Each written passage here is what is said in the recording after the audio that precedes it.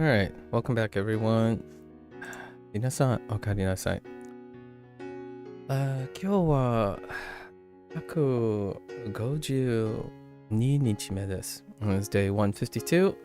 We are 3 days in, right? Today's day 3, so we're 2 days into our level 15. Got a lot of things to do today. Let's keep to it. Yesterday was okay. It was okay. I am feeling the coon burn right now, if I would say so. This has been a very different experience, knowing that over 40% of the characters emphasize coon. And because of coon being a much rare attachment, it definitely shows how habit forming that I have in terms of priorities. I have often reflexively acquired reads on coons, on ons when it comes to kanji, right? So I bootstrap through it. And the thing is that ons, up to this point, ons vocabulary, like they typically try to pick something that is very common, like the common reads. And then it's gotten to the point where on reads populate way vastly more often than coon reads.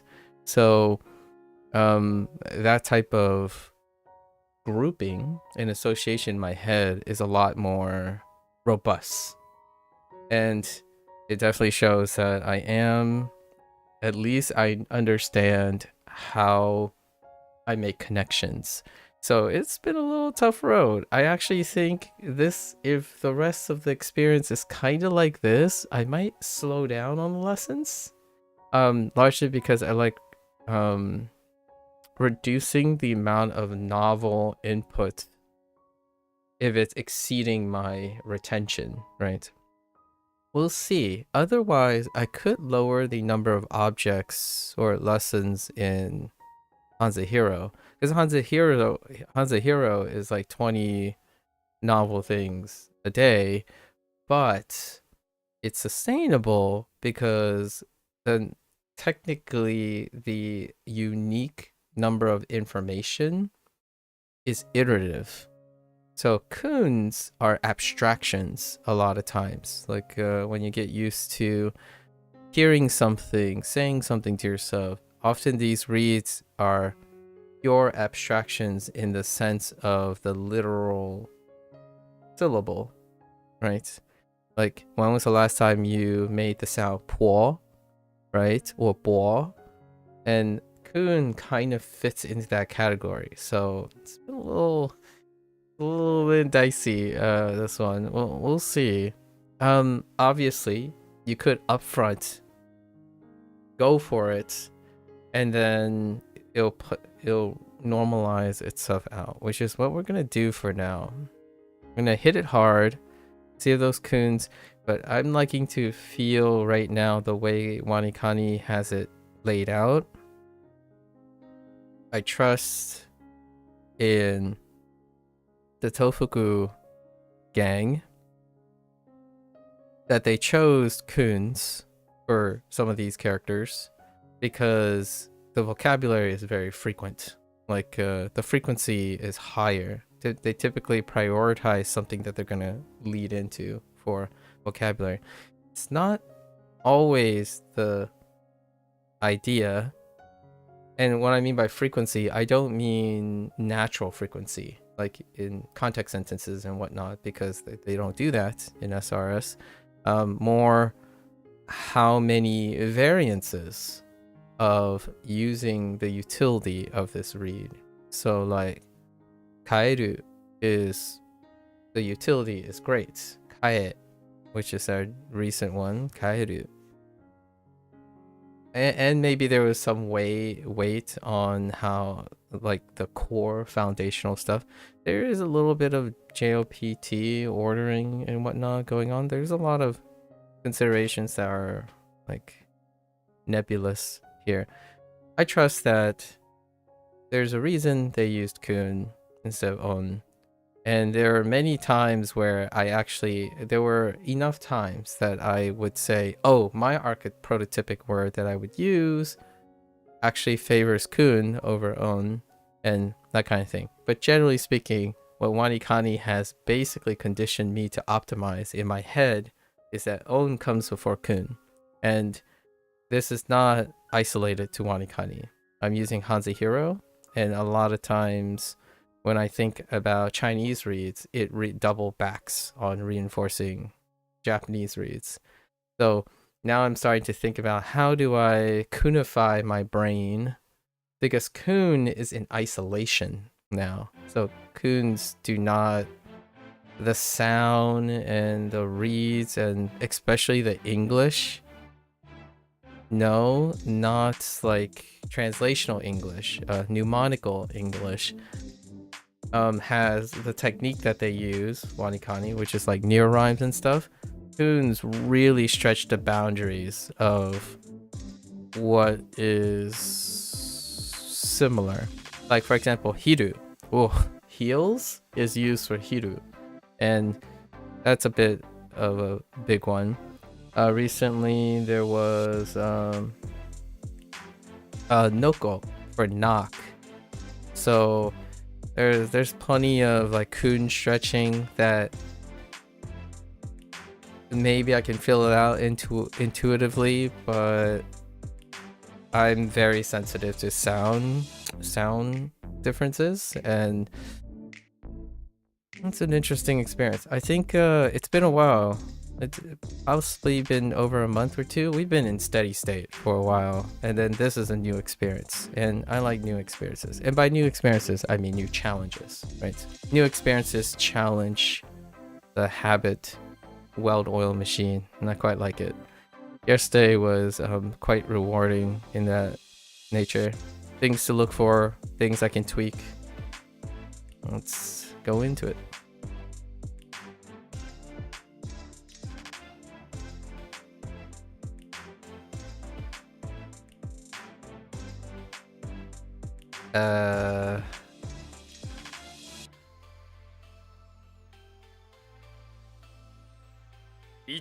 Ido.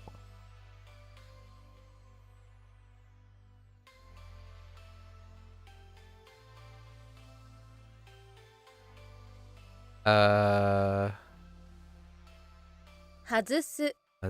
Wow, that was very loud.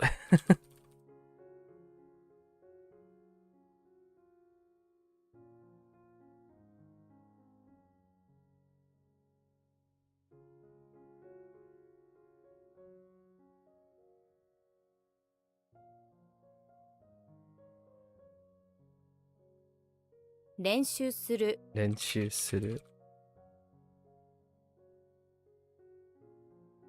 I'm very excited for today. I get to do one of my patented yap for hours and hours session after this, or after HanziHero today, hopefully, or I'll try to yap comfortably. Although yesterday I had a very, very long yap session. I'm slightly tired today, but totally cool yap session. I compared the archetypes of Western and Eastern culture. Archetypes, right? Not like actual people, but particular idealistic compare and contrast.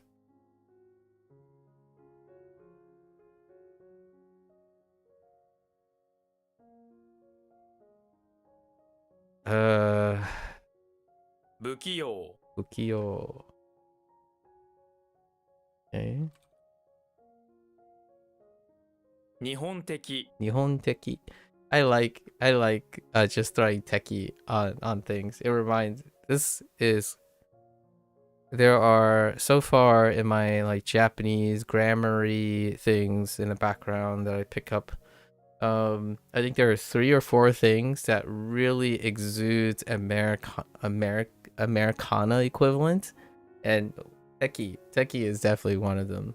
The idea of like, oh, okay, wow, that really feels Japanese-ish, or very Japanese or something. So you just slide on teki at the end to do the whole like English thing where this is kind of soul like techie. Soul techie. From Soft Techie.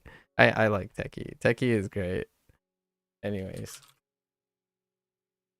The other one is using adverbs and combining it with using adverbial form to combine it with a verb. So you can say things like done it rapidly, done it hastily, or done it nervously. I like that form as well. It's one of those like mileage things. If one wants to be, it's kind of like the first time an English student learns how to embellish, like add a bit of personality to their simple sentences. You start thinking about adverbials, like the manner to describe the manner in which someone does something. Next to that, obviously there are adjectives and whatnot, but it's really the act, splendidly do this, exhaustively study Japanese. Like I'm only scratching it, so it's hard. It's still a little difficult for me to amass the body of some more flexibility in very particular ways to describe sentences. And I would likely be the one that's guilty of doing oxymoronic or poetic kind of gestures, and I'm not entirely sure that's natural in Japanese, but I like to use it as an incentive to explore Japanese, which is to say things like, I'm terribly wonderful today. I'm curious how to say that in Japanese. I'm terribly wonderful. It could end up like grinding gears against the whole positive agreements with positive conjugation, negative agreements with negative conjugation, like the vibe. But I quite enjoy those type of turn of phrases, especially in English, when someone's doing it deliberately, intentionally, with intent, not necessarily trying to communicate something. Like for example, in English, I think oftentimes this is done unintentionally when they're trying to communicate a vibe and the vibe gets canceled. Like, my intent was to, in this way, playfully contrast words deliberately. However, in English, I think there's this propensity and this colloquialism online to try to sound a certain way and then negate it with the words. So, like, for example, when someone is trying to portray, like, they earnestly disagree but still supportive of the person, the way the subjunctive only have one way to go about it, or typically one very dominant way to go about it, it tends to portray unintentionally, possibly, and maybe even intuitively to each other, unintentionally, in a negative way. So, for example, I don't disagree with that, instead of I'm likely to agree with that, right? So I don't know where Japanese lands on this. Some earlier grammar stuff have already depicted that. In fact, in their conjugation system and their like formalities and informal system, the earlier stuff, there is often traditionally a concordance between, if you're saying a positive statement and you end with a positive statement, it's kind of like baked in, not necessarily to the word choice itself. In English, it's diction dependent. However, diction dependency often reveals shortness in vocabulary, which may differ from Japanese approach. I think Japanese approach, the nuance and the context heavy emphasis, or the relatively heavier context emphasis thing, gives it more of a feel that is similar to the internet right now when it comes to colloquial English online. Like when someone says, oh yeah, everyone does that, they really mean most people do that, or they mean they know sufficiently enough people do that.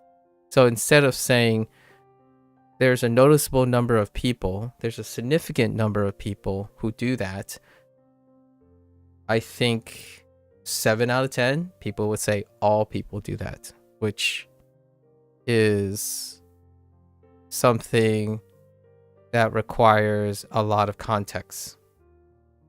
In Japanese, that context is inferred by the learning process of Japanese. And a great way as a way to explain this sentiment is how there's a double standard, where when a language is being pushed as a context-specific language, or a language that is relatively more context-heavy because of its linguistics, it asserts that a language by comparison does not require that context. And yet that is one of the greatest deficiencies, one of the very most notable deficiencies in English now. Actually, I would double down that not only does English require more context, and what I mean is the act of producing that context. So oftentimes context is often inferred. Inference, as in you read between the lines, subtextual when it comes to how people view the word context. In English, that context is provided in a different way. It's provided as a descriptor. So when someone says, oh yeah, everyone does this, elaborate on everyone. Oh, this is just that simple. Elaborate on just and simple. It requires the literal act of providing the context in text or speech. And then context now, at least from my opinion, when I'm speaking about Chinese and Japanese, has defaulted to the idea that it's implicit, as in it's not said anywhere.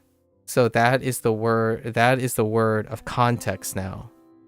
And context is both verbal and non-verbal. Context is everything.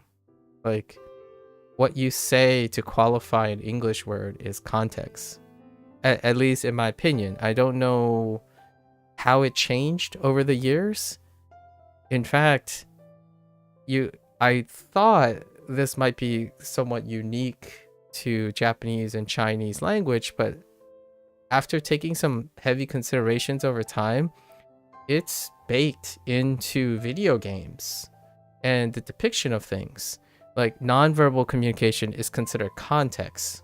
Nonverbal communication to me, yes, that's context as well, but it's as explicit as implicit. Like it has heavy weight. To be cognizant of your nonverbal communication, one can be cognizant of that. So like, oh, you have a habit of looking down when you're trying to talk to someone one-on-one. That is often considered context for a lot of people because it's not explicit. As in, sometimes you do it without knowing, right?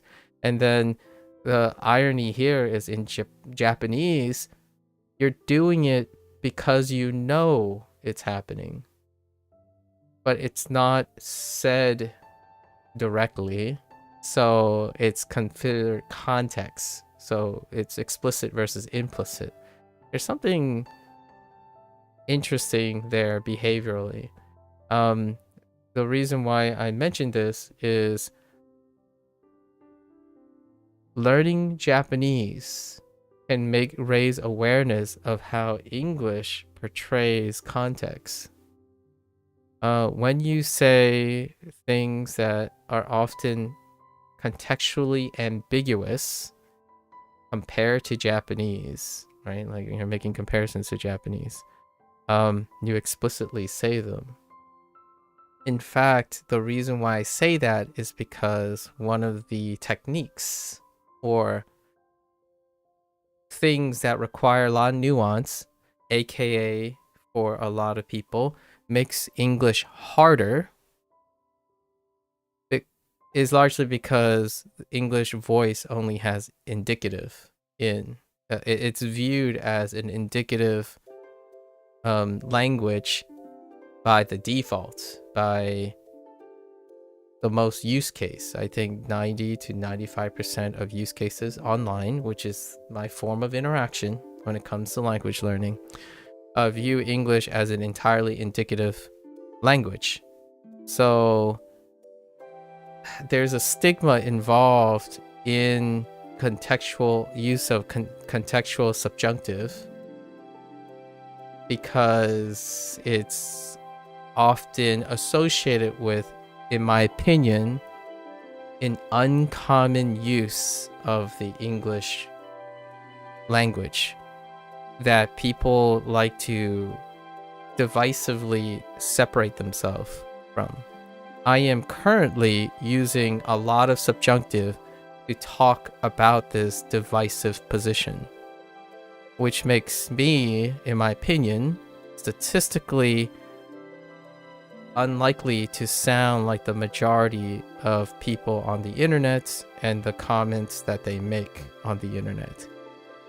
There is a lot of contextual and subtextual understanding on inferring what am I potentially referring to when someone is separating particular associations with representation, you know?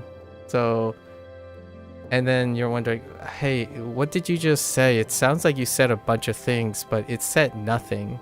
Like, you're kind of beating around the bush. It feels like you're hiding something. Subjunctive. It's contextual. It is very clear what am I, like, it can be very clear what I'm referring to if someone is subtextually aware of what I'm avoiding or what I'm beating around the bush contextually, right? And I will reveal what an indicative voice would be like. I was talking about politicians, doctors, experts, professionals, your businessmen. When they talk, they use the subjunctive and the indicative in various ways, intentionally. The use of English in colloquial internet is indicative, period. It's 100%, like 99.9% indicative. Like, how was your day? I'm relatively content today. That's subjunctive. Or I find it a little bit acceptable. I have a passable day today. Perhaps it may be incredibly exhausting, but I ultimately find it very rewarding, right? Or I'm good. Thank you. So those are two very different things. And oftentimes one verbosity kind of goes up and the other, conciseness and optimization, happens. I think Japanese gets a pass because even at like some sort of earlier level, there is this repetition or iteration that Japanese is contextual, right? And contextual in the sense that there's no explicit words to provide the context. There's a lot of inference. And I think learning Japanese and Chinese is a great way for me to segue into using English in the subjunctive in order to present a bit of a balance between mystique, empathy, and charisma. Like, how does one promote adequate storytelling in speech? Where does the suspense come from? The cadence swaps and whatnot, because while Japanese have pitch accents and they emote a little bit here and there, English has stress, volume, and speed. So you could treat English like you treat Japanese, or you could be doing something that I do quite often: elongate up and down. In fact, it's kind of using Chinese tonality a lot of times. Going down, going up, circumventing some language and some elongation, do some intentional uptone and downtone in various places, right? Does not necessarily affect the indication and the indicative voice. It does affect the subtextual and contextual things that makes English underutilized, but at the same time, very, very apparent through learning Japanese and Chinese. And I absolutely love it. It's giving me the vibes of... actually, outside Japanese, I think learning Chinese is revealing a lot about the motivations and the perspectives that I have that do not line up with a lot of people who speak English. Largely because English is literally, I guess to a lot of people, literally a non-tonal language. It is a tonal language. Functionally, it's not mandated to be a tonal language. And also, it's a pitch language. But I don't quite think people elevate their use. And also, we have to keep in mind, texting and writing is the subjective point of reference for English. So hence the whole thing about my slight digression today, which is context. When you have to type it, it's no longer context. Like, what I mean is, it's no longer context in the form of Japanese context. There's less inference the moment you type it. So often English is considered in literal context, which no longer is referred to context. And then context is being used as a replacement for subtext, as in going beyond what is written or explicitly said, or the difference between English is explicit, it requires explicit context, and Japanese have a lot of implicit context. Wild, I tell ya.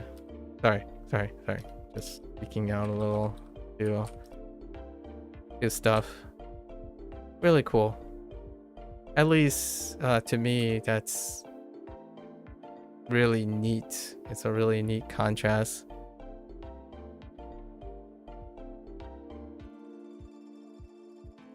I don't spend time hating on my native language, so I feel like I get that vibe.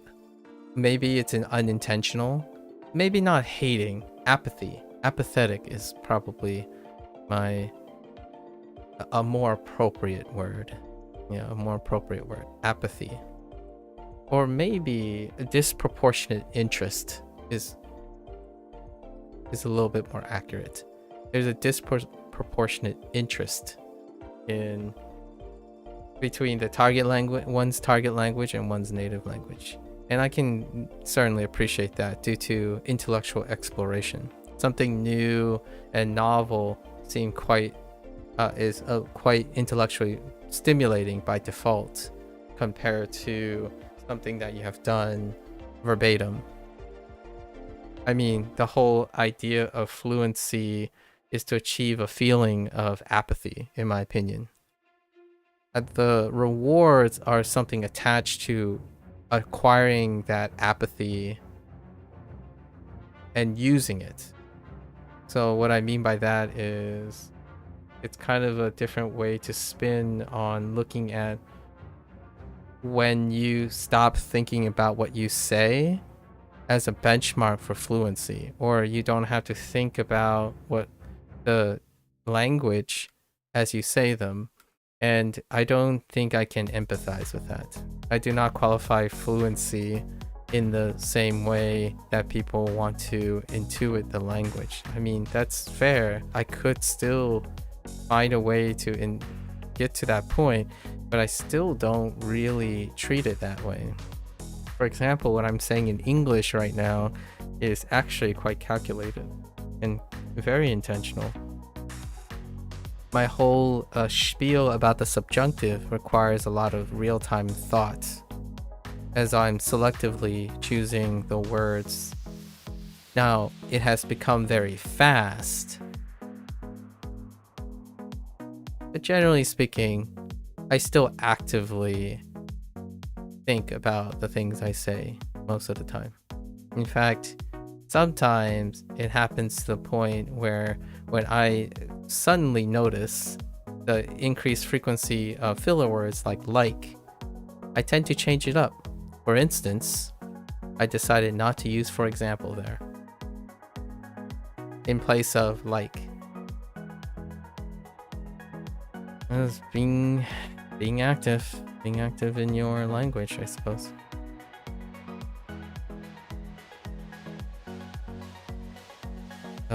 What do we got?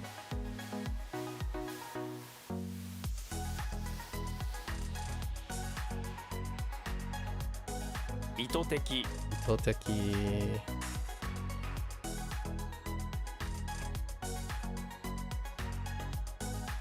So you're willing to write it as a diagram, right? So what was that aspect?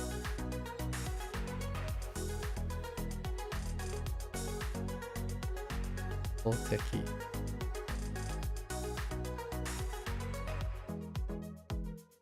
Is it like intentional? Oh yeah, that's right.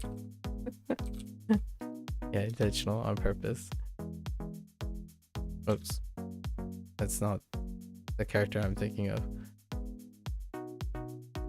Oh, what are you? What? Oh. What? Oh. Wait. Is that? Oh. What? I'm thinking of something else. I have to be thinking about something else. So hold up.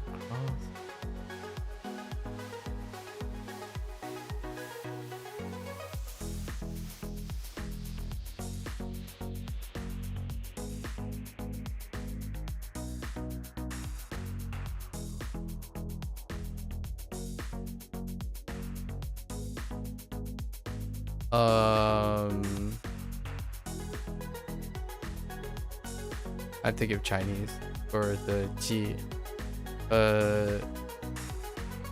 Thought it was. No, this is the cake thing. The cake is a lie. Not. That's not the mnemonic, but measuring instead of calculated. Teki.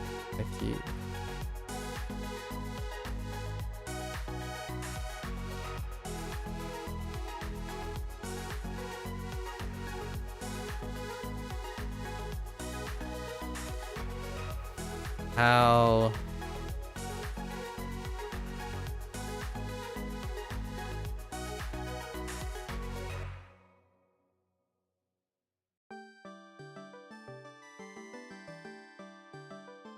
Okay.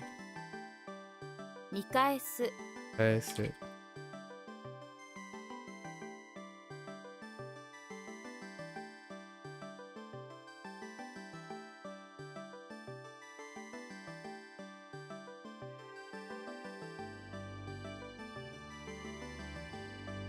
That is one of them. Oh, wait.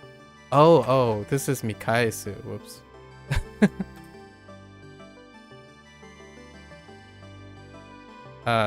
Wait. No, this is right. Oh, I guess they went with to look something over again? No? To show someone what we can do? Wait. To look back over something, yeah. I'm gonna add more. To show someone what one can do is also it too.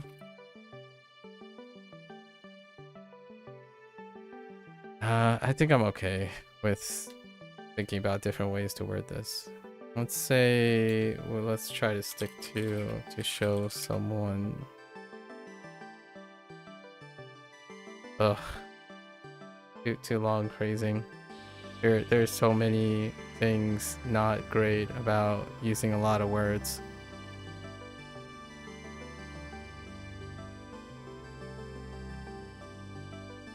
I'm more impartial to look something over, but I couldn't really phrase it.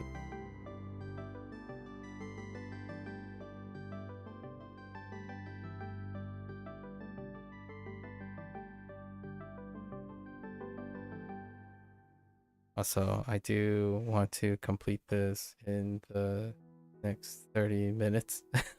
It's too much time. That's fine. Oops, wrong one.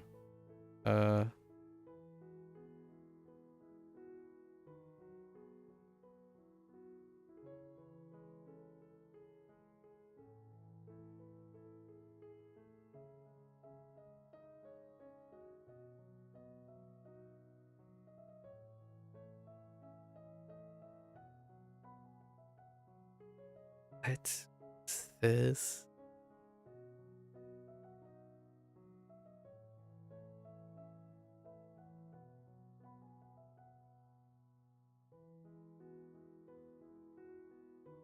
殺人者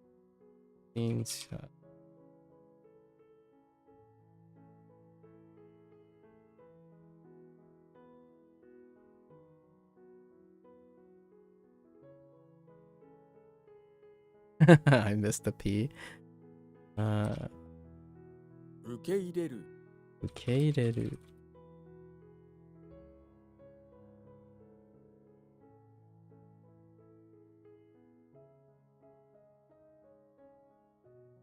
Old. Ugh.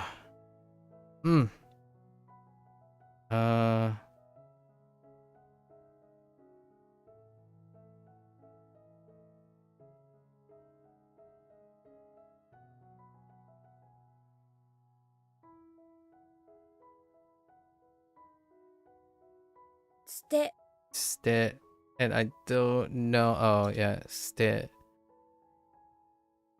Okay.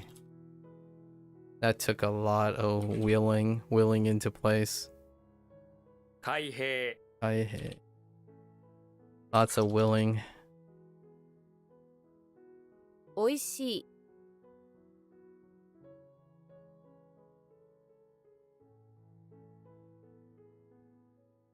乗客 乗客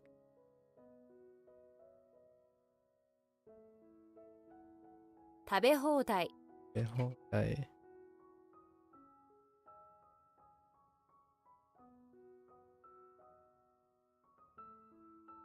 Oh, no. That's... No. 残業 残業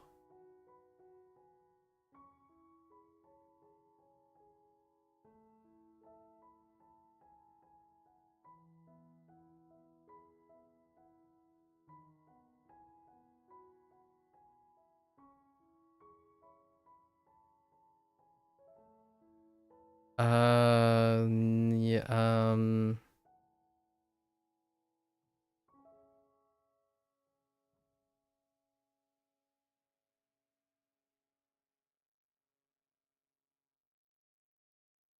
what was it keeping it simple?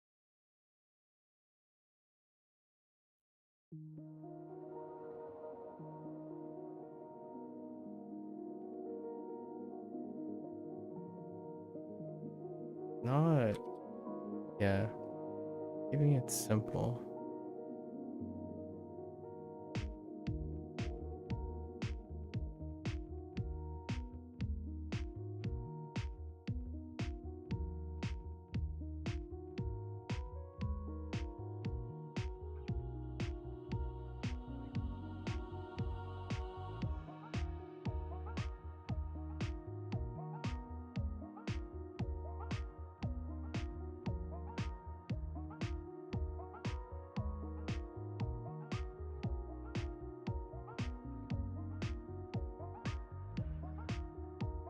Oh. What? That's not it.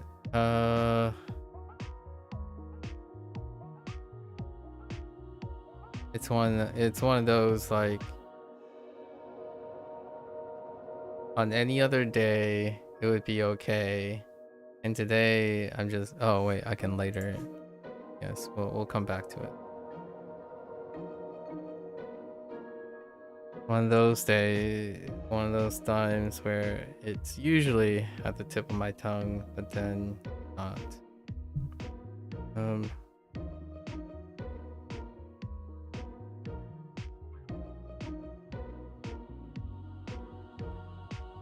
Wagomu. Wagomu.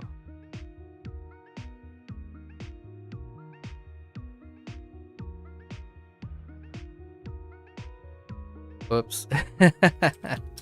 That's Neko.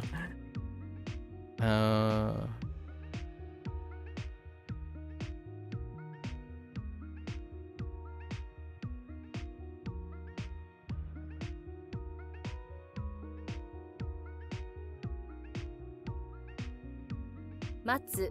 Matsu.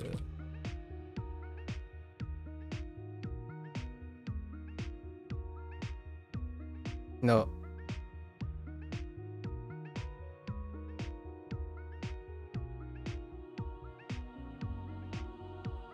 Wait.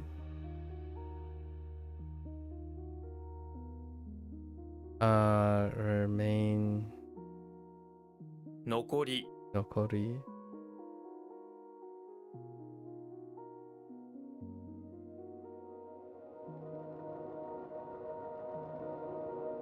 Uh.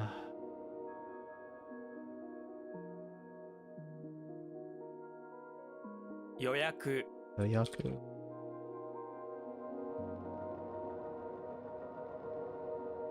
材料 材料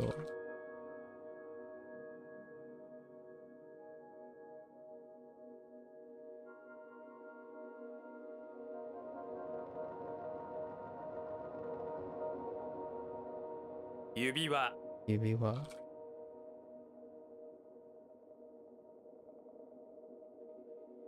閉店。 A10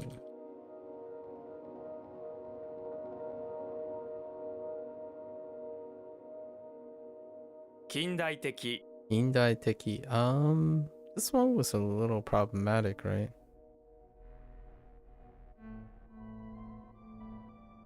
Totemo kindaiteki desu ne. That doesn't help.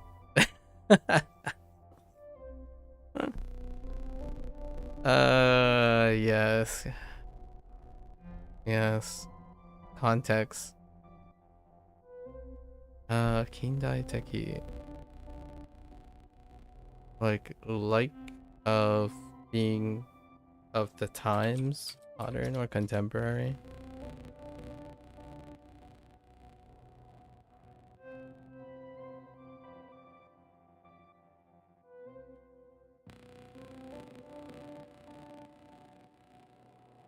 Oh no. Stop. Alright. Hmm.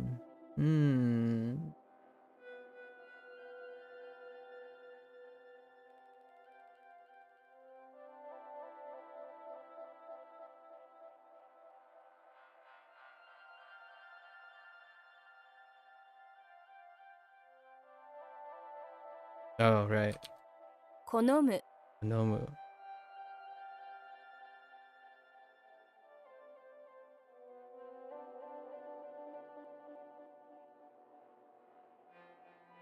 目的 Moteki.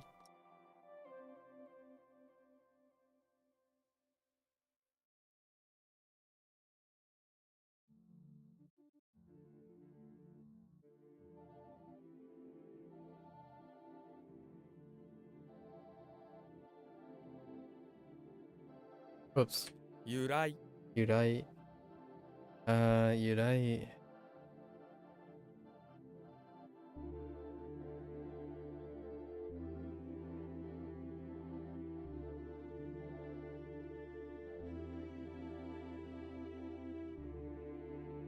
残念残念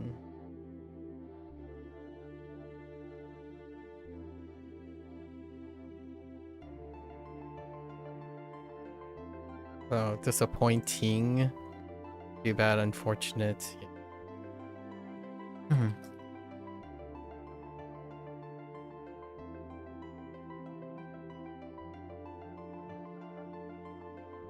整える、整える。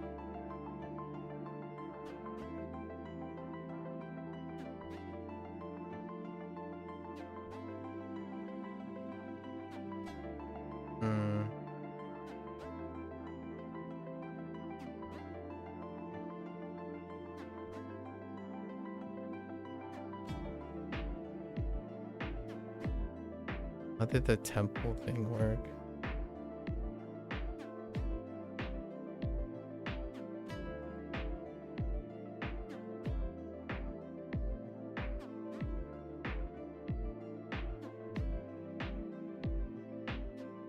Oh, yes, right.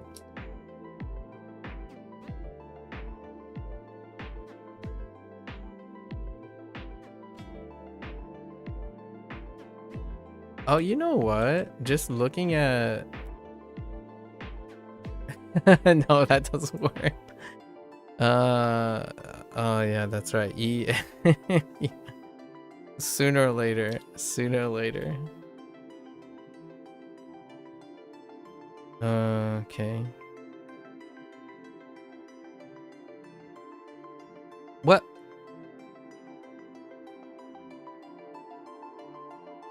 Oh. きれい Yeah.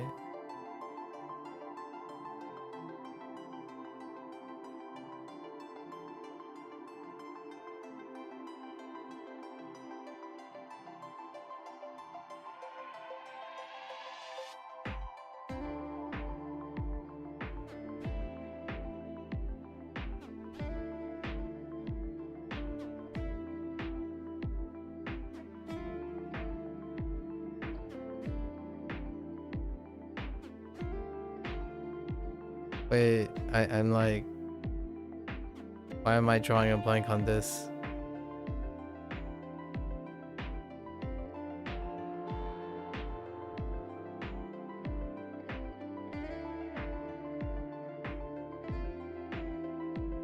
Why am I drawing? I'm later. Move to the end. Too long.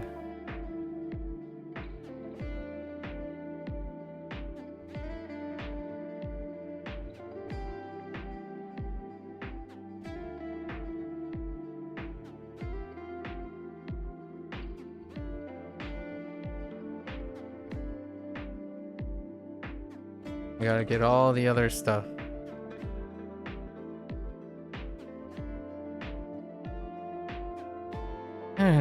Thank you, random Twitch bot. Bam. Reminding me my Twitch feed is working. Appreciate it. Daily reminders. What will I do without the random Twitch bot spam?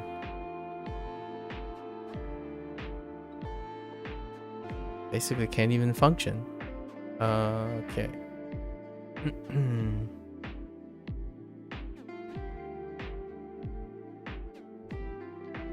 情けない That's something nice. Pitiful would be a word. Certainly. Pitiful would be a word. 同期中、 Dokichu.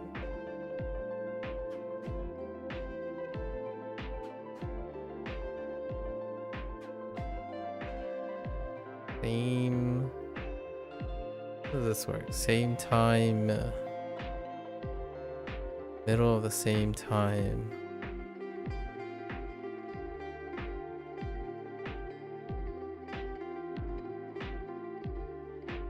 Thinking.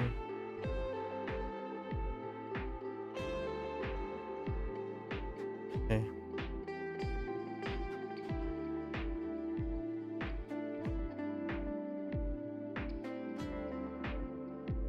松葉 That's about.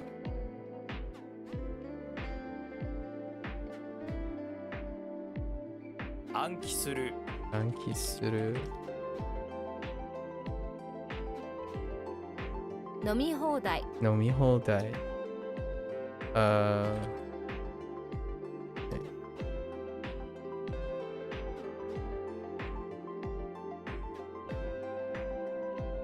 What?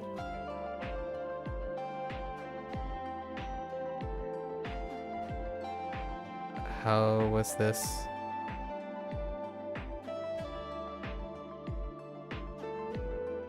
No. That's not it.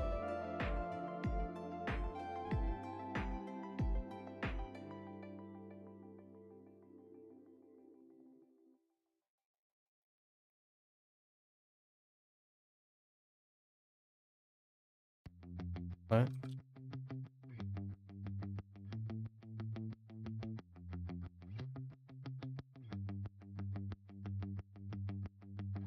What is the... I'm looking for a coon for this.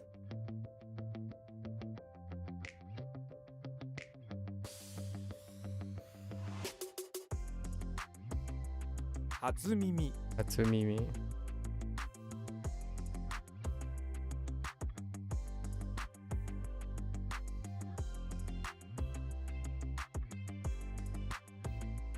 It's close enough.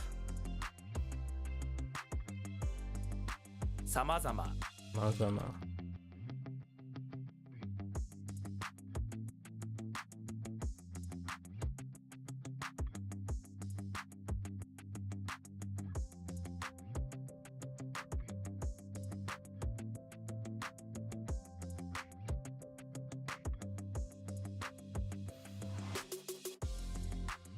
Wait. To construct a ritual, the ceremony. What is the ceremony about?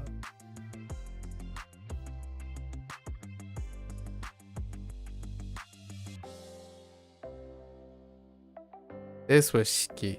I was mixing them up. Yes, I was mixing them up. 材木 Daimoku.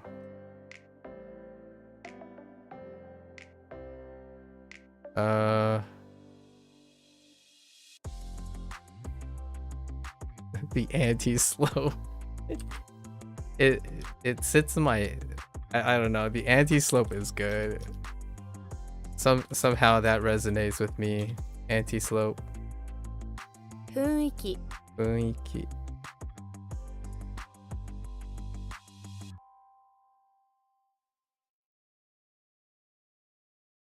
And I got this mixed up too.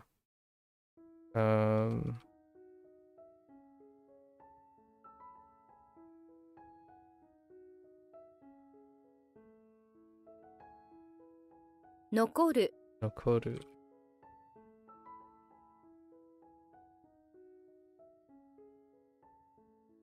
Joba Yoba.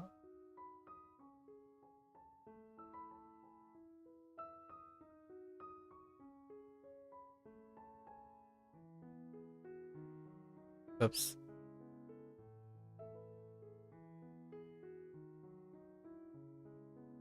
Wait. Yeah.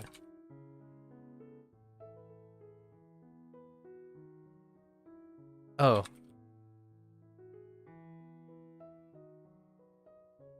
I typed the wrong thing so many Yaksoku. times. Okay.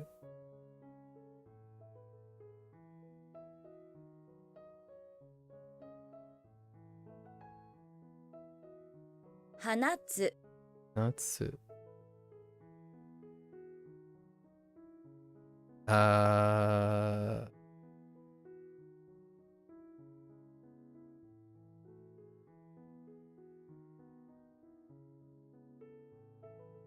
What was Natsu? Version of... Oh, this was good yesterday, and then now it's not.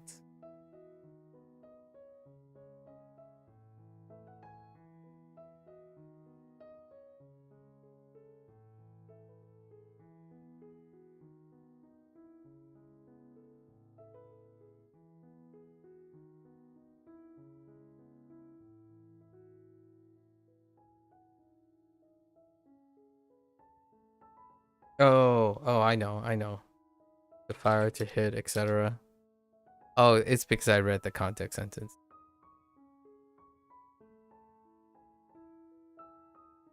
The context sentence was about baseball.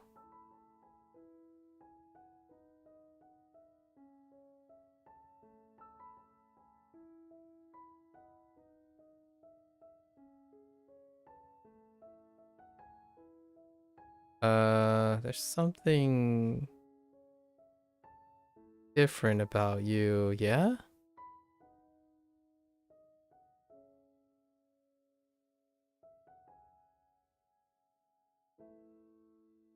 Honkai no game no something wa tsuyoi soda.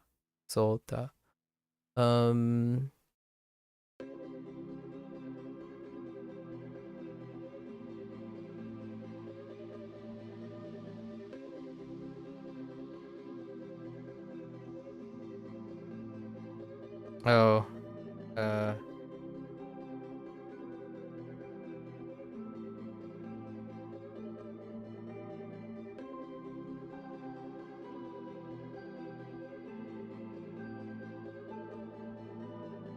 it's there and it's not there. We're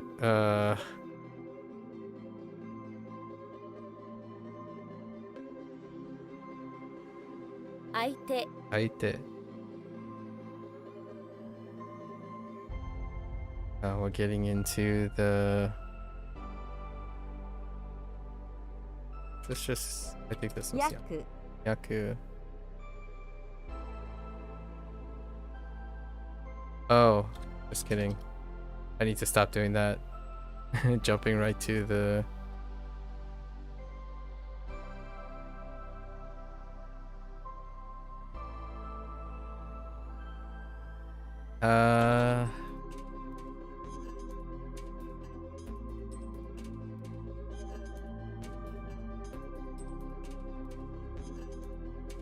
When you have doubt,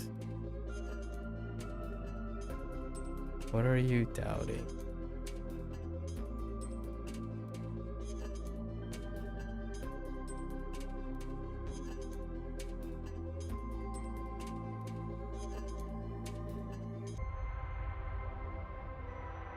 Oh, one is not the greatest. I guess we'll try. Utagao. Whoops.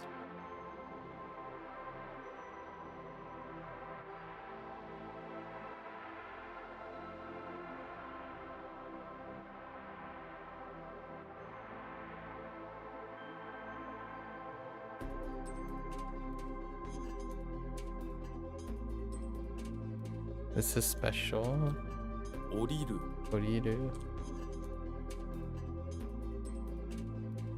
Onegai. Onegai.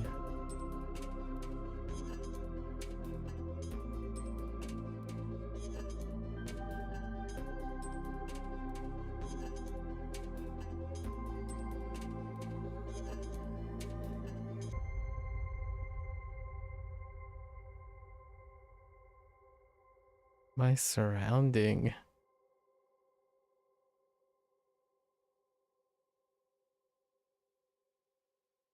Do some more hand motions. Help out. Around.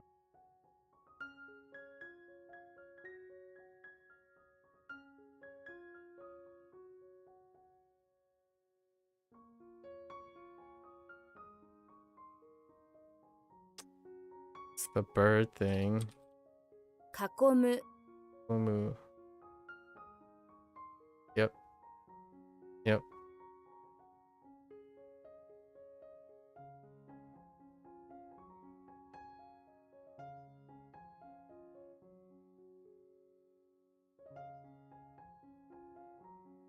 人殺し。殺し。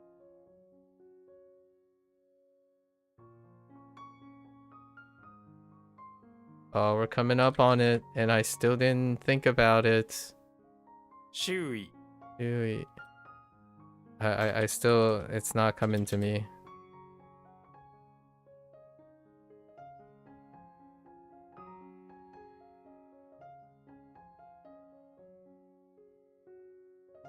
木材 Okudai.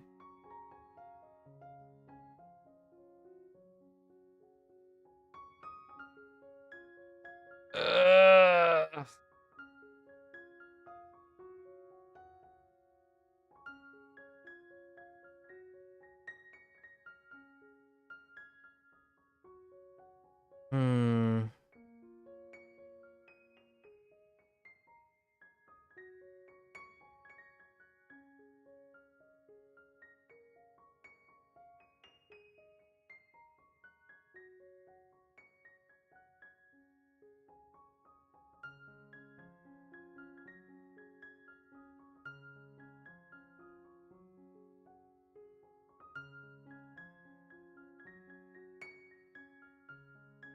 No, it's not that.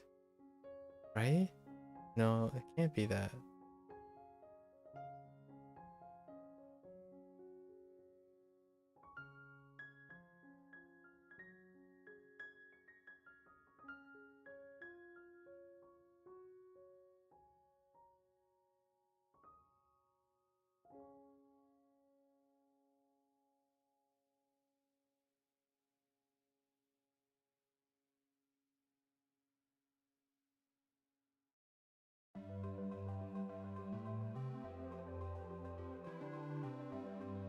Yeah, it's not those. I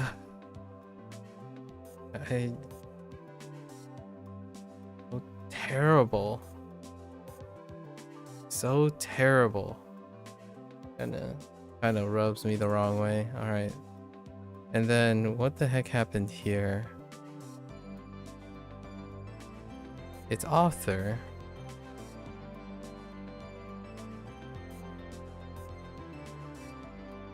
What time? 12 minutes.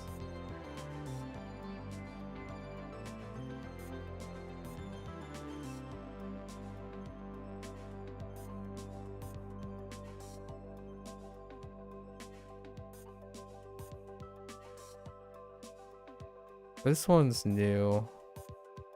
The idea is not new. Oh, idea is quite similar to the other phrase for author.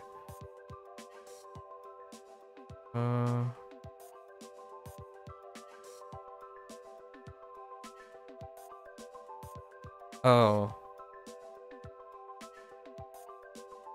作家 What are you? Yeah, something is failing on the whole simple thing. Oh wait, maybe this isn't simple. No, it's simple.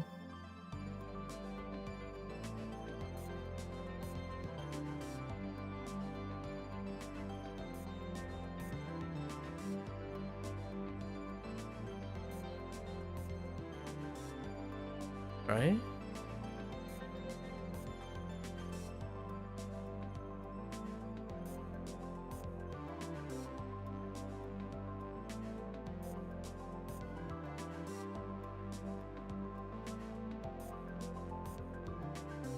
Trying to think of a word that used this. Is it like... No, that's humble. That's humble. Simple. Oh, simple. It's fine. That's okay. I got 9 minutes. Yeah. Try this. Okay. It took so long.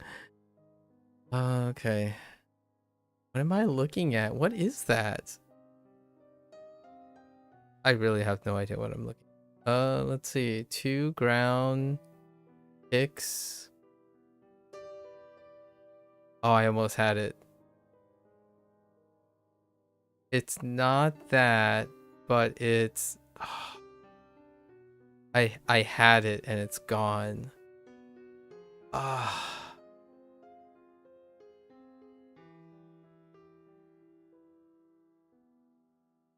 Both of the HanziHero and WaniKani had both of these at the same time. It's not ornaments. What is it? It's a landslide.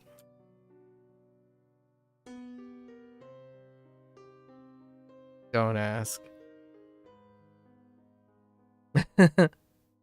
今朝 It's don't ask. I don't want to explain that one.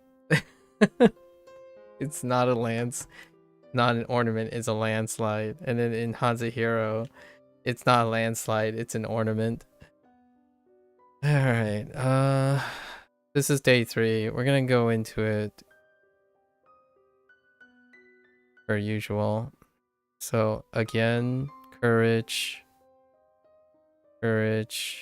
paragraph, past, walk, height, grass, a scarecrow. And now we're just gonna go into our reads. Tera, iwa, ae, haru, hiru, ha, aki,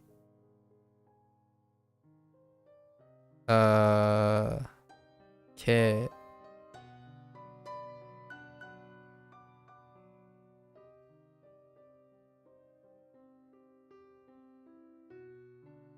retsu,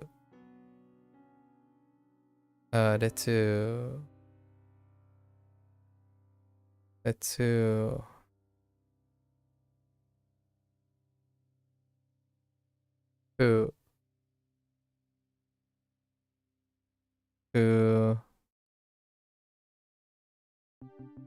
saka,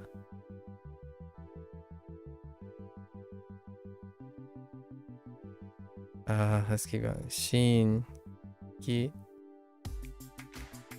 I've already forgotten. I keep forgetting this. I just did it and I forgotten it immediately. Yeah, I immediately forgot it.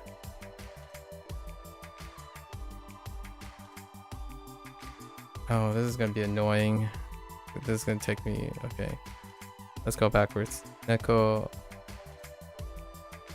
ban, butsu, ki, an,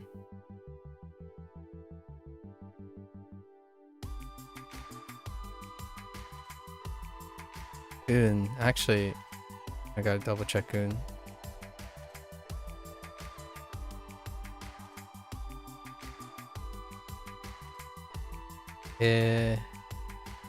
He, jutsu. Oh, actually, I think jutsu is on as well.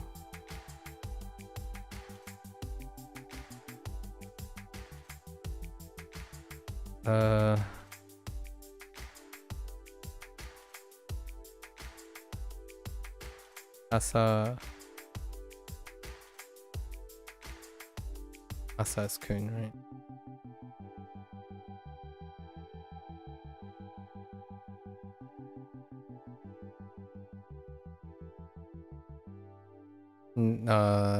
Actually, nah.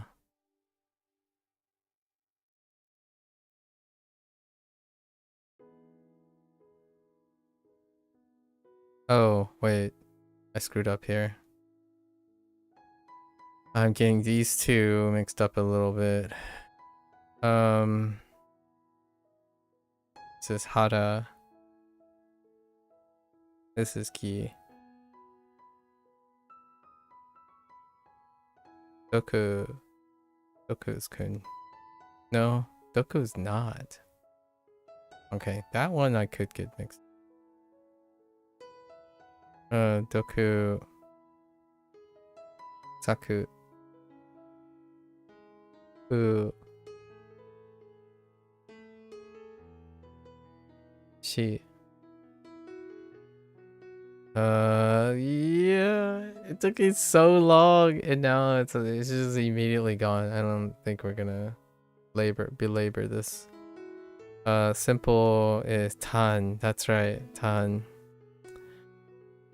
Took me so long to get tan. Holy. We don't want to belabor this point. It took me too long to. Yeah, right. Shiki. Actually, Shiki-kun? No, it's one of our new ones.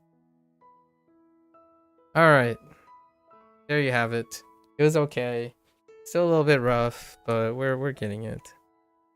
We got so many new reads this time around. I think 50% of them are over 50% are new reads. It's okay.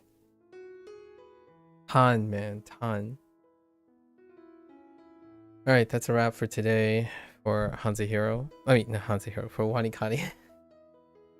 For WaniKani, if you're gonna watch this later, arigatou gozaimasu, right? Feel free, follow along. Come on by. We can share a few stories, some anecdotes, you know, exchange some ideas. You're always welcome to do so. Until next time, for those who are only interested in Japanese, minasan mata ne. I think I'm just gonna go straight into HanziHero. Give me a sec. Thank you.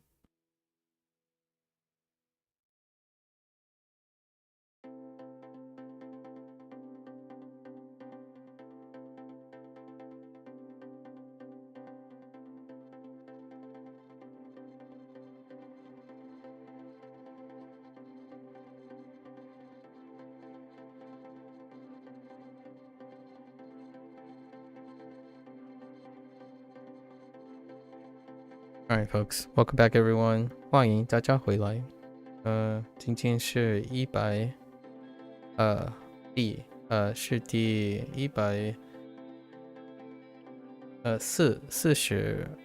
天. It is day 145. Or this is the last day of May. I am still considering to reduce the number of lessons to 10 again, in anticipation of the things I have to do in May, or an additional thing I have to do in May. I don't think I'm reaching a critical mass, but level up days on WaniKani, like before this, can be really tough. And then when they line up the days of new vocabulary in Spanish, and then soon I still have to fill out how resuming Duolingo Japanese is going to be. As far as I'm concerned, I think a lot of it will be review because of how much WaniKani has provided. Keep an eye out. But there's a chance we're going to slow down the pace. Yesterday there were a couple standouts from old ones, but we're not going to write them here. It was score,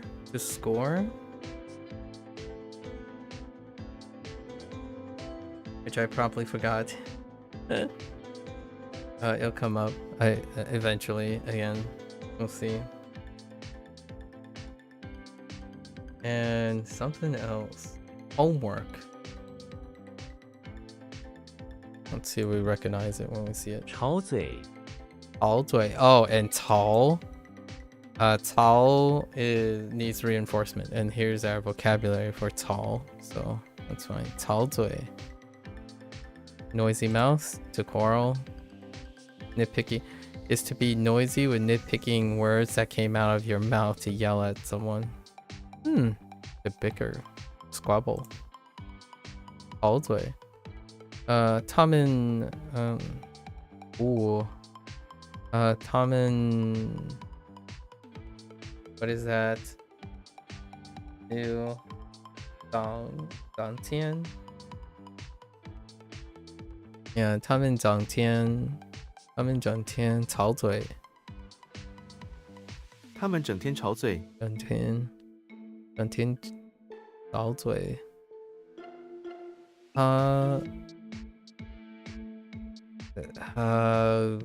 Let's guess. I don't know what that is. Something sure. 是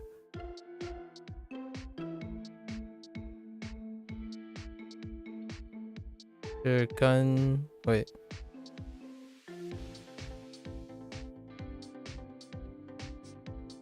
I'm drawing a blank. Lots of blanks. 别人别人吵嘴。跟 oh yeah it is 跟 okay 跟别人吵嘴。总 oh no I wasn't close. I was gonna go with something like 挠。他总是跟别人吵嘴。吵嘴。吵嘴。吵嘴。资产。资产 assets. So your asset products are still your assets or property. 资产 frozen. That kind of reminds me of 凉 but it's not. Something 节的资产冻 oh but it is related to 冻 interesting 冻节 so it's kind of have elements of cold. It's kind of like combining winter with ice. 冻节的资产 and it has elements of frozen or cold. 他们的家庭资产这家公司 something 有大量资产 own 拥有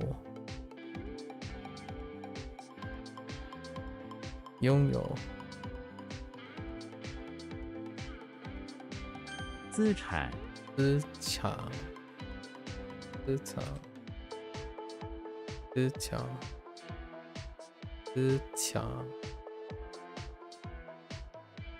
错误 so we have error and mistake. It's just mistake. What are you? Something 了一个 something 重 maybe like 严重 oh no yeah right probably 严重的错误犯了一个严 oh it's not 严重 wait did I say 严重 or did I say 严重 no I said 严重严重的错误那只是一个无意 oh no this is different something else I don't know what it is yet 复议 it might be 复议的错误 dang it is 无意 but it's a different oh no but it's two 无意的 I thought it was 无意的错误 avoid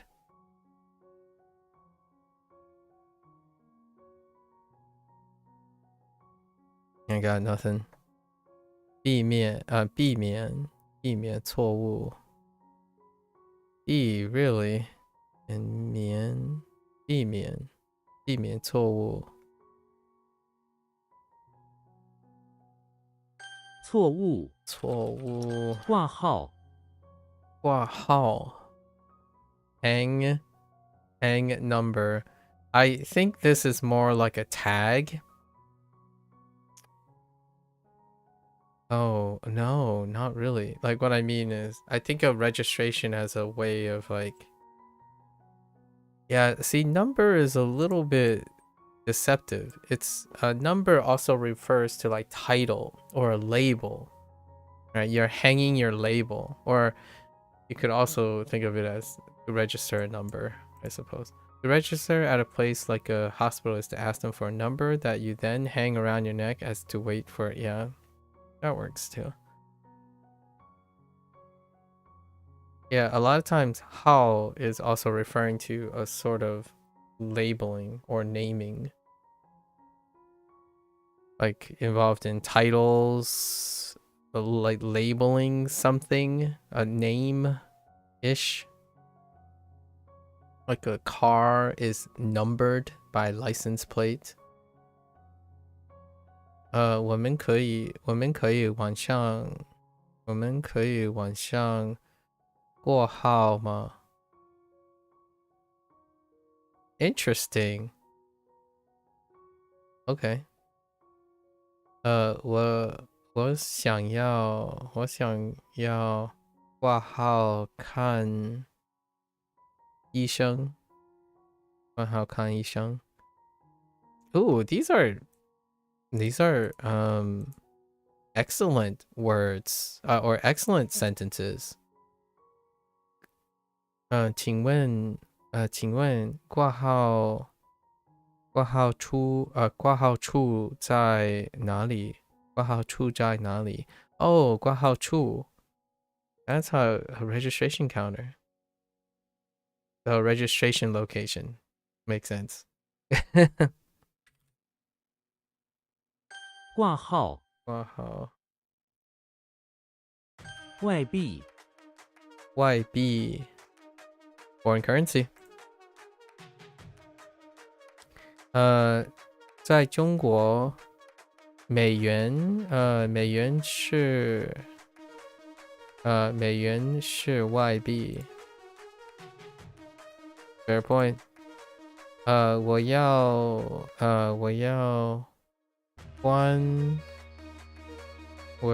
要换外币 exchange.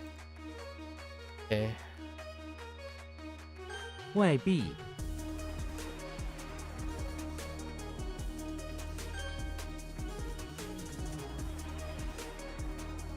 吵嘴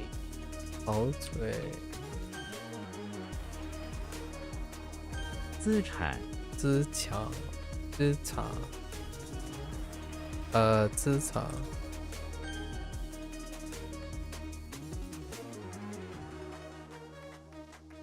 Oops, that's the wrong tone. 错误外币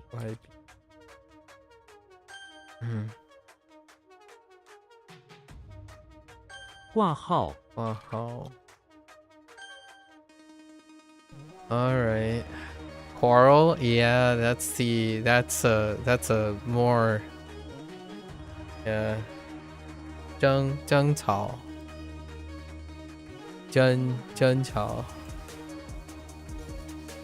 Oh, what was this? Wu?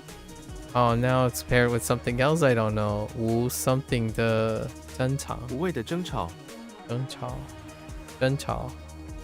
无谓的争吵争吵不休 incessantly would not rest. Yeah, incessantly. Or it wouldn't take a break. You wouldn't take a break from quarreling incessantly. That's pretty neat.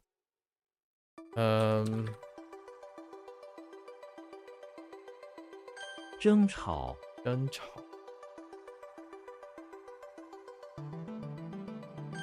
One thing I do have to admit though, something about I've abandoned or I've phased away the idea of thinking about here's something that happens sometimes over the things. Like instead of looking for what is the equivalent of incessant over the last year or so, I've been looking for how can I get the feel of incessant, which is pretty interesting. I think it changes the mindset, and I'm not sure if that's something that people share a lot of times. But for example, when you're thinking about things, and then this is where the whole translating thing in your head thing comes about. Translating serves a function, in my opinion, but not in the similar function that I would say that piques people's interest. Like this, to quarrel incessantly, 不消 If you're using translation, you would say something like, oh, unrest, like not rest. But in English, you could say, what are different ways to express unrest? But in context, you could hear or feel when someone would say 不休 as opposed to 不定 or 不停. Or there's a lot of ways to say this quarrel isn't stopping, right? Now, you could think of it in English and say, oh, incessantly. That's an elegant word to express this stop. Well, you can be elegant once you feel out in which situations you either elevate because it's an uncommon word or like an interesting word to use, or use a more pedestrian word. Is this a pedestrian word? That feeling of elegance, incessantly is an excellent, elegant word, I would say, in English. But is this phrase equivalent to the elegance of the word incessant? You have to fill it out. And that's kind of one of the things that I understand when people say, oh yeah, you got to stop translating your head or always looking for one-to-one things, because there is a one-to-one thing, but in order to achieve that feeling of expression, you're looking for expression. You're thinking about the contextual expression as opposed to an isolation of this. So in a way, I agree. I can appreciate when people are trying to reductively tell people, oh, stop looking for one-to-one, because to feel something is not translationally, it's very tiresome and could be exhausting to think about one-to-one. Like, how do you capture the one-to-one of incessantly? When I read this, I don't feel to quarrel incessantly. I actually feel like this is pretty soft. Incessantly is very strong. But at the same time, whoever wrote this, which is Kevin, may find more nuance where they were like, oh, this is when you really want to punch it a little. And how do I capture that? Incessantly is great. Otherwise, this would just say to quarrel nonstop. To quarrel nonstop is fine. Or I could write, and from my limited understanding, right, like my colloquial English that I would use is to quarrel without rest.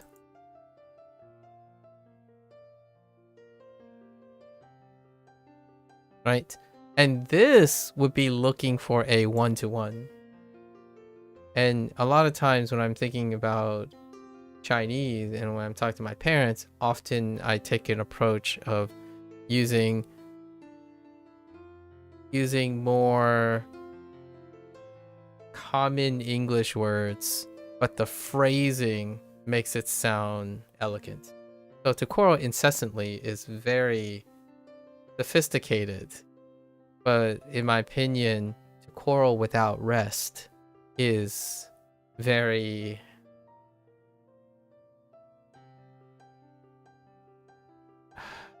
like low in the esoteric nature, but also very elegant of saying it. I don't know. And those types of feeling you kind of try to achieve by referencing, by use case and whatnot, as opposed to looking for direct one-to-one, like which one's more correct. For example, some people say, oh yeah, to quarrel incessantly. I don't use the word incessantly very often. So if I learn this word and it's somewhat equivalent to incessantly, I might be intending to say without rest, to quarrel without rest. So some things kind of just change and click in a different way. But I think there are times when people try to think that their expression is somehow universal with an expression of someone else, even in your native language. But we have to keep in mind that we're not telepathic, and even execution of target languages and native speakers, between native speakers, their language is trying to capture their form of expression, and that often deals with use case and experiences. not necessarily be linguistics and or one-to-one. Like if I said 不消, I would probably say 不停, because it won't stop. To quarrel nonstop or without stopping. Or you could probably say to quarrel insistently, like consistently or continuously. There are ways to say continuous, so not breaking, so without break. You could use 不坏.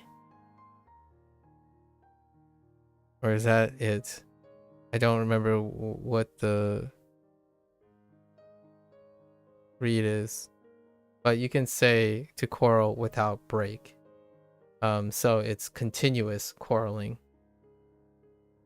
I don't know. It's interesting. I'm getting into that point where I'm starting to reflect upon how I go about finding expression. 资金资金, yeah, funds. Fair enough. Capital. Yeah. And capital is different. Slightly, like capital is different from money. So 资金, you have to kind of feel that out too. But you could say money. 资金 is still referring to money. It has a more of a business bent to it. Women 缺 Yes, 我们缺少资金 short.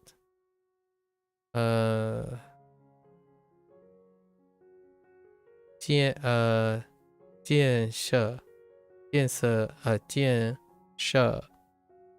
资金 construction. 建设 I guess establish construction or build, establish construction. 公司站在我 something 角外部 okay, outside group, external 外部资金 what is 公司正在寻找外部资金。寻找 looking 寻找 I can't fill out 寻 yet. I have no idea what to go off of.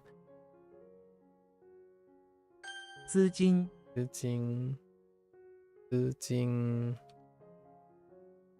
人民币 right? This is the currency. 人民币 is the currency that all people, every single person in China uses. Oh, that actually kind of works. Yeah, currency that all people. Huh.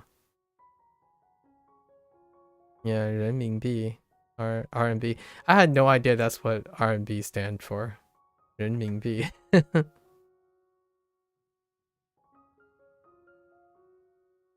It's kind of like when my parents see USD, like what does USD stand for?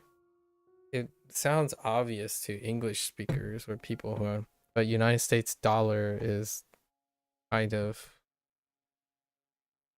like some people would say, what does USD stand for? American dollar, but it actually stands for, actually, I gotta think about this. Yeah, I gotta make sure this is correct.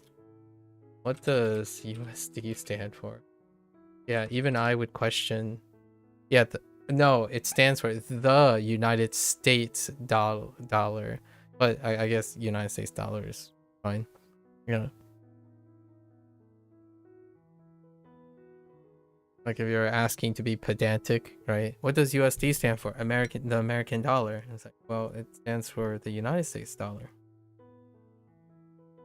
I'm gonna stick in some substance. Today is gonna be a long day.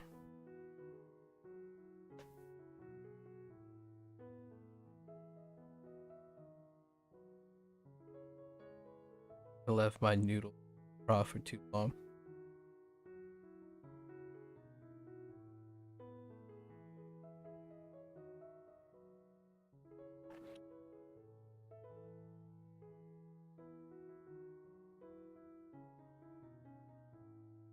我想用美元换人民币。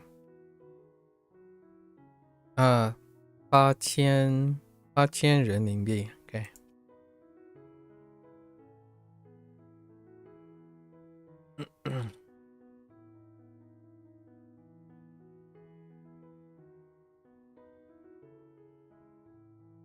人民币 Oh. I was trying to write it in a manner. 人民币. Yeah, I wrote it in a way that I would think 吵架 estimates the sound, but it's written directly from pinyin. 吵架. What was 价? Price? Or no, shelf. Dang it. I get price and shelf a little bit mixed up.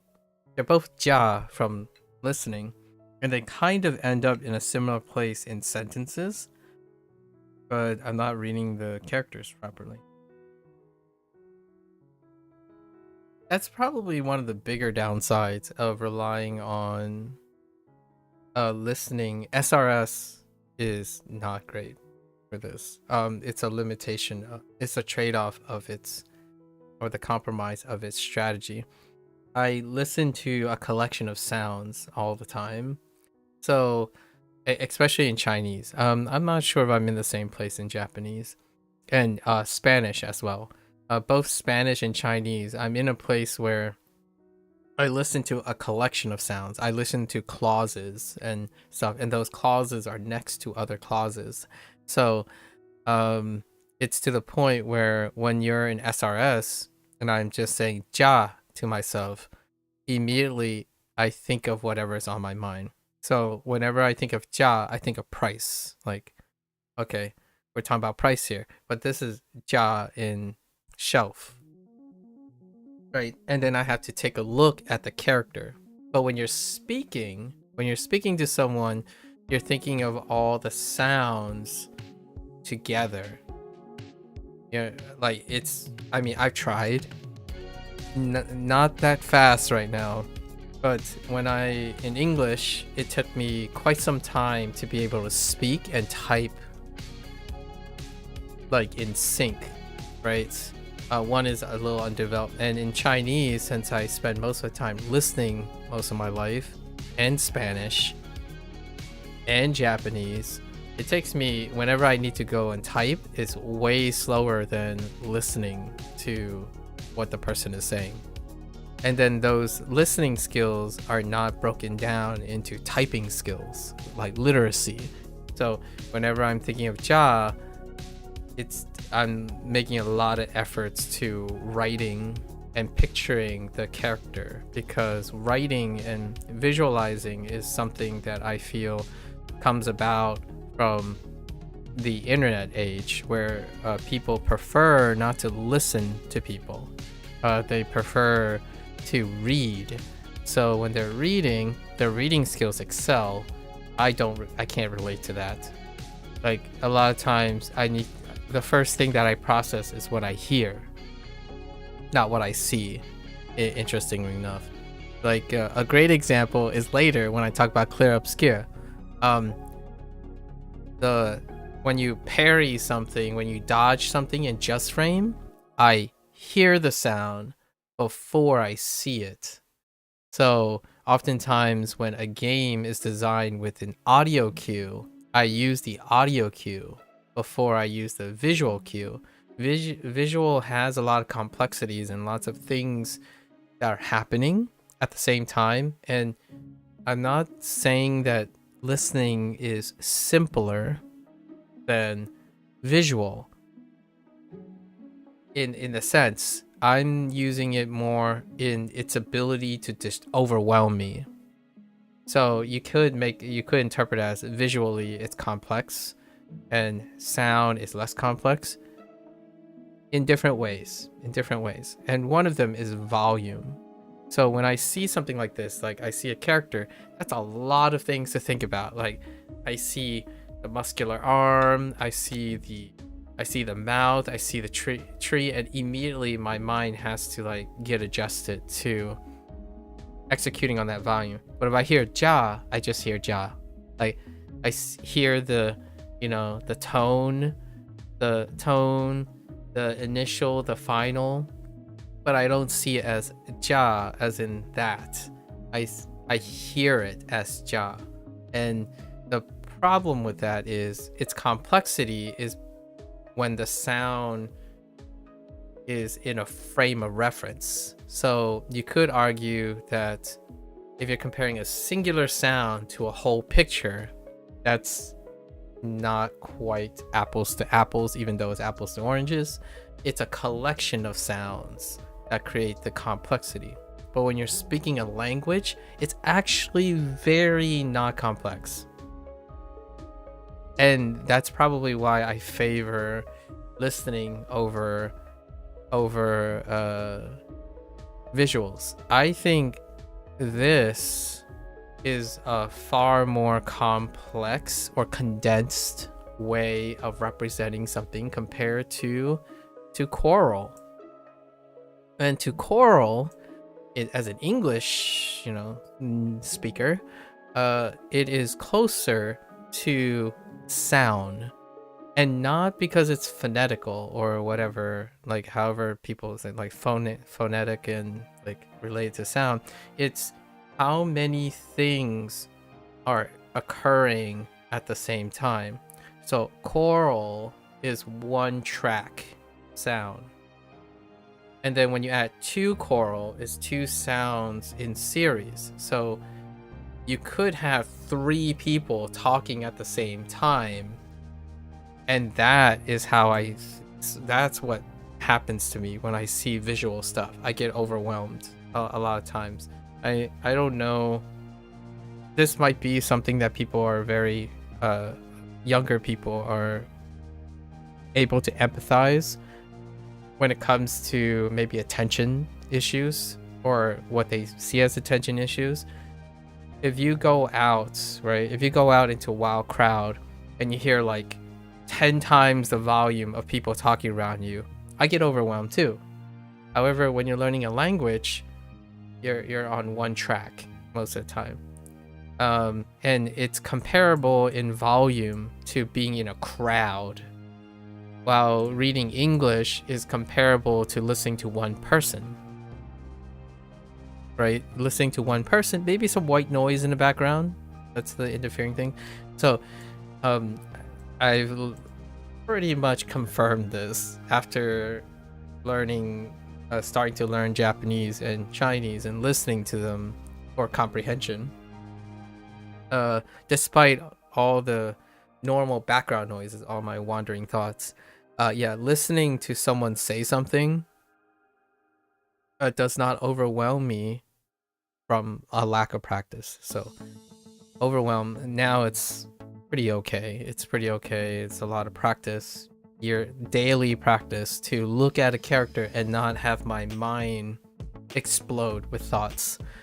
I don't think other people have this issue. I actually feel like those who say that they have attention deficit and or ADHD, you know, they're two different things to some extent. When they think about managing things, right? Oh, you always get distracted and stuff. Like, when it comes to some of these things, one of the symptoms that I tend to think about is how often you get overwhelmed.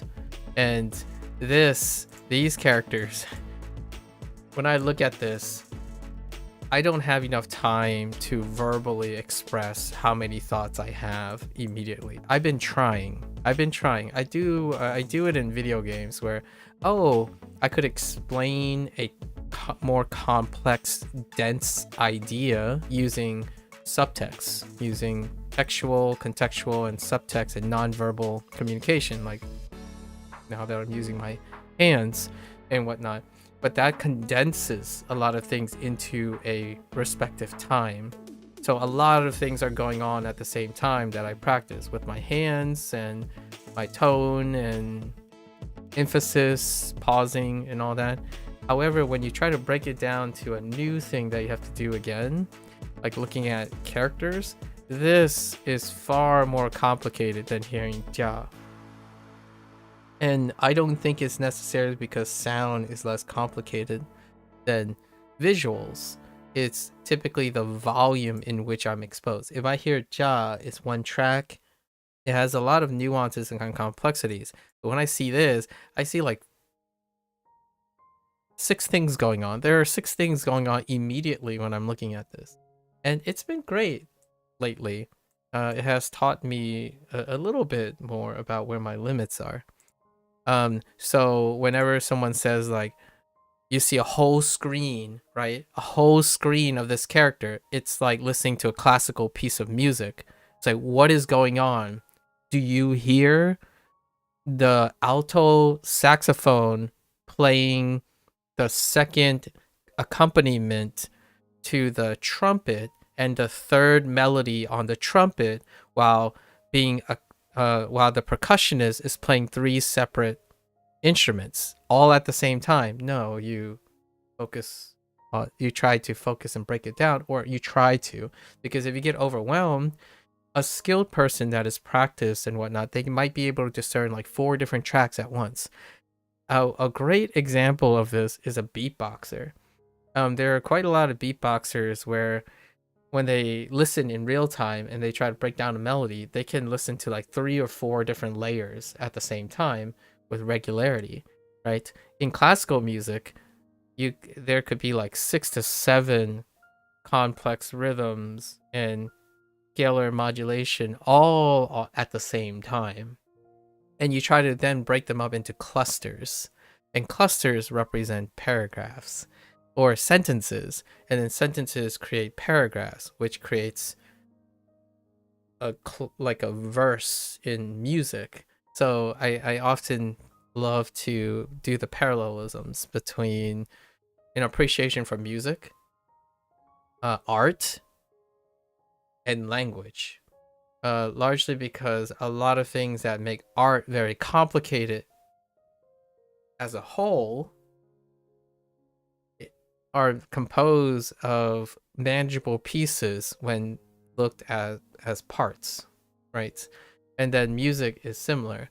And to me, I think language has a very definitive, like, fundamental difference that I think mindset is very different between me and the vast majority of people I've talked about. They look at reading in a holistic way. I think lots of people are very conditioned nowadays to look at things they see in a general aspect, in a reductive, holistic way. And yet, when they think about meaning and sound, it's no longer reductive.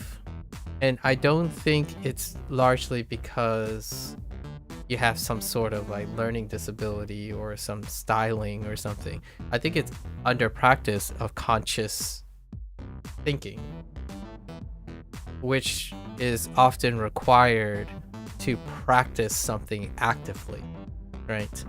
And for me, that's kind of how I am trying to explain why it kind of makes sense what I'm seeing about people who say, oh, listening is really far behind, and therefore by downstream, speaking is also far behind, and as opposed to like reading and whatnot.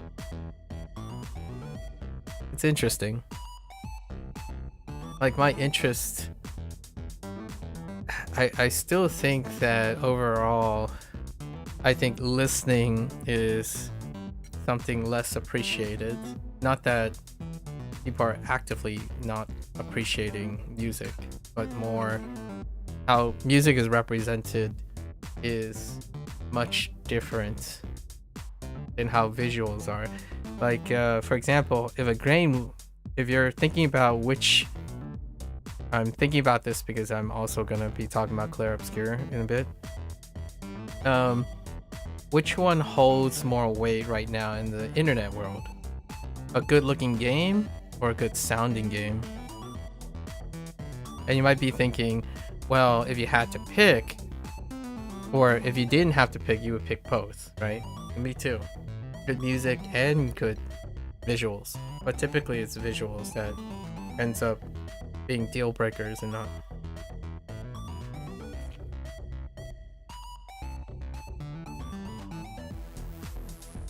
Sounds are typically looked as functional things, not transformative things.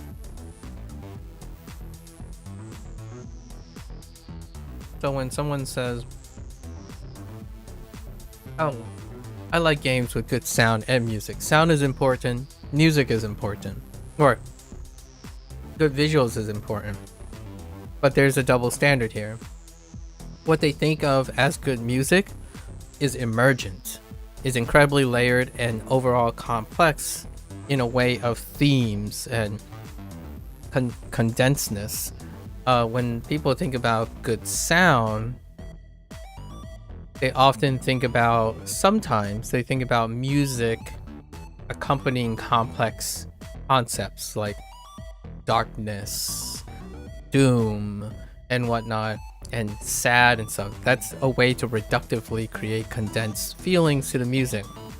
But it's often not the foundation, like it's not the basics of what video games is. It's usually sound design, which is, does it sound good to hit something? Does sound make you feel good in the moment? Not transformative in the sense of, do you see the big picture of this sound or this music? Do you see how music ebbs and flows and creates this complex tapestry that is representative of the French culture, for example, Clair Obscur? Oftentimes that's left to depictions of things, and depiction things, in my opinion, the baseline, the bare minimum of depiction is way far more consistently nuanced than sound. Like someone's like, oh yeah, this music's great, it's like, it sounds like Skrillex, right? And then someone's like, oh yeah, because I like that stuff, give me more of this stuff. Like, okay. And then when you give them a 32-bit retro game, it's like, I don't like old retro games because nowadays it's all about the hyperrealism. And then they would be able to like describe in detail what is constituted as hyperrealism, while in music they're like, I just kind of like this genre of music for this type of game. So more on that later. I've been working on my Clair Obscur review. It'll come into play in a bit. Interesting though, interesting. I've discovered quite a lot about my own biases. I really do rely on sound quite a bit. So I've been trying not to, even though this is synthetic, I could sit here and 他们因小事吵架了。他们因小事吵架了。 and not read this. Like I could just listen to this 他们因小事吵架了。 and no longer read the Mandarin and the traditional Chinese, right? And that is not the point. So I understand that I have a bias, and I'm trying my best to work on the thing I'm actually working on. I'm not working on listening a lot of times. I'm actually trying to read this. So things that I think about, I'm not sure if other people think about when they are studying. It would be interesting to hear how they start noticing things that they do when they're engaged in different tasks. Over time, my behavior, I usually try to summarize these every 50 or 100 days. That's one of the things that have changed about my habits. I deliberately try my best to read as much as I can in Chinese. In Japanese, it's a two thing problem. So I go back and forth. In Japanese, I brainstorm a lot about reads or the way things sound while I hear them and read them. In Chinese, it's really about trying to read the characters. And it has complemented Japanese quite a bit because the characters overlap. So the upper meaning and associations are something I do naturally or very well practiced. And then the things I don't typically do is read the character. And it's been incredibly rewarding because it's also very difficult for me to do. Like, one thing that can be incredibly overwhelming for me is if I don't control myself or discipline myself, I would start thinking like Slenderman, alligator, Slenderman, saloon door, person trapped in mouth with fins and a barb, and things which is composed of a brush, a modified cross, and a mouth, and then a mouth, fins, and a slide. Like it could get out of hand really, really quickly. So that's kind of discipline, I suppose. Discipline in general. Why is that important? The thing I just did here, why is that important to me anyways, and maybe to others?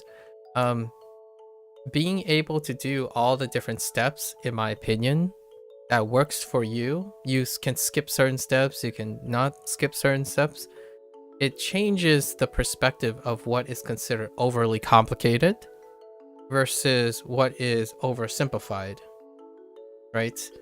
Someone could say, and I've already had this multiple times. In fact, yesterday was exactly that. When someone said that they don't like the mnemonics of this, that they use here, like, they don't like it, in my opinion, is because they don't use it, or they don't do it because they don't see a reason to do so. They probably remember things in their own method, right? Engaging in another method willingly, regardless if you like it or not, kind of goes back to my 8-hour discussion yesterday about the contrast between developing a use and seeing a use for something out of academic curiosity or out of obligation versus someone who gets to choose whether they care about the thing or not, and then expressing how they like or not like reductively, right? I am fairly confident the vast majority of people who say this looks overcomplicated or this looks light, it's not from experience, it's not from experience, it's from extrapolating prior experience to engaging with this. This is not, like, for me, I can do my biases too. This is not overly complicated because when I see this with no form of structure or discipline, it's far more complicated. Like, where do you start? When someone gives you this, you haven't ever read Chinese, Hanzi or kanji, and you ask the person, where do you start? Describe to me what your thoughts are here. You could be someone who says they don't like things and reductively say something is overcomplicated by saying, well, I don't know how to read that, so I'm just gonna pretend like I don't care, or go on and say I don't care. That's good enough. For me, when I see this, I'm like, where do I even start? Like, the left side, that kind of looks like a P. You know, this kind of looks like a P, or it could be an O with a tail. It looks like a portal. And then, you know, these things, this looks like an I or a lowercase L. These strokes look kind of like fins, which that kind of checks out. So there's so many things going on. And when you apply discipline and consistency to something, it becomes a well-oiled machine. a complicated machine becomes very effectively simple. Like a use of a smartphone. You clearly, I would be impressed if someone just comes on and explains how a cell phone works. And no, I'm not talking about the thing that you reductively think of as the software. That's not how a cell phone works in the strictest sense. I'm talking about how the phone itself works. The software on top is a part of the phone's identity for sure. And that's kind of like saying, oh, the hardware is too complicated because you don't care and to understand it, in my opinion. But the software is arguably transcendently complicated too. And yet you're comparing two different things that are incredibly complicated, but one is overly complicated and the other one isn't. And typically that reminds me of my usual discussion about, which was yesterday as well. Someone again mentioned how language is the most difficult. And oftentimes they usually refer to the language they either identify with out of sheer pride and cultural ignorance, in my opinion, respectfully, because not all of us have all the time in the world to learn and appreciate every language. Because you learn how to appreciate the nuances of your language and then make a comparison to another language that's reductive, from a reductive perspective. Most of the time, in my opinion, that's a form of cognitive dissonance. The hardest language is the language you don't know. So for me, this is my personal bias. I don't typically say English is the hardest language because English is the language that I know. But if I had to apply metrics to things, I could try to separate my feelings from my experience and argue from a metric standpoint that English is one of the hardest languages, not necessarily due to its components, but to the holistic nature of using it as a communication language. Largely because there are a lot of people who know English, a lot of different people who know English. Meanwhile, when you say that Russian, for example, is a very difficult language, it probably is. And I was making a adjustment and an additional point that the accessibility of a language also affects its perceived difficulty. A lot of times when things appear too overly complicated to any particular human, most things that you do not want to appreciate, right, by choice, it's not bad or good, you're just disinterested, right? You're disinterested and or choose not to tackle, they are ascribed difficulty and complexity. And I think that feels rationally logical. What isn't necessarily rationally logical, like from a metric standpoint, is allowing pride and integrity to bias your understanding of knowing what you don't know and what you do know and comparing them. That, in my opinion, is like someone who is incredibly prideful about the difficulty of their own language when they may have, while comparing it to a language that they don't understand in detail, right? That's comparing apples and oranges. And typically that leads to a lot of cognitive dissonance when talking to another person, because that other person's perspective will differ. And that was kind of one of the major topics yesterday. To me, if I use that rationale, I would say English is the hardest language, because I understand the complexity and appreciate the nuances of English. If I did that, I would be also open to the same type of criticism. It's like, well, why do you think English is the most difficult? Because you probably know the most about your native language.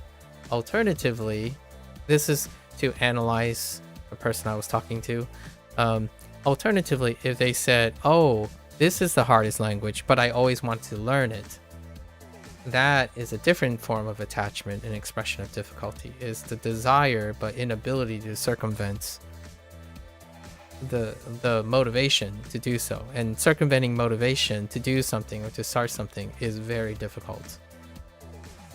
It doesn't necessarily represent all of the spheres of why a language is difficult. If you can't start a language, it's very difficult. So going around thinking that they're to qualify, how you qualify what is difficult is great because it's subjective. It reveals a lot to me how to speak to the person, right? I had another point in here somewhere. When you, it was the idea of using metrics. Metrics offer objectivity, or tries to offer objectivity, but metrics, there is subjectivity to metrics, and that's determining which metrics are relevant to the perception of something subjective. Difficulty is a subjective interpretation of metrics. Metrics don't have any interpretive difficulty or ease. They are true. So what I mean by that is, yesterday I had a discussion about, do you understand what the metrics are being used to determine, like the US language system using FSI, right? Measurements. I don't, because when you say something is the most based on evidence, right? You state the evidence and then you state the interpretation. So you could say your interpretation of FSI or their interpretation of their metrics is that this is the most difficult thing. And that's acceptable. What I try to introduce is, I don't know what the metrics are, but I can tell you some of the metrics that are important to me. And one of the metrics is accessibility. If a language is inaccessible, it is difficult by default, oftentimes. If you have no learning material or education material, regardless of how complex or simple the language is, lots of people have difficulty with it because they don't have access to it. Now, you could make an argument like some languages are inherently simple because there's an overlap between the language they know already and then the prior language, which is what that person was making a reference to. They said that if you learn French, you can learn it will help you learn most of the Romance languages, including English. And that to me is reductive, because if one is learning French and learning English, which is what gave it away, that is not the same as the perspective from someone who speaks their native language. So now they're going outside to compare things. And we were able to have a really wonderful discussion back and forth about perspectives, where, like, does French ease English?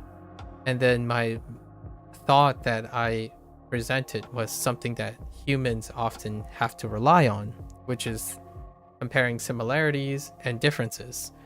If French is part of the Romance language and have a lot of influences on English, does it make that metric, that understanding that there are things that overlap, does it make it easier or harder? And lots of since I'm learning Japanese and Chinese next to each other, and then Spanish and English, which also have a lot of overlapping things, the combination of similarities and differences ends up creating emergent expectation of ease and difficulty. I think nowadays it's interesting how there once was a time where negotiating similarities is excellent. Like, it's something that people like. But negotiating similarities require nuance. And nowadays, on the internet culture and whatnot, they emphasize startling differences. So when I think about how one learns a language or tackles a language, in my opinion, and here's a hot take, there's no statistics to back this, because you require, like, we got to study and follow people for another 10 years in order to know how the way the internet presents information, how does that change the way people focus on things. Nowadays, people focus on differences. They rarely focus on similarities. And then when things are similar, they require nuanced understanding of the differences, like the granularity of the differences, right? Like, for example, you could argue that English is simpler because their pitch doesn't change the meaning of a word. I disagree. Incredibly, like 100% disagree that pitch does not change the meaning of an English word. Like when someone says from the outside that stressing words doesn't change the meaning of English, that is looking at it from the lens of without the nuance of English. Like giving speeches, how does a like English speaker listen to a speech and get moved in one situation and not moved in another situation? Those comparisons between the way the cadence works in French and English, Clair Obscur definitely revealed that to me. I do not understand how French people do emphasis, and that's taking into account assuming they were given the same coaching to elicit the same emotions. And when I hear the French words and the cadence, there's an association of different type of, like, how do you perceive a sudden distraught feeling? And to me, that makes French being similar to English a loss in translation problem. So when someone says, oh yeah, they're the same, like, no, they're not, but they are at the same time. Like, I think the person says something like, oh, it's just English but with articles. I'm like, I mean, you can think of it that way, but that's not what makes the mistakes that you're making constantly happen, especially if you're thinking of it as mistakes or differences. Oftentimes similarities are the reason people get confused, actually, which is interesting enough. Like, I think in the end of the day, when I think about how often do similarities trigger a mistake, quote unquote, a mistake, versus how often differences contribute to a mistake, one is acquired a lot faster than the other because of their startling differences. And the internet makes people really good at that. When you need to learn a new thing, it's very active. It's hard, sort of, exhausting, but rewarding and active. But what ends up grinding their gears and constantly making them mistakes are things that are similar enough to get confused with each other. So when someone says you should learn French because that'll get you all the other Romance languages, right? Because you can use the similarities, that often leads to the drop in nuance and lead to even more consistent mistakes. But the silver lining is when someone says French and Italian and it gets you to English, English is lingua franca. It is tolerable to those changes. In fact, I would argue Spanish as well, like French as well. The nice thing about that relationship is they're tolerable to those idiosyncrasies. Well, sort of. Some, like speaking to French speakers, they would say no, absolutely not. In English, I would say yes, for sure. Like, you can botch pretty hard English. Like, I just said botch pretty hard. And it's okay. So, is it that that's a property of French? Or is it the property of English? And most of the time, I would say it's the property of English. Largely because I understand English. So I am biased towards understanding that English is tolerable to associating anything. You could say, oh, hey, Spanish helps you learn English. Yeah, it does. Japanese helps you learn English. Yeah, it very, very does. It really does.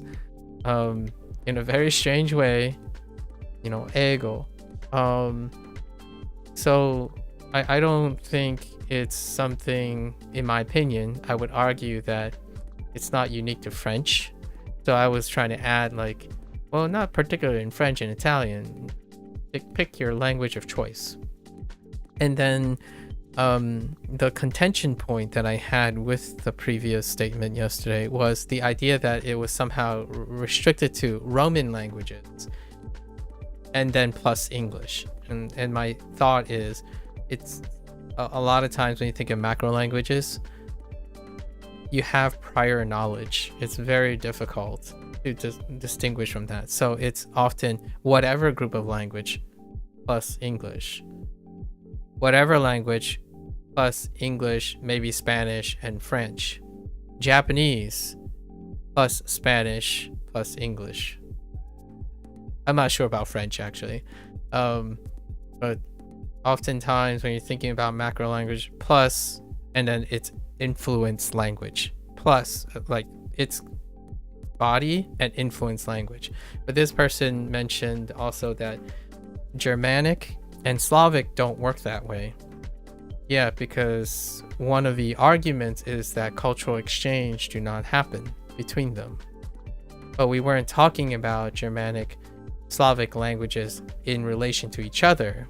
We're talking about Germanic language, or I was talking about Germanic language in relation to English.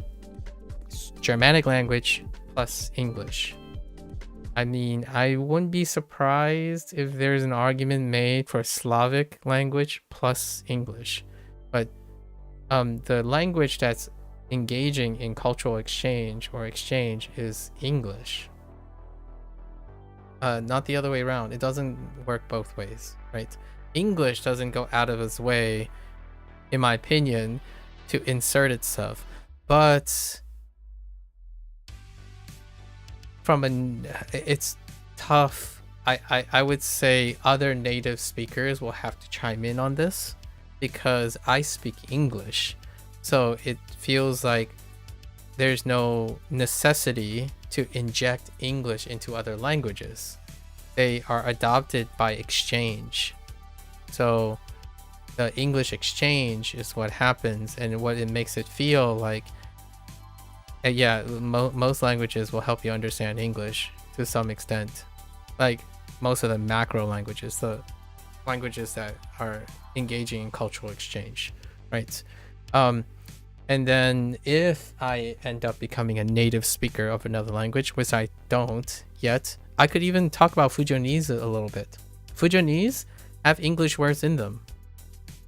It's canon, in my opinion. It's legitimately canon for the population that are around English.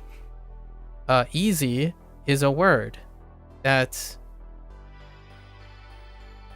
I don't even know how you would represent it in standard Mandarin. Like, how do you get easy? You could get z, easy, maybe xi, eg. You could do ji and qi, and you might do e. Yeah, e. So maybe like pick your favorite e. Maybe something that deals with ease, right? Take ease, any form of e that uses ease, like 容易 in 容易, and you take the e and then you combine it with ji, or it's probably G. G is the closest because my parents always substitute Z, EZ with G, the J sound. Or you could make an argument for she a little bit, but not really. It's G. So any combination of EG, right? EG, maybe. EG or easy. But my parents, when they say easy, they nail it. They absolutely nail easy. It's so crisp. So nia busy ma, or busy. Busy is a good one too. Busy. B. B. I don't know. BG. Maybe like this. BG. I don't know how busy is represented either.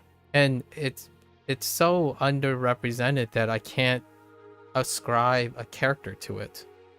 Like busy would be Hmong, right? Hmong. Any form of Hmong. And I don't know of anything that deals with being busy that uses these sounds. So you can probably come up with something that also captures that. But instead, my parents just say busy. Yeah, busy ma is there. And busy is like, I asked my parents, whenever they try to say zoo, they said ju. Right? Or sometimes when it's like anything with the Z ends up coming J. But when they say busy, they have the Z sound already.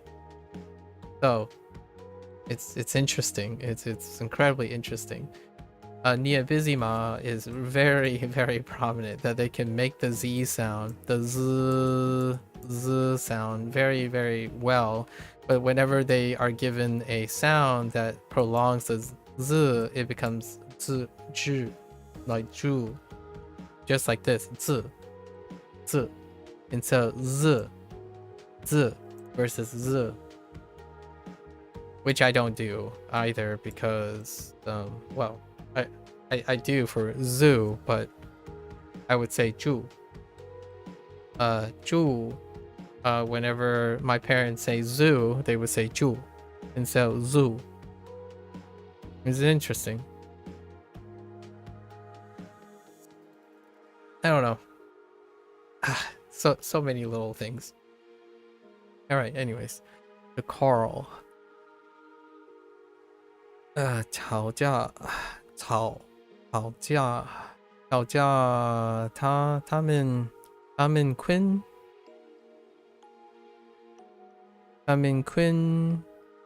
昆小事吵架了。他们因小事吵架了。Oh, wait, that's Ying. Whoops. It's not, it's, Ying. Quinn has like that.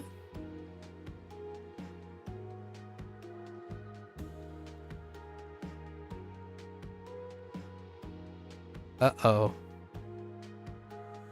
I gotta be careful.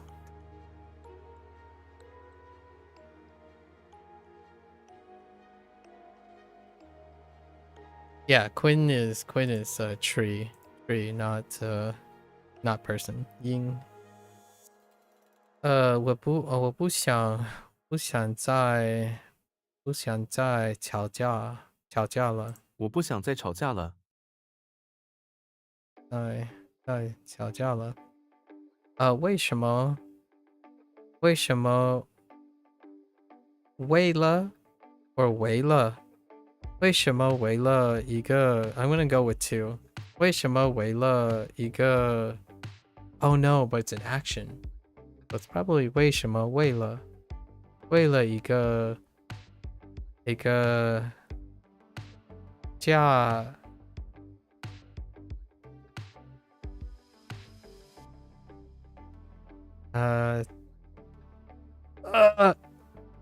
架子 sorry, I kept saying she in my head and that's Japanese.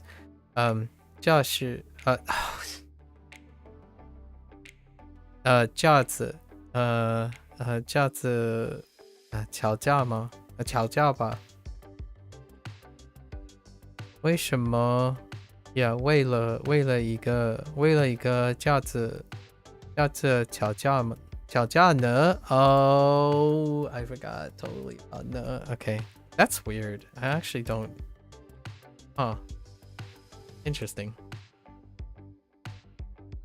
吵架，吵架。When all else fails, type quarrel. 工资，工资。How did they? What was income? It was like to enter. But the other one, rule. Yeah, they use something like 公入 or something to enter. For income instead of wage.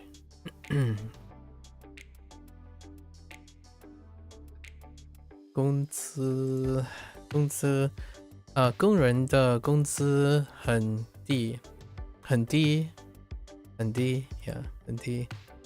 他们在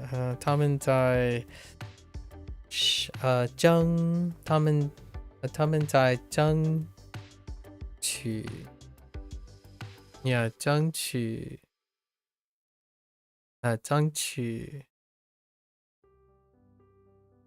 更高的工资，争取他们在争取更高的工资。每个月我收到工资。每个月我收到工资。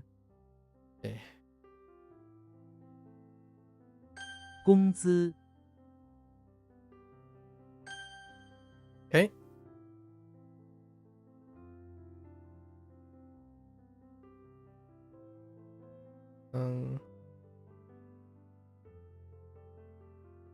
争吵，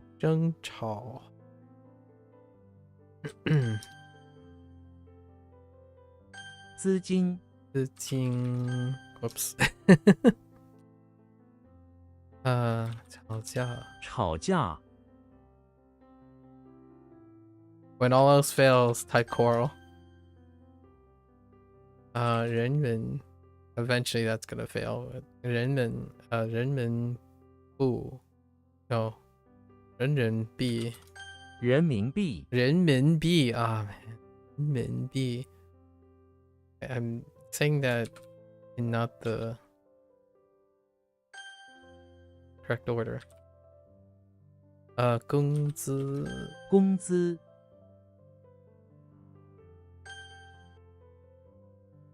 Alright, here comes the 挂断， characters. 挂断 to hang up? Yeah, alright. Hang up. When you hang up a phone, you break the conversation off and hang the phone. Ah, yeah. I can get behind that. 挂断 They hang, yeah, yep. Oof. Bulldog and I don't know what that is. Oh, suddenly. Ooh, wait. It's another suddenly. What was the other suddenly that I was working with? Oh, who, right? Hoang. I don't know what that is though. Something 让挂断了电话。土壤 Wait, do I have 土壤? I don't think I do. But that is very useful. That can help me out with 忽然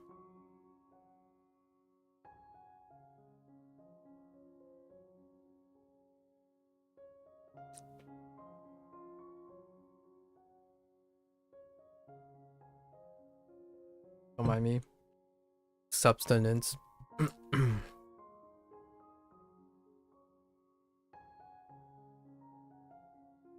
请挂断电话。now here's 我忘记挂断电话了。我忘记interesting 挂断电话了。挂断，烦人， annoying people. But without the people. 他是个非常，sorry, I have a reflex for laughing whenever someone writes. I have to read a very negative, like a negative sentence because I don't typically do that. 他是个非常烦人的人。这个问题真是太烦人了。Make sense? 凡人，伟人。Oh, 伟人 is great. Great person. Only this time person is included instead of great. I feel like that's a Chinese thing. Like sometimes they're implying the person, sometimes they're not. Or sometimes they're implying the second character, sometimes they're implying the first. Sometimes it's both.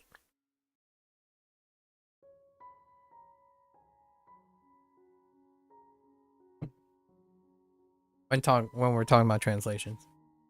Of course. Not that when I think 外人, I think, oh, this is two different things. It's one thing. Like it's together, it's one thing. But in English, it may seem like it's two things. And what I mean by that is not like literally two characters. One idea, I suppose. 这里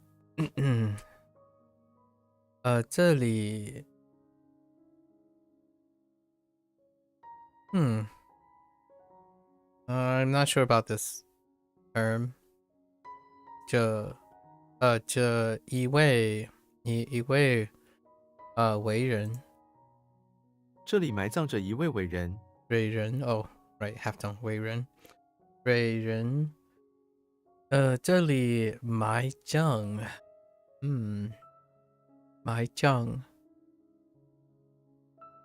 lies buried 埋葬。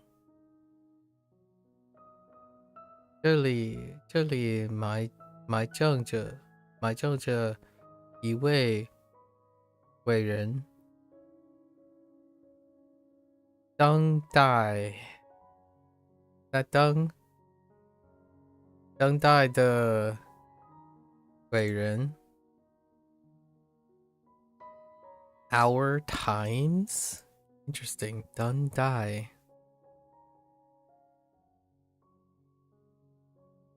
I don't know how that works.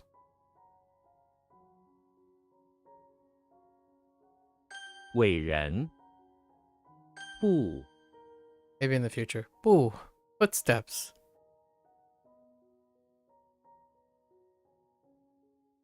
I see. Footprint. Picture yourself tracking someone, looking for signs of where they were. In front of you are a few footprints. However, each footprint is only of their left foot. I got you. That's pretty solid. Is that why there are so few of them? Does this person only have one foot? Footstep, huh? I like it. it differentiates between why Pao Bu ends up being run and Okuru being walk, sort of, kind of, or Aruku. 不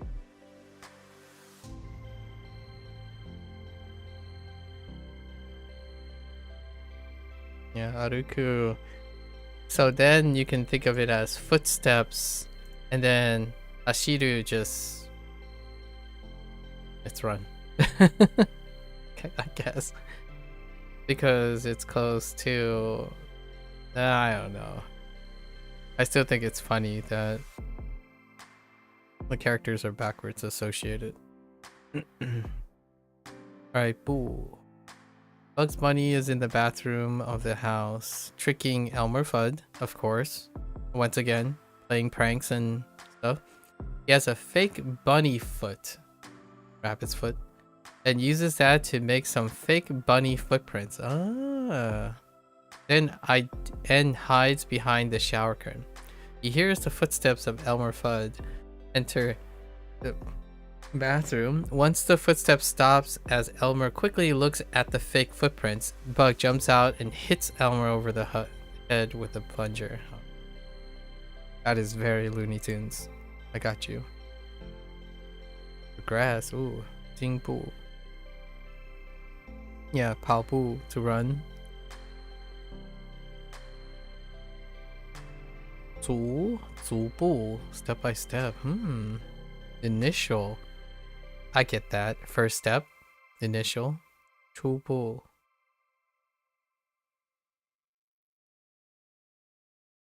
Ippo. Wait, no. That's first. No.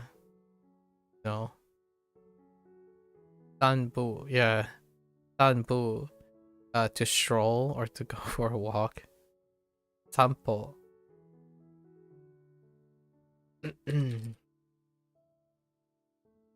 Bu.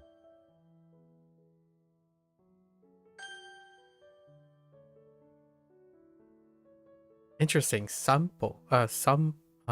Sampu. Disperse footprints. Stroll. That's pretty good. I think that's a great way to separate or differentiate as opposed to, you know.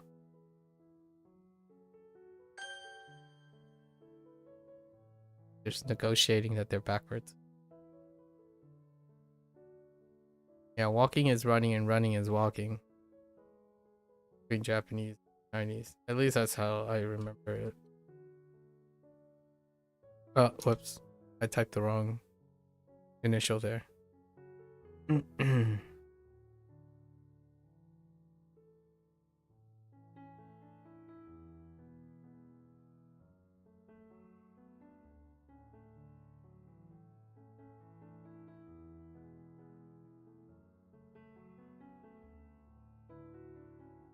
What's happening? I got stuck on this yesterday too, right? Page and fire. Oh. 凡人 凡人.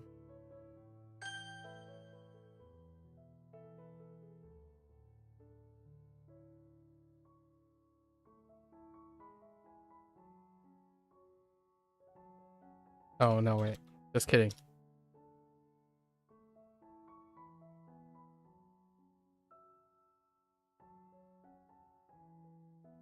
No, I messed up Ooh. again.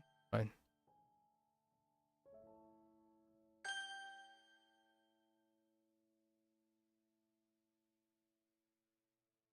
伟人伟人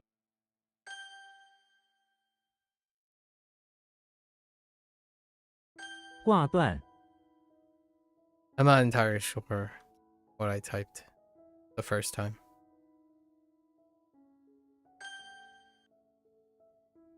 Alright, here comes all the characters. Base or foundation. Do we have foundation? I'm gonna put foundation.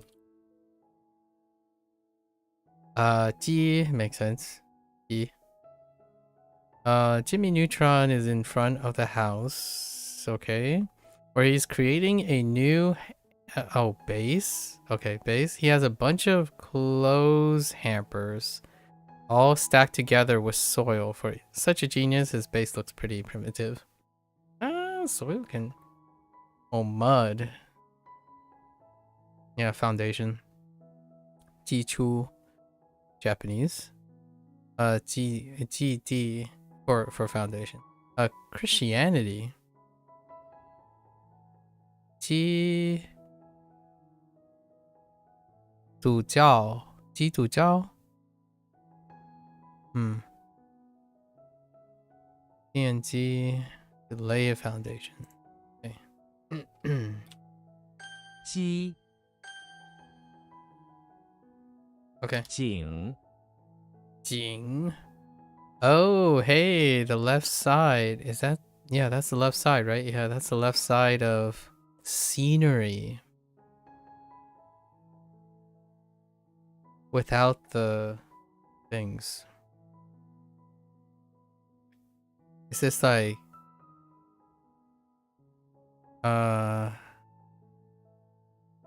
sightseeing.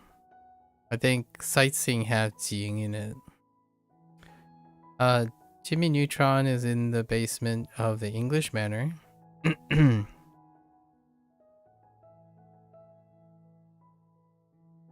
Right. Building a miniature model of a Capitol building. In the basement of the English Manor? Okay. Right now he's working on the scenery. He attached a miniature sun to the end of a string and hangs it from the brick ceiling of the English Manor basement, allowing it to light up the Capitol building and all of its scenery. That sounds like a Jimmy Neutron thing.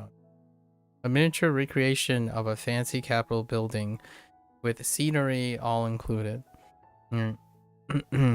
Oh, background. That's right. Beijing. Night view.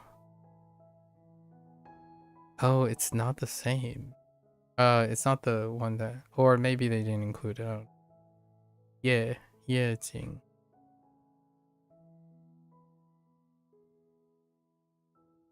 Jing 记 Gee.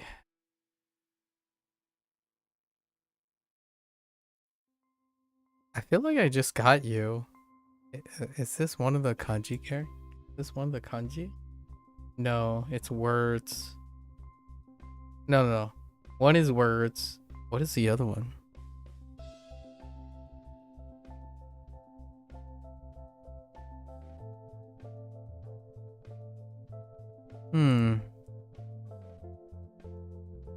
I'll have to look back. Jimmy Neutron is in the bathroom of the house doing a science experiment. Of course he is. The bathroom. He has a lot of pieces of silk in the bathtub and zap it with his special ray gun. Boom, it turns into snakes. Of course. That's made of silk. Jimmy has brought in a new epoch or period of science. This period or era will be known as the Silk Snake Age. Alright, I mean, that's ridiculous enough to work for me. 中世纪 middle age, middle world age, okay. 年纪 oh, that 纪 oh, this is that 纪 okay. Okay. 纪念碑 monument era miss bay. I don't got anything. Or bay 纪念碑记标 Yo, Mark, is this like... Yo?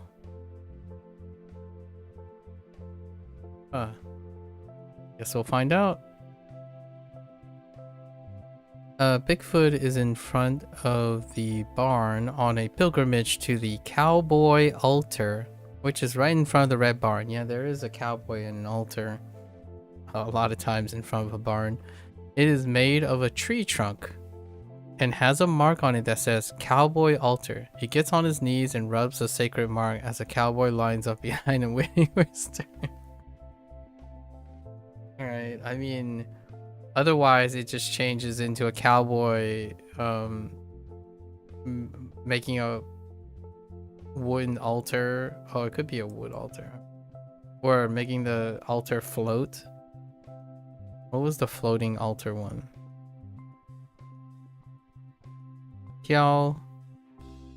Yeah, Piao. Oh, hey, goal. 目标, 目标.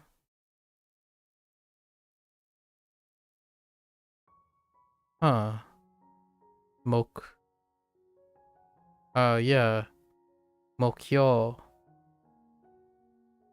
Yeah, Mokyo.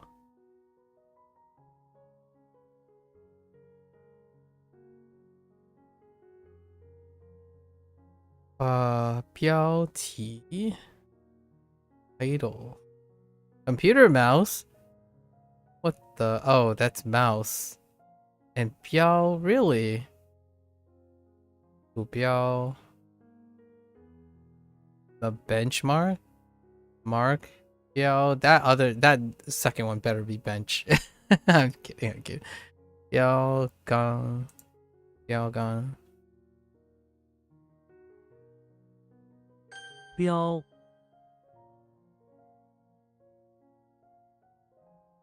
Can't be helped. I mean, it kind of sounds mythical. Bigfoot, I suppose.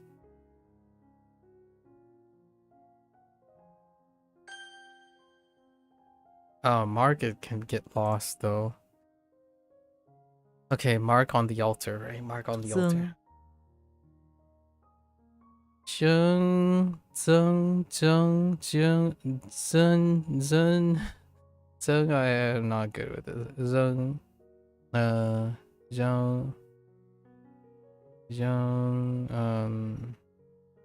we have an imp and some soil.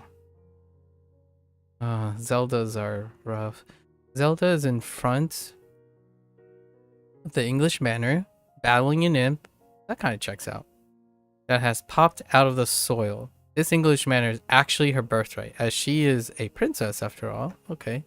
And is thus trying to protect it. Before she can defeat the first one, another imp pops out of the soil. Then again, then another, then another. The number of imps keeps on increasing. Now there are hundreds. Okay, to add, to increase. Okay, all right. Oh, Zhenjia makes sense. Zhenjia, Zhenchang. Increase production. Zhengqian. Can't tell. Okay, I think I'm okay with this. 增 This one, Zhen, is pretty good. Pretty A-okay. It's gone. 鸡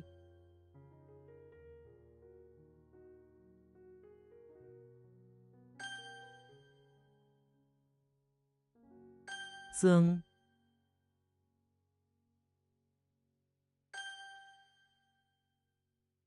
标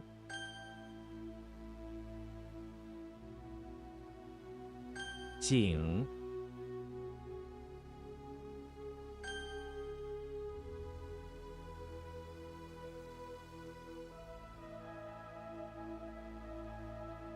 记 Alright. I gotta take a quick bathroom break. I'll be back.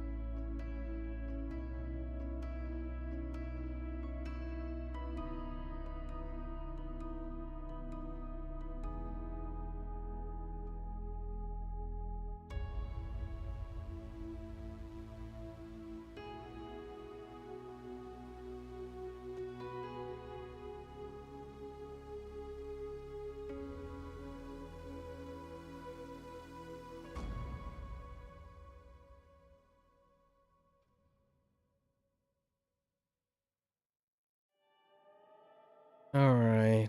Let's try to lock in. Lock in. Unlike yesterday.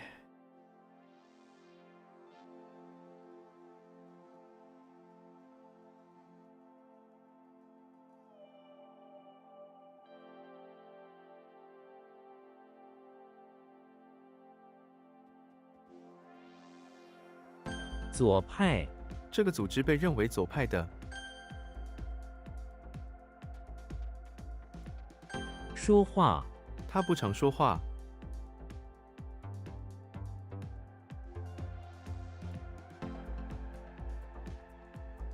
Oops. I typed the 1-4 mix up again.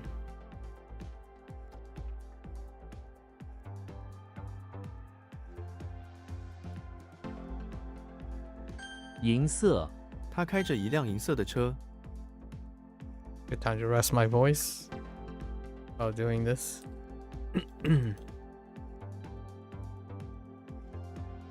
马路，我住在这条马路上，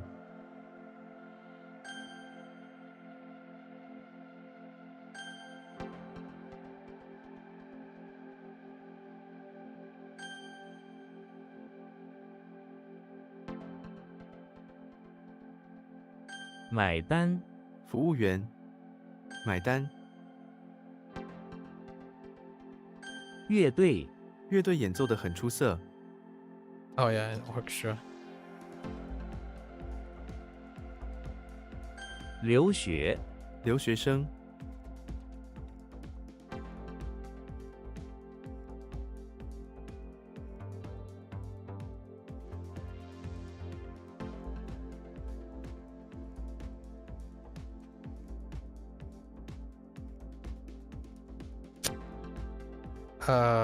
留学. Pretty sure it's abroad. Yeah, study abroad. I need to be more descriptive. 山口，我们从山口走进森林， It's kinda mountain entrance and opening. Mountain pass. The opening. The pass through. Oh.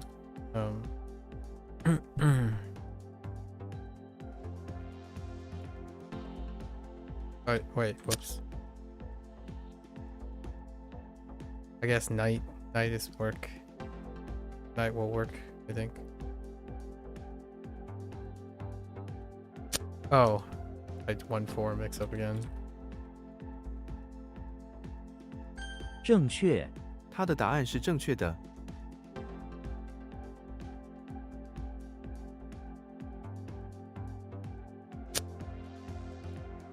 Real, authentic, 正确.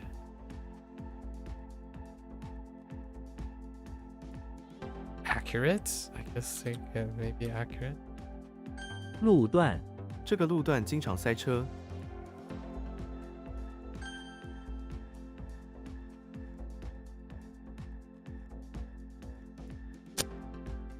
Oh. 书本，他借了几本书本， I don't want to talk that.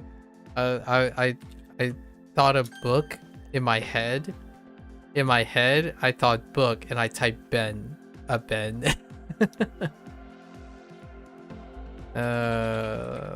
Okay. 学习，他还在学习，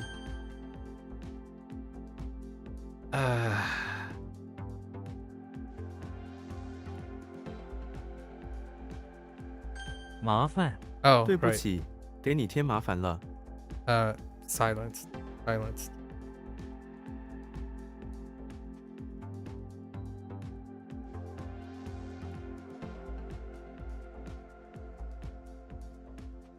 Or bother. A problem. Maybe problem. Or bother. There's like make trouble. Trouble. That's probably trouble. What? Oh, what? I have to go back to that. What? What? Oh, that's true.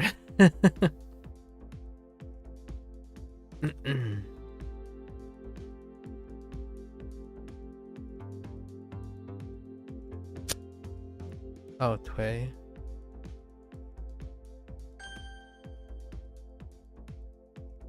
大腿，我的大腿痛。哈哈，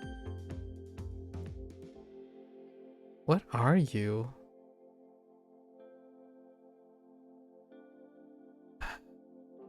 It's definitely, it's not like home or town, like hometown or something like that. But I think I'm just gonna add that. Type field, didn't I? I did type field.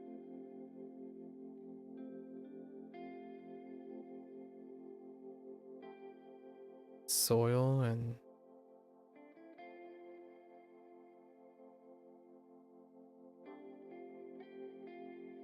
oh right, Chinese mile. It is kind of important, but it's also not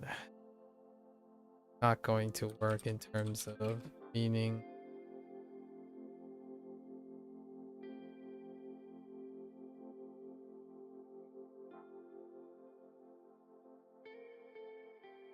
Yeah, we're gonna do like hometown. "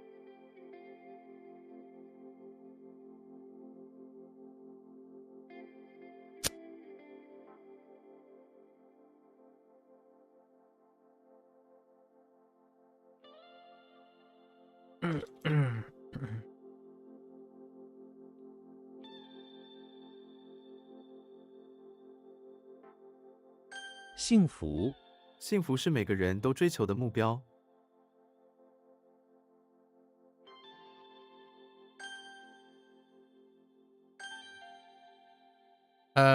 I'm gonna add evening because colloquialism.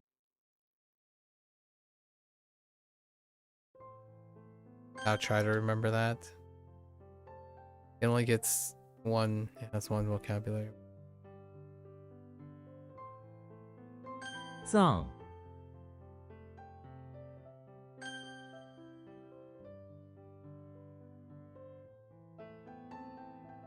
It's probably trouble. Yeah, trouble, bother, problem, inconvenience. Oh, inconveniences. I could use inconvenience.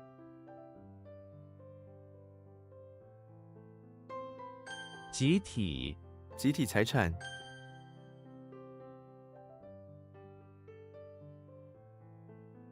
Oops. I Ling.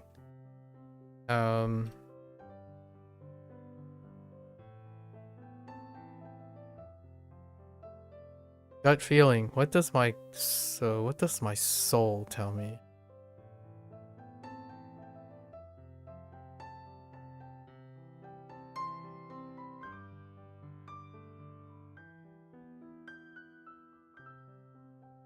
志愿者，青年志愿者，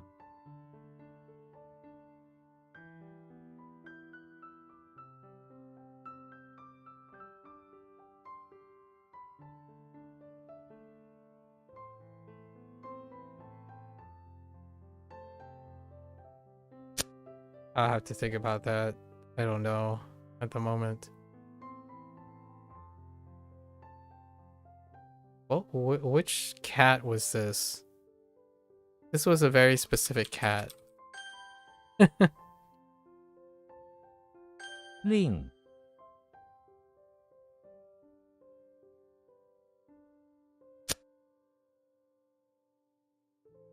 It's definitely like more so and more and another, yeah.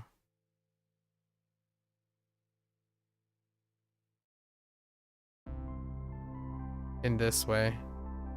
Not simply another, but and another.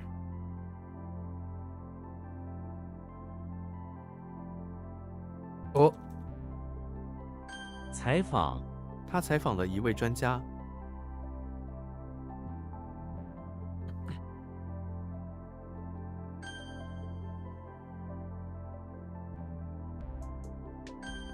Correct. Okay.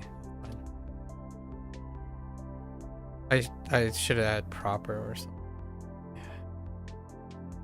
I was tempted to write proper.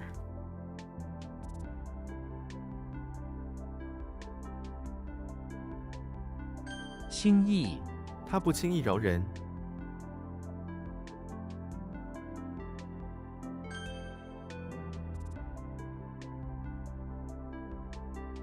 土地，这里土地肥沃， Land soil.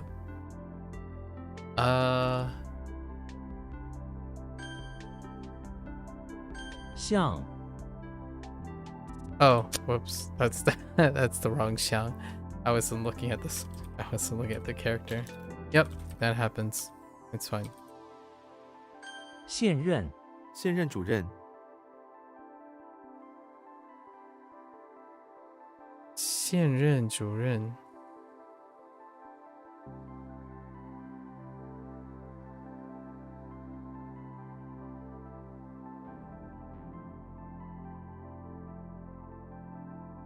I can't spell.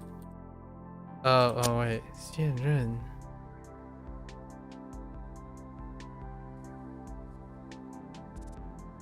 First, appoint.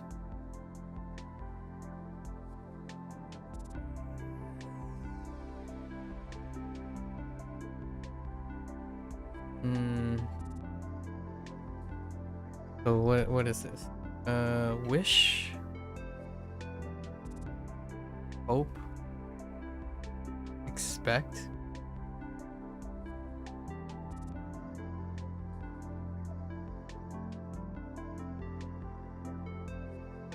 So we have aspire.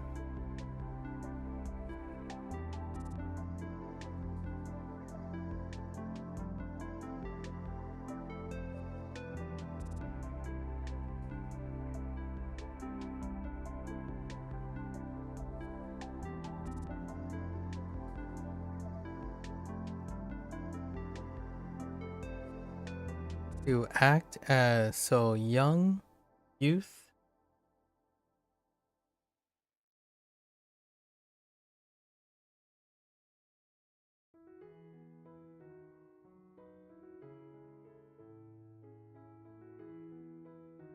It's not, and that's not where that's going. I gotta think about it.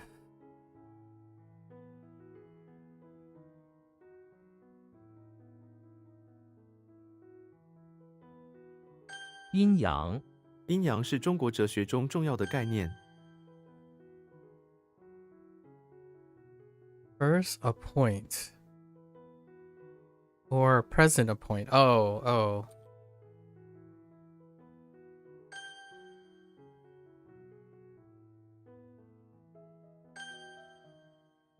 Or orientation. 是， Or market. Yeah.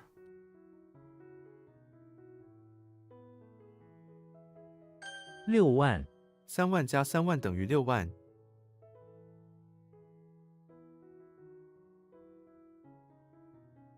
Oh, 60. Whoops.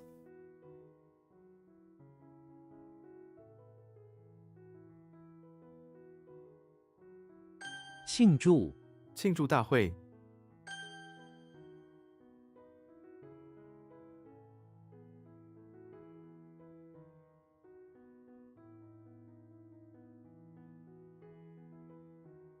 Oh, what? Oh.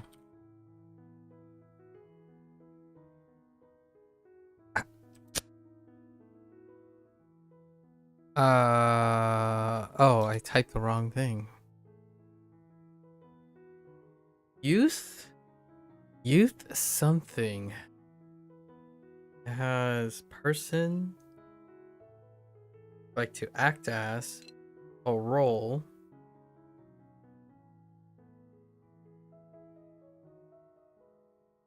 Role. Aspire and a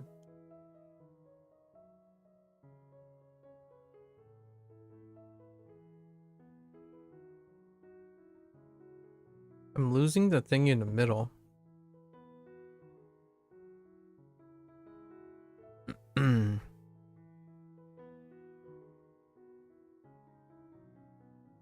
Kind of a person.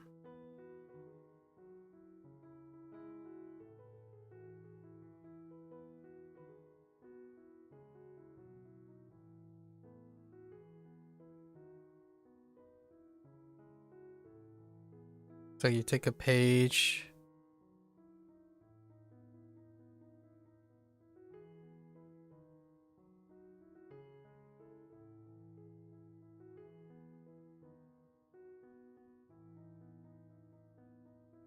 I think this one's gonna be blocked, maybe.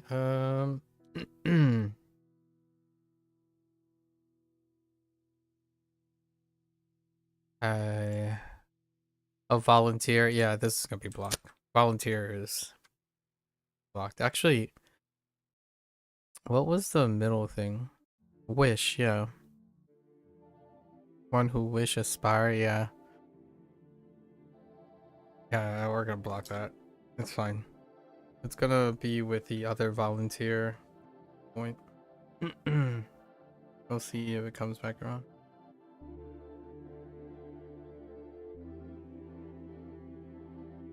That's the third time. That doesn't sit. Do it another time.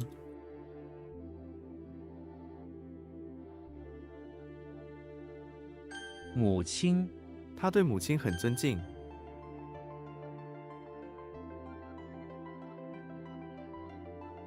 是否，他是否能来，还不一定。知，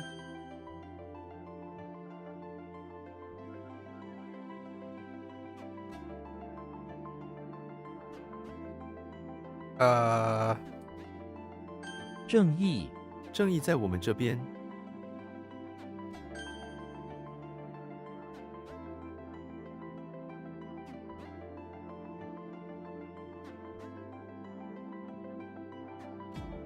直达，火车直达上海。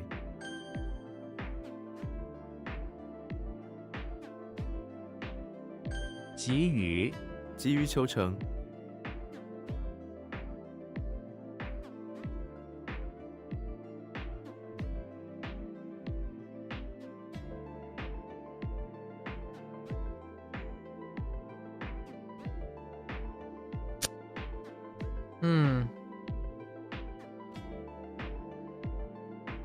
群，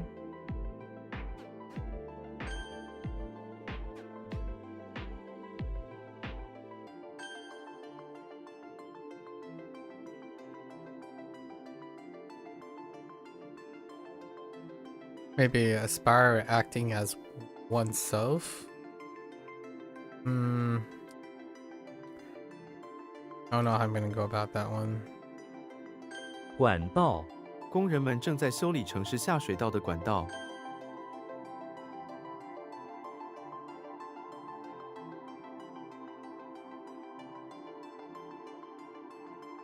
父亲，你父亲每天几点下班？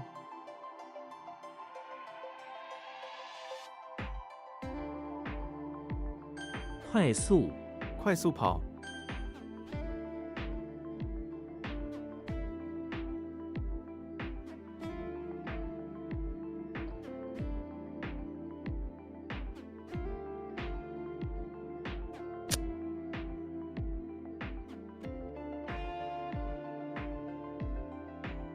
听众，这个节目有多少听众？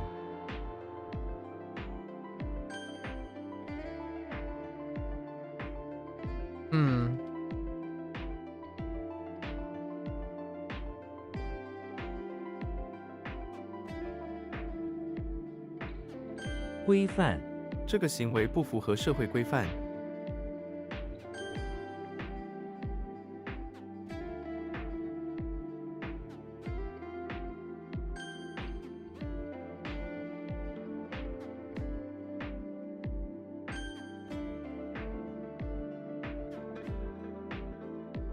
短裤，你不能穿短裤上班。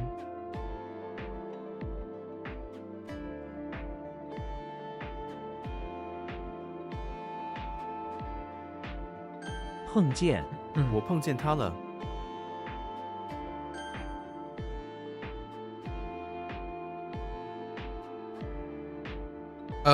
Oh no, that's not that.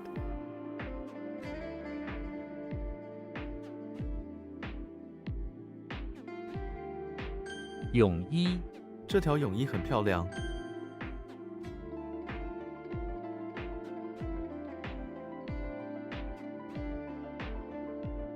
Hey, why did I type 100? I meant to type 1,000. Oh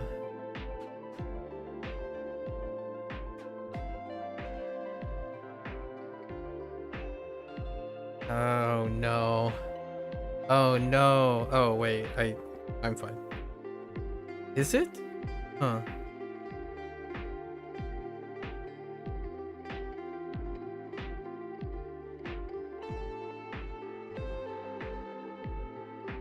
Wait. What did I type the first time?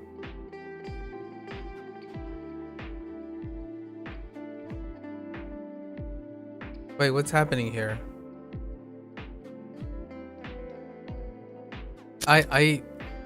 What did I type the first time?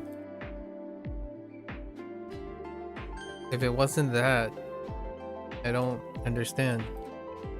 果汁，你想喝牛奶还是果汁？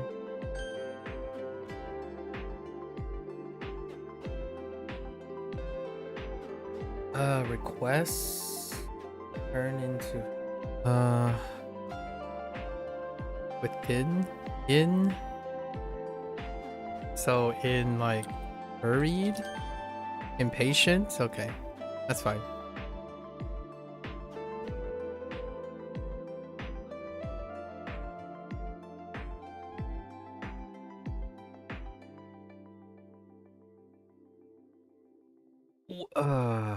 Someone said help. A totem? Oh.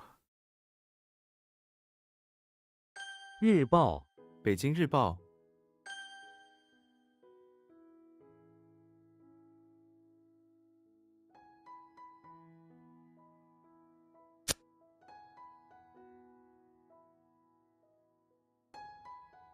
Oh. I typed Tao instead of Tan. 剧， This one was a... I don't want to talk about it. 武装，全副武装。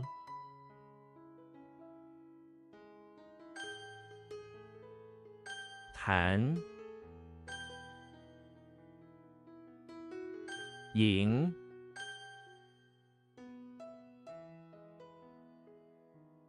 和，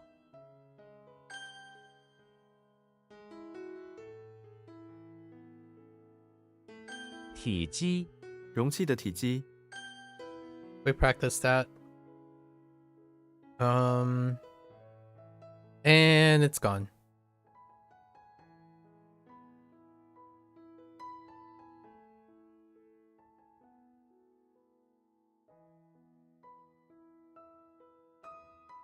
乱”，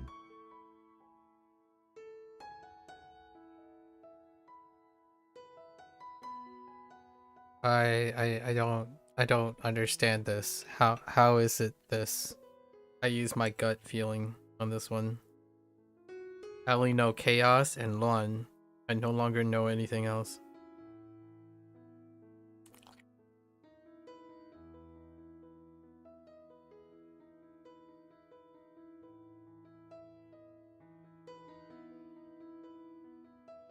Luke Skywalker.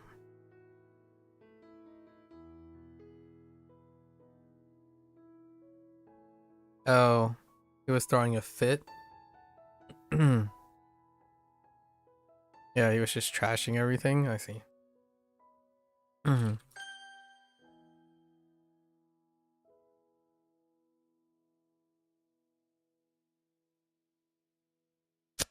Oh.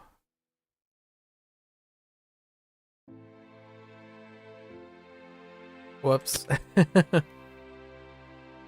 the wrong thing.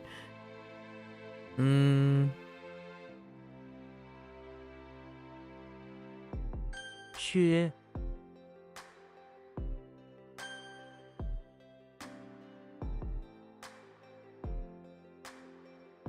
学期，学期什么时候开始？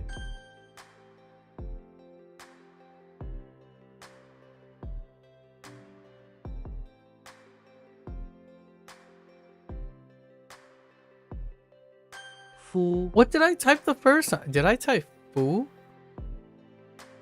I might have typed foo and not foo. I don't know why I do that. I mix up 4 and 1 all the time when I'm typing. I need to fix my pointer finger and pinky. What's going on? It's not that frequent, but it's frequent enough to be noticeable. It's very consistently repeatable within my errors. 养家，他挣的钱不够养家的。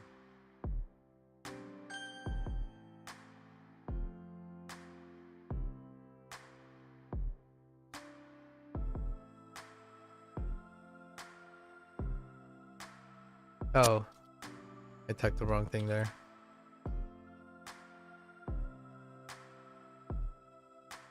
眼皮，我的眼皮肿了。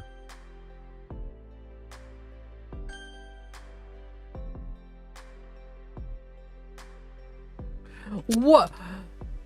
Oh, I shouldn't. What? Hold up. Oh, ooh. I gotta be careful. 布条，白布条， I gotta be careful. 药品，贵重药品，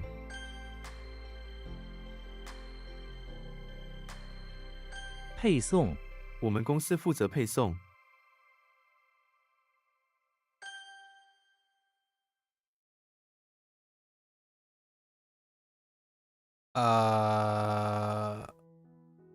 Is it okay?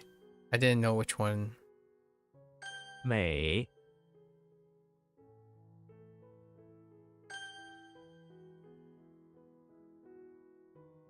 外形，这辆车的外形很漂亮。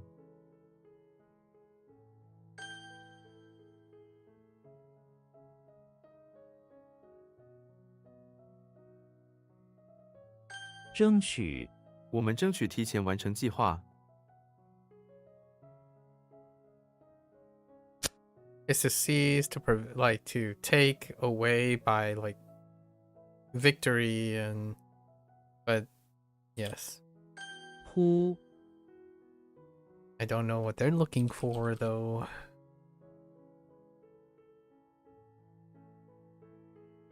卫生纸，我们家里的卫生纸用完了。 Feel it out. We're doing all the feely willies. Ooh, that was a bad Philly Willy. Okay.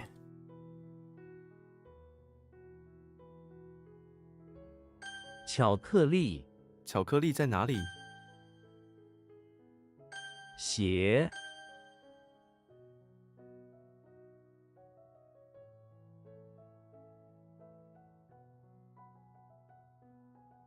团结，团结对敌。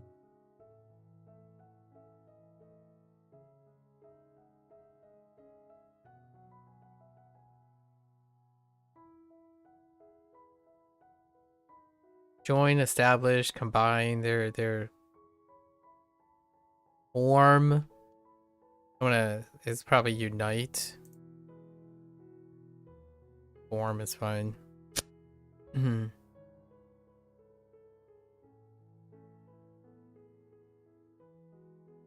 可贵，时间是最可贵的。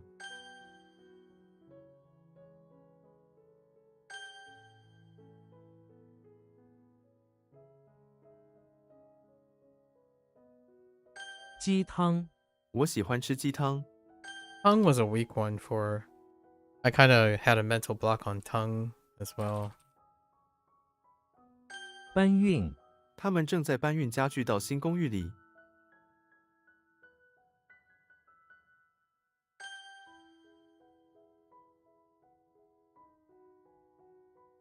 理性，他是个理性的人。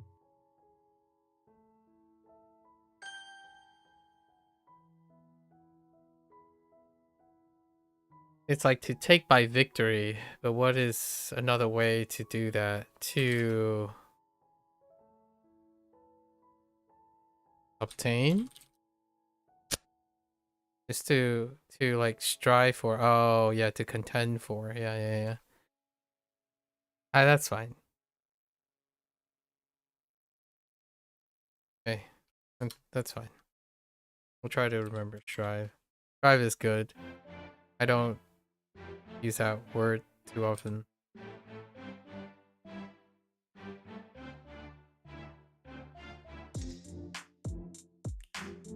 围裙，我买了一个可爱的围裙。围裙.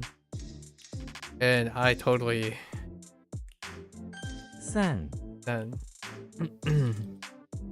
I totally my gut feeling went off the charts there. 舞，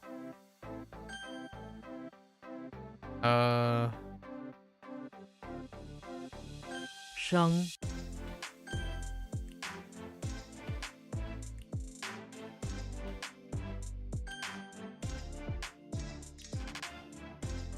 Oops.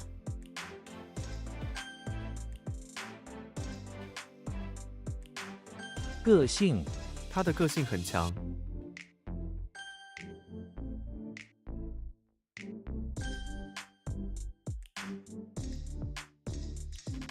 发胖，我不要发胖。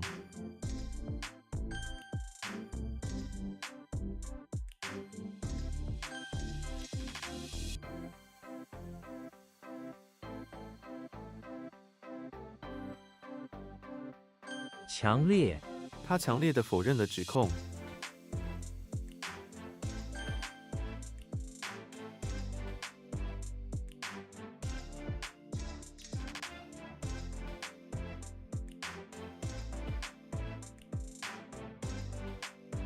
礼数，村民们在礼树下聚集。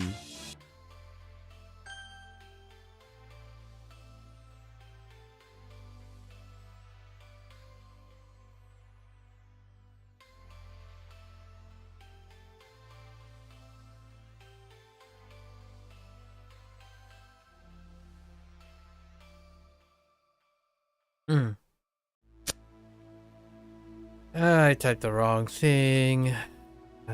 喝酒，你会喝酒吗？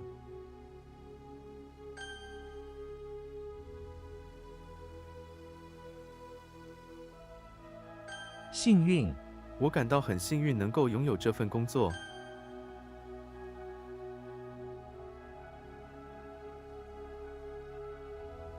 访问，访问一个网站。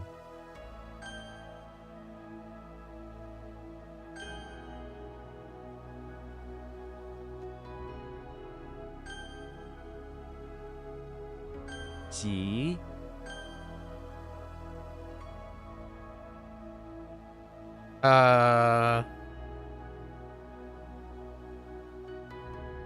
，Oh, that's not a bear. Not a bear. We're not using bear for that. That's WaniKani.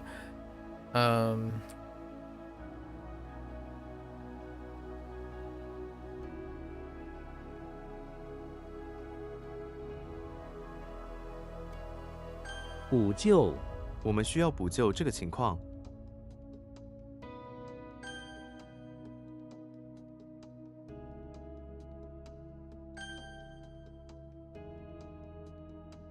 加，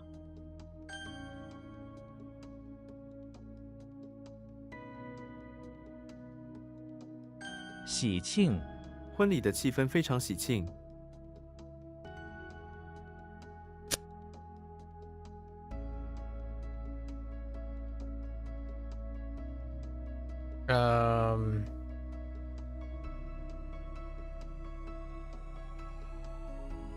I guess we could use joyous. No, Kinda related. 烈酒、威士忌是一种烈酒。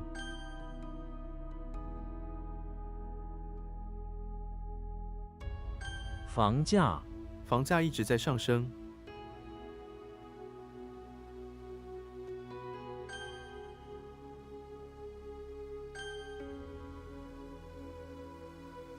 设、 I guess establish. Establish is good. Create and establish is kinda overlapping. 想念、我想念我的姐姐。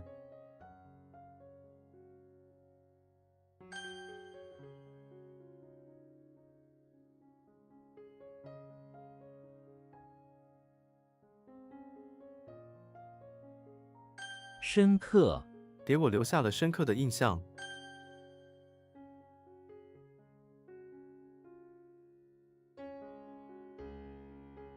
救护车、救护车迅速地赶往事故现场。 Whoops. 费、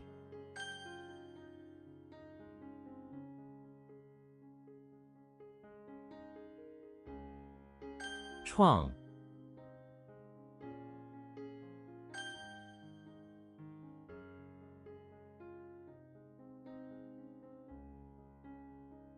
造、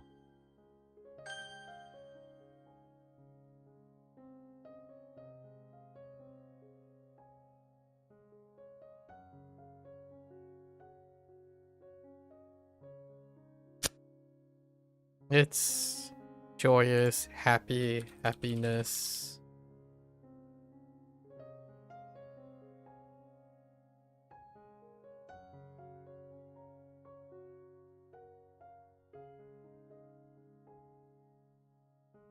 国庆、国庆节即将来临，确保、我确保自己戴了眼镜。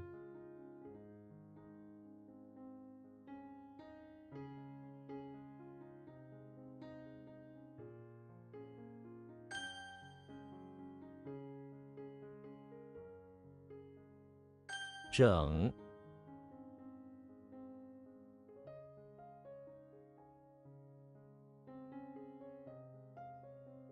Um.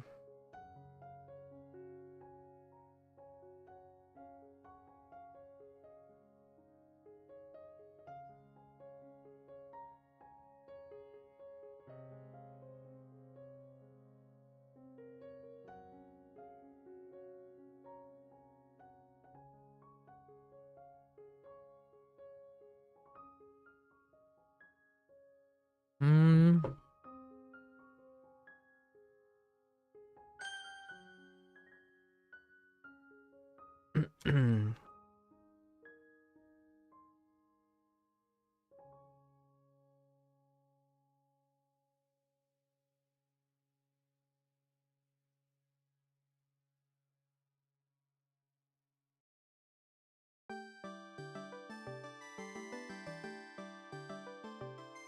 What? I had a miss on this, and I don't remember. I had something to do with a middle character. Oh.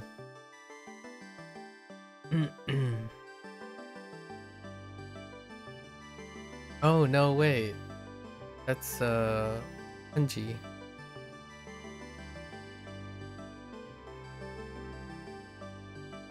What did they use?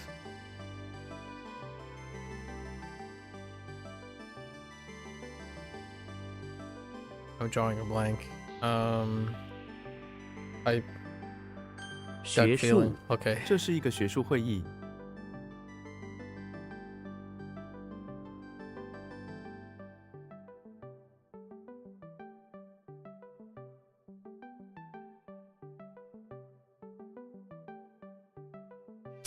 I need to think about that. 喜、 What?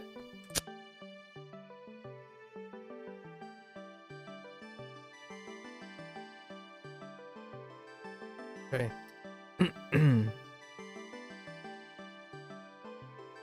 岛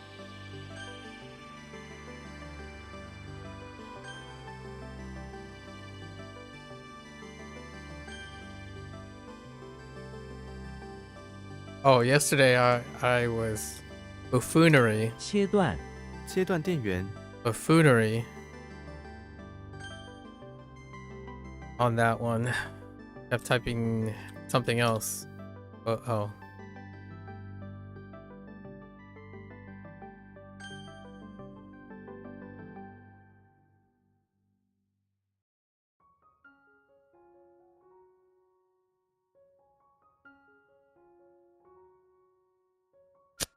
Study art. 难 I think a lot of things dealing with art is becoming somewhat of a problem. Oops. They want to establish. Oops. That is not that. Very different. Very different.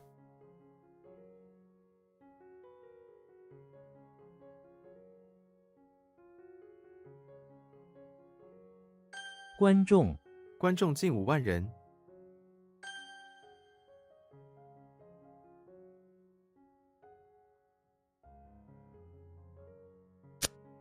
This is like academics, yeah, schooling, studies. I think schooling is probably a little bit better. I'll probably stick with schooling.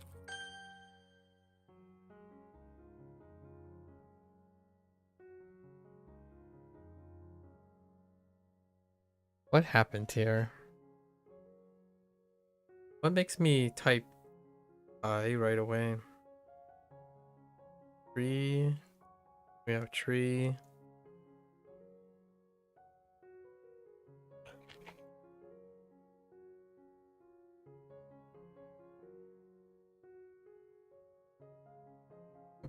No idea. 村 No idea.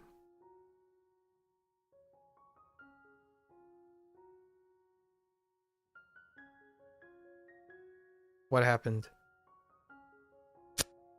Oh, did I pie incorrectly? Yeah.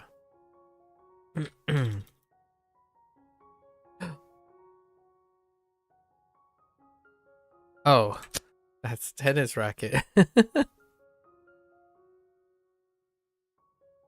That's a tennis racket.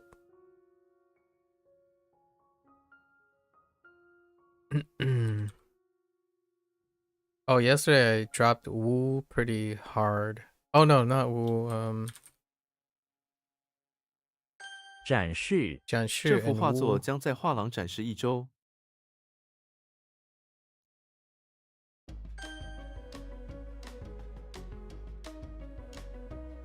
网吧他不在家，就在网吧。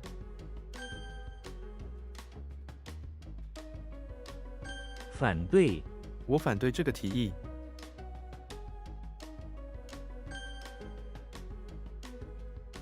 孤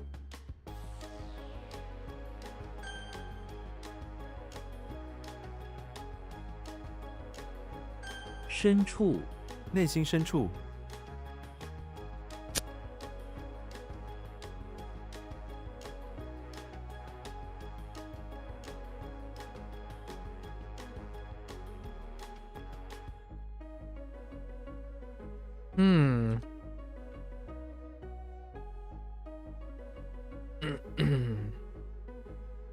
价格 这家餐厅的价格很高。 死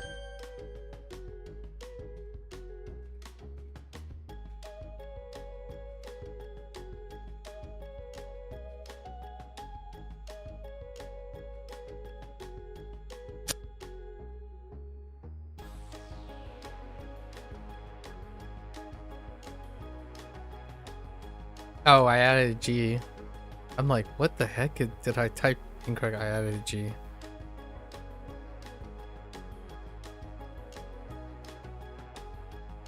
产品，这家工厂的产品，特产，我带回来许多特产。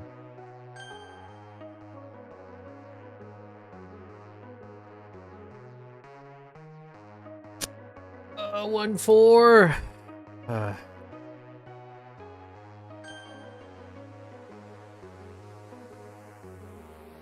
网球拍，进展，工程进展很顺利。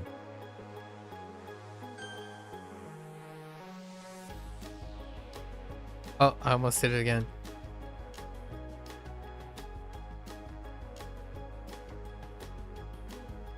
转告，我会转告他你的问候。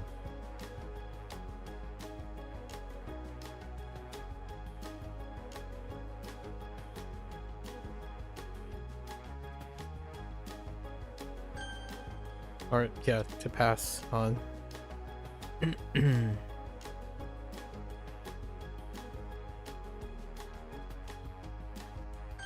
服，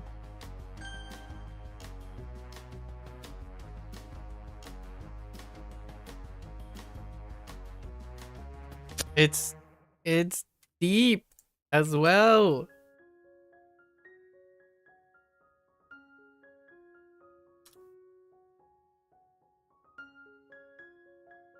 老师，你是老师吗？ Okay. Today was pretty good. And a few pauses. Not too bad. Now, how much time do I have for my thing? 3 hours? Maybe I'll push 4 hours after I finish this. That's pretty good.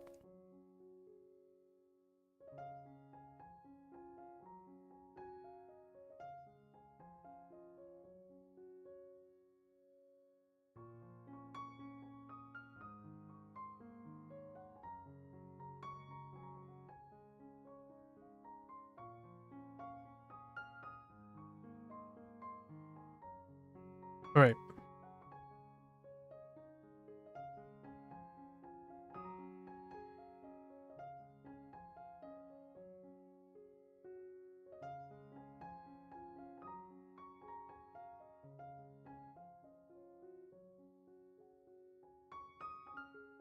No updates at all in May. Well, that's a surprise actually. There's been over a month without updates.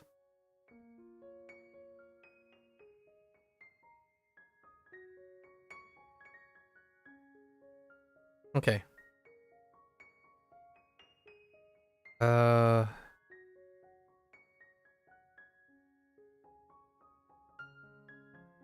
Footprint, footsteps.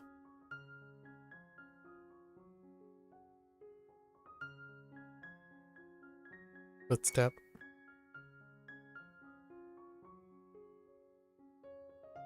Ooh.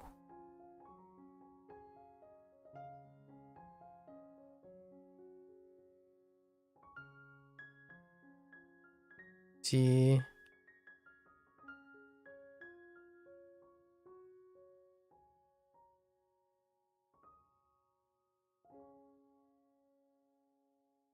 Jung.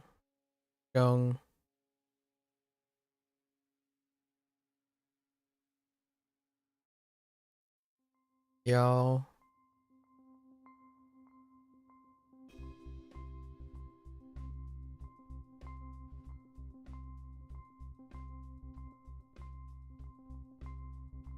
Jing.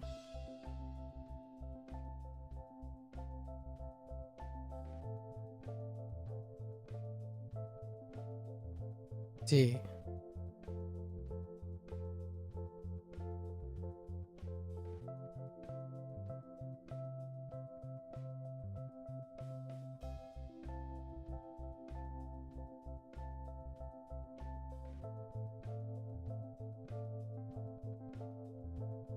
Chao Zui. Chao Zui. Chao Zui.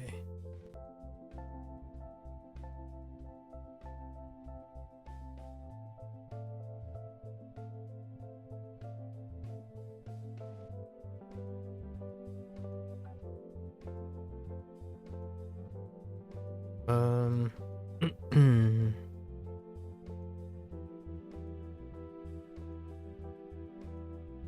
自强，自强。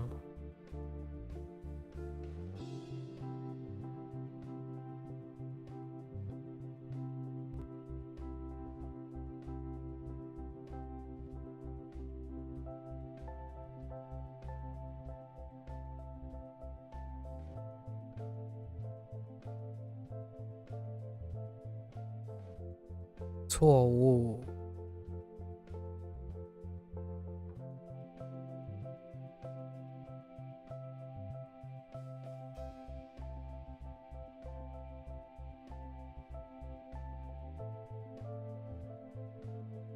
YB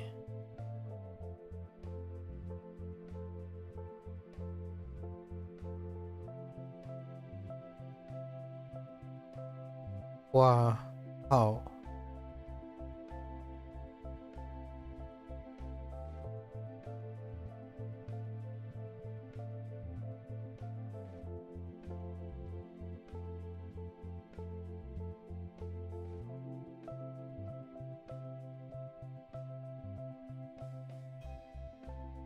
争吵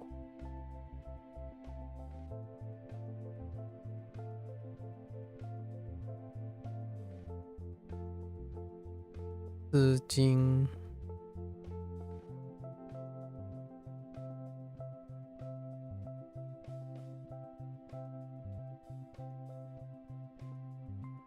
吵架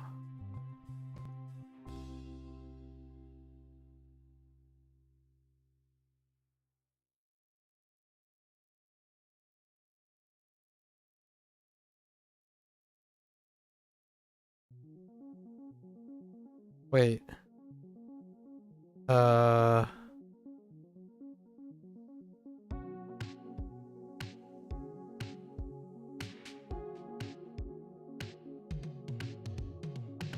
does this work?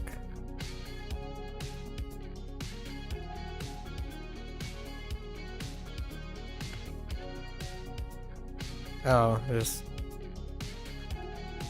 You argue about a shelf, and that's how it works.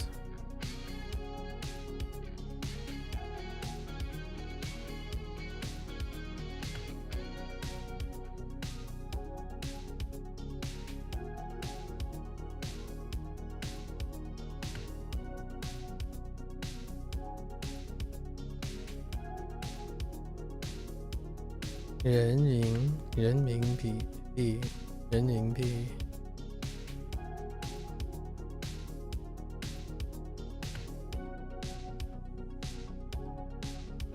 攻击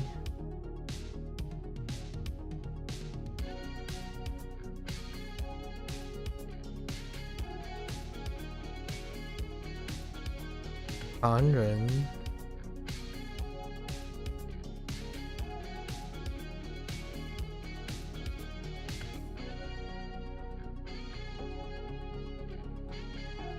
伟人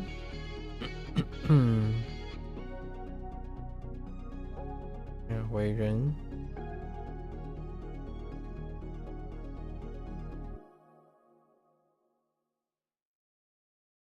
挂断 All right. So we have Bugs Bunny sneaking into the bathroom of Elmer Fudd's house using a fake rabbit's foot to make fake footprints and to trick Elmer Fudd with fake footsteps, right?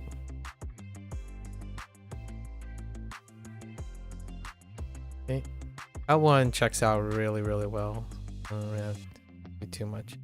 Jimmy Neutron is in front of his house doing another experiment where he is constructing a base out of hampers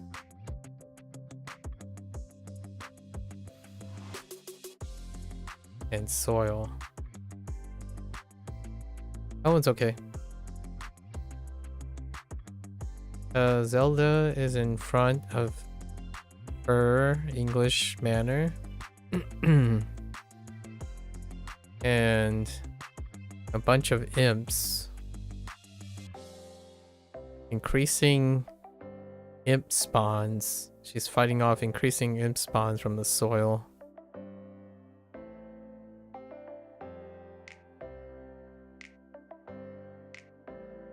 Imp. Honestly, I have no idea how the stroke order is for that one. Probably down the middle, then the two dots. And then Bigfoot traveling to the front of a mystical barn. I'm just kidding. A barn. A very special barn that happens to have a marked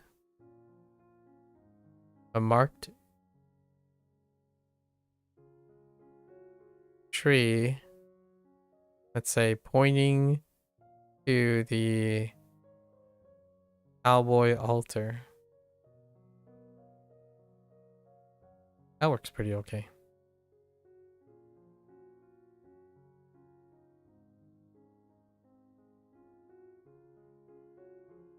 Sounds random and mystical enough. Poppycock, you know? Jimmy Neutron is in the basement of the English Manor. This one's a little rough. Like, why the English Manor? I don't know. Maybe Jimmy Neutron is in the basement of English Manor, being hired by some ritzy people to create scenery for their basement. That's good enough. Then we have Jimmy Neutron. It's in the bathroom of his house performing another experiment in which he's converting silk into snacks. And what about snacks? What does that even help me? Does that help me with what this is? Not particularly.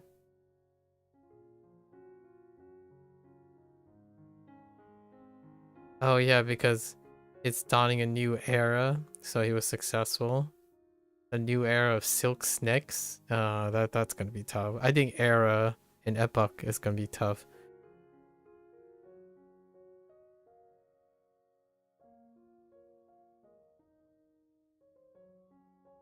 Unless I think of it as age as well. I should add age next time. Rest of stuff is pretty good. Alright, not too bad today.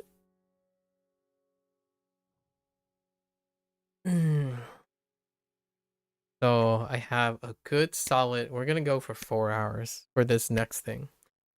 So that's a wrap for HanziHero for today. You're more than welcome to, follow along.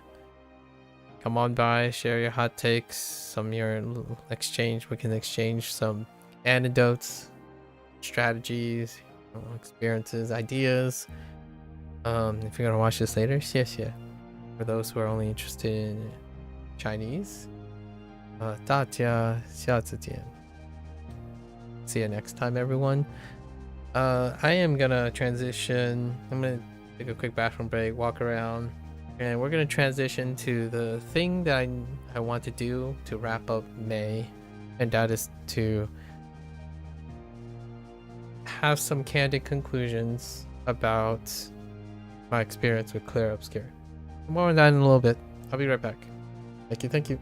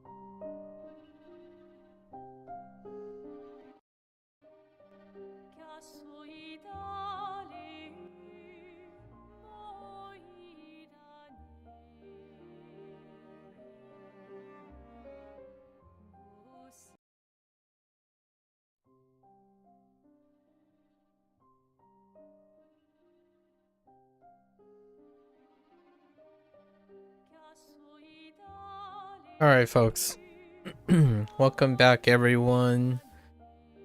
This is the end of May, and I had one extra project this month, and that was to play the game Clair Obscur Expedition 33.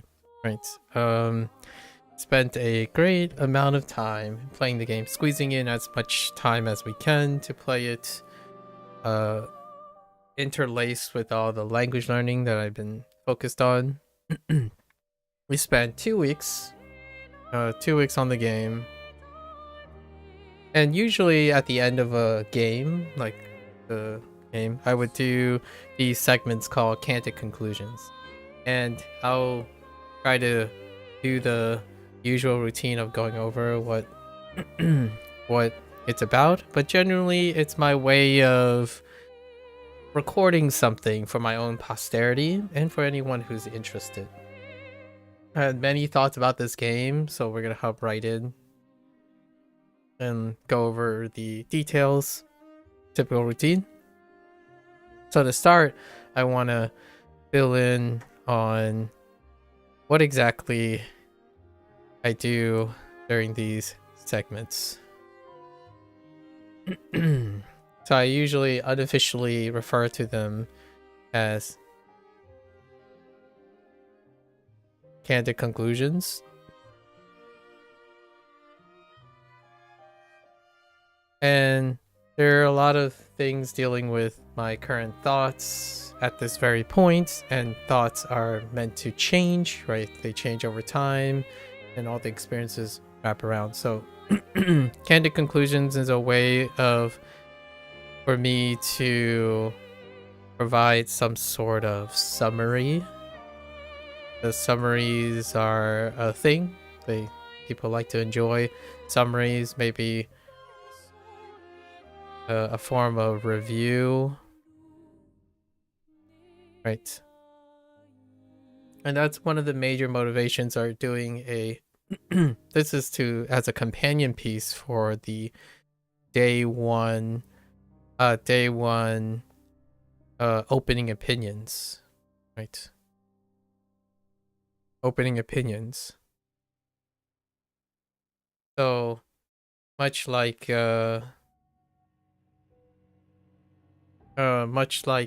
what I bring into it, the decision making and whatnot, it happens on the beginning of the day. So it's a summary of my intent, what I know, things and impressions that I'm going into, and why this game and all that. That's to provide retrospect in the future, as well as retrospect for this segment, the candid conclusion. So I usually refer to day one to see how much has changed or what has happened and whatnot, to contextualize these things.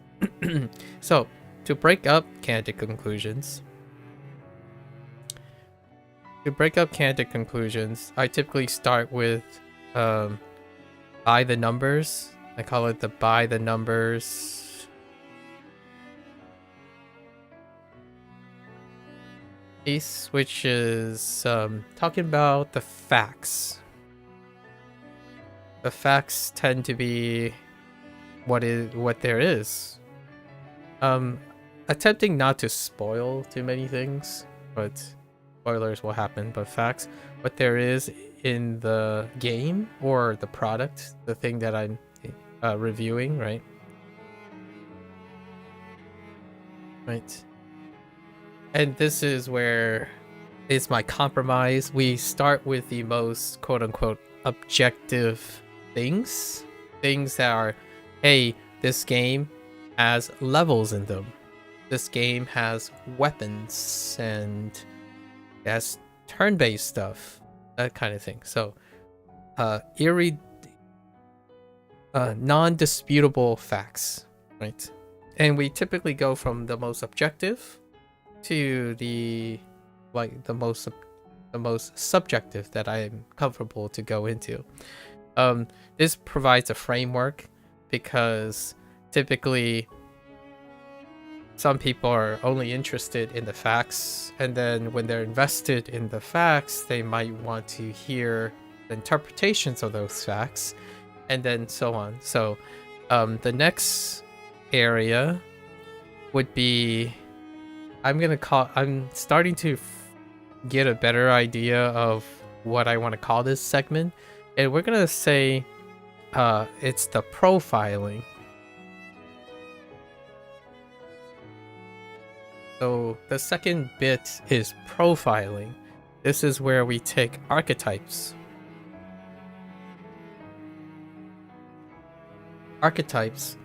and or patterns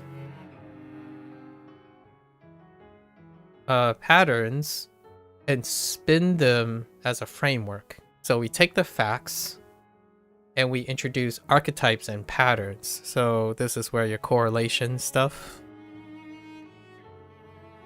correlation, not causation, correlation, right? Correlation and coincidences.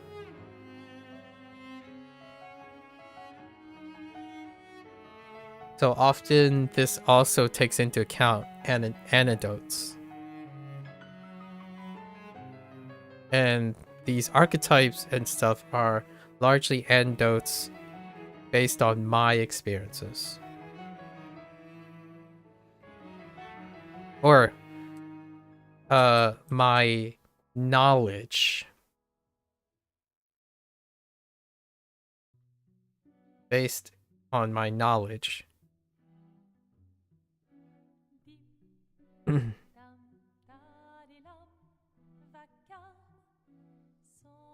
So not necessarily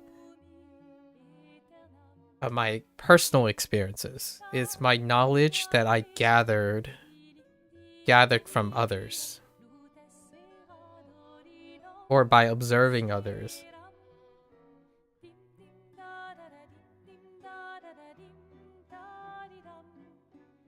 So this is when you take the facts, lots of the facts, and I try to create a structure around archetypes and coincidences and anecdotes. So it's almost like facts. It's almost like facts, but it's to create a narrative with those facts, right? And I do have to make a constant disclaimer. And that's that these are meant to be summaries and reviews. So that means this is not comprehensive. I think oftentimes when people look at summaries and reviews, they often get a little upset and or disappointed that a singular human being who has a collective experience did not include their opinions, their knowledge, missing facts. I know that I cannot know everything. I know that I choose not to show everything. Most of the time it's dealing with the things that are most important to me in the moment. So when things don't come to me, this is all improvised. This section, this type of thing is improvisational. So I didn't write anything prior to this. So it's not comprehensive. If I miss a point, perfectly valid. Contribute, right? That's awesome.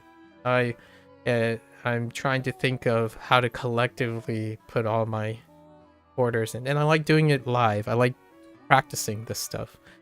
Speaking improvisationally keeps me active in how to think on my feet, right? And then writing and all this. It's kind of like teaching in a sense that when someone challenges you in real time, how well do you know your material, right?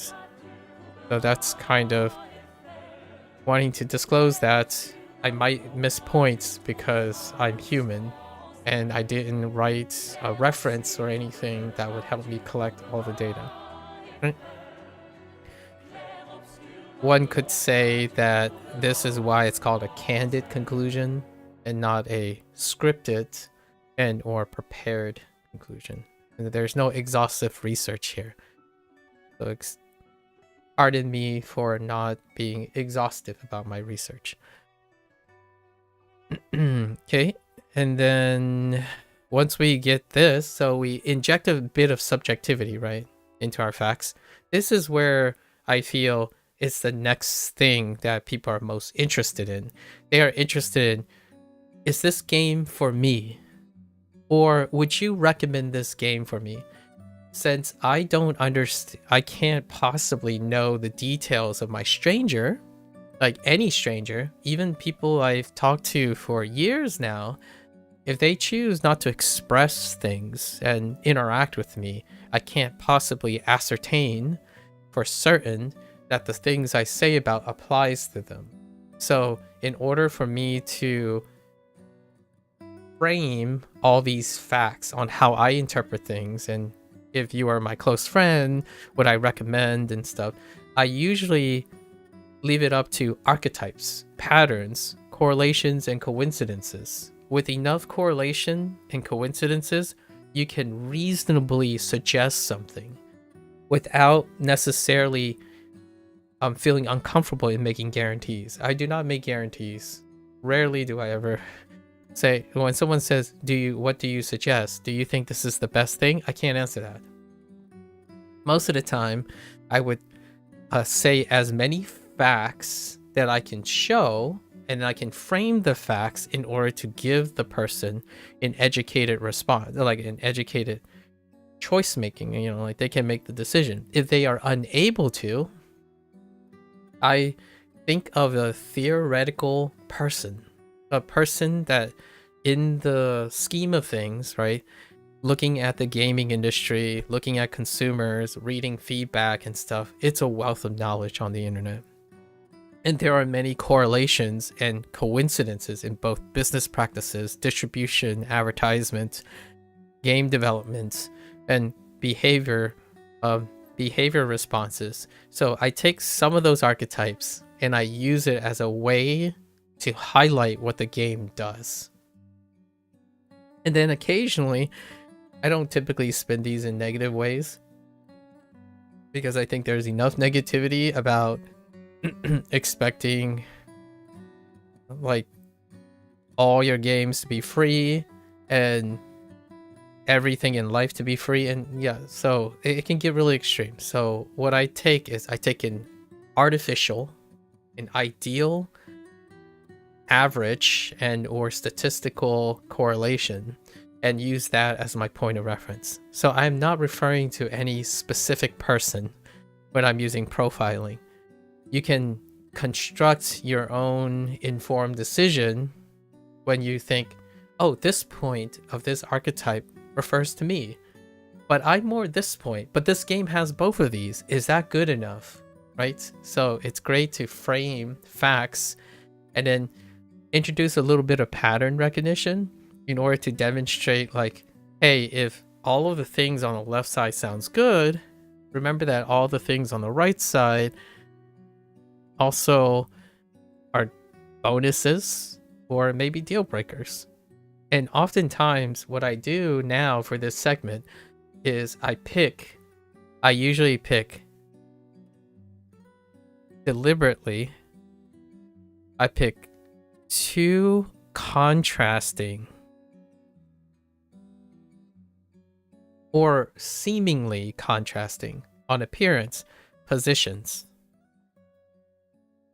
And this allows one to create some comparison and contrast. So for example, turn-based versus I don't know, real time. These are comparative and contrasting elements. There are thoughts and behavior associated with both turn-based and real time. The perceptions of turn-based and real time aligns with other types of mechanics and consumer elements more frequently than the others, right? Like when you think of a real-time game, you think of a minimized turn-based element in the game. However, you can still have a game that is turn-based and real-time, which brings us to Clair Obscur. So we'll get in that. And I use this two contrasting positions because nowadays that provides clarity. It provides a great foundation for clarity before I add all the messy bits into it, like well, it's not really this, it's not really that. But remember that we can use these archetypes to frame what is entirely catering to, like, say, a turn-based enthusiast versus a real-time competitive gamer. I'll let you decide on your own. It is very popular strategy for the internet, and it's a very nice starting point because when you can think of left and right, wrong, hard, easy, all, none, that's where we start. So outside the facts are in totality definitely number one. People don't argue about that. They just state it. It's like, that's fine. And then interpretation of those facts create archetypes. Like, oh, this game is basically a Souls-like, or this game is basically Final Fantasy, that kind of thing, right? It gives us an archetype. And then my last step, which is when I infuse my own. So the last step is the most subjective, which is I infuse, I don't know what this segment's gonna be called. We're gonna call it the personal takes.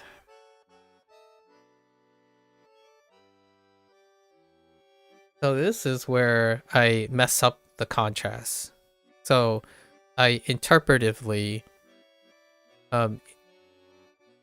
think about and add my own opinions. So this is where my opinions really happens. And that's usually, without saying too much, people don't care about other people's opinions until they are invested in the facts and their overall knowledge and position reductively. And then you finally get to, I'm interested. May I hear your opinions? So at the very last take is my opinions. These are things that I'm going to say about my personal experiences, right? My personal experiences.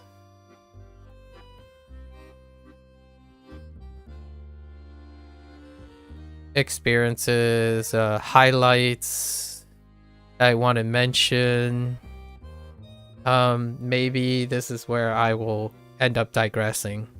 So I will be going off in random tangents, points that I want to highlight, like the idea of hybrid gaming, the definition of high fidelity, the defining traits of gold standards, and things like game of the year, that kind of thing. So we'll fit some of this stuff in.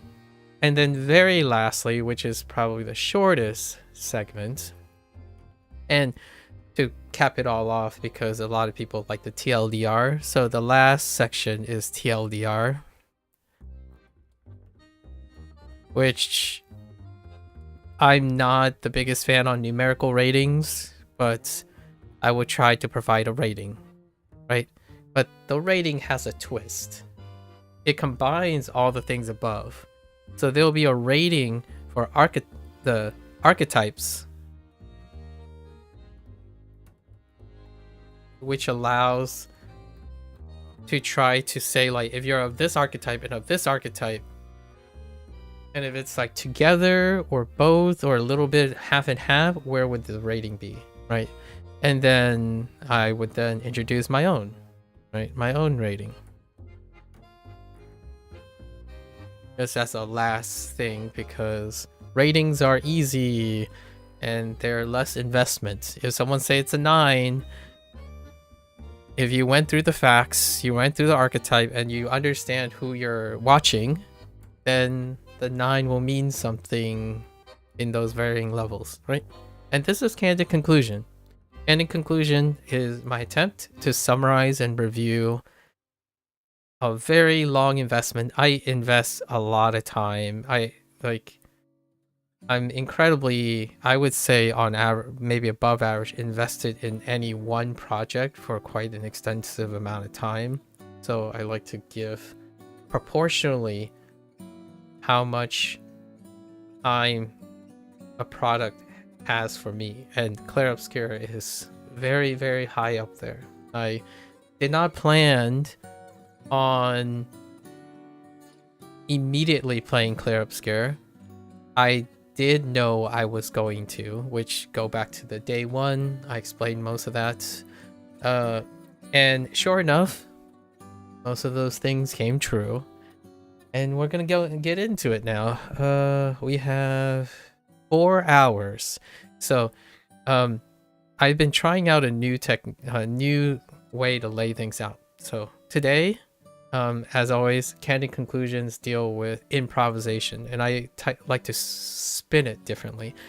I don't usually do the same format, like gameplay, story, and I don't frame most things out of habit. I think it's a lot more intellectually stimulating when you keep on trying new ways to express yourself and lay out things. That's what led me to many of these things that I have now.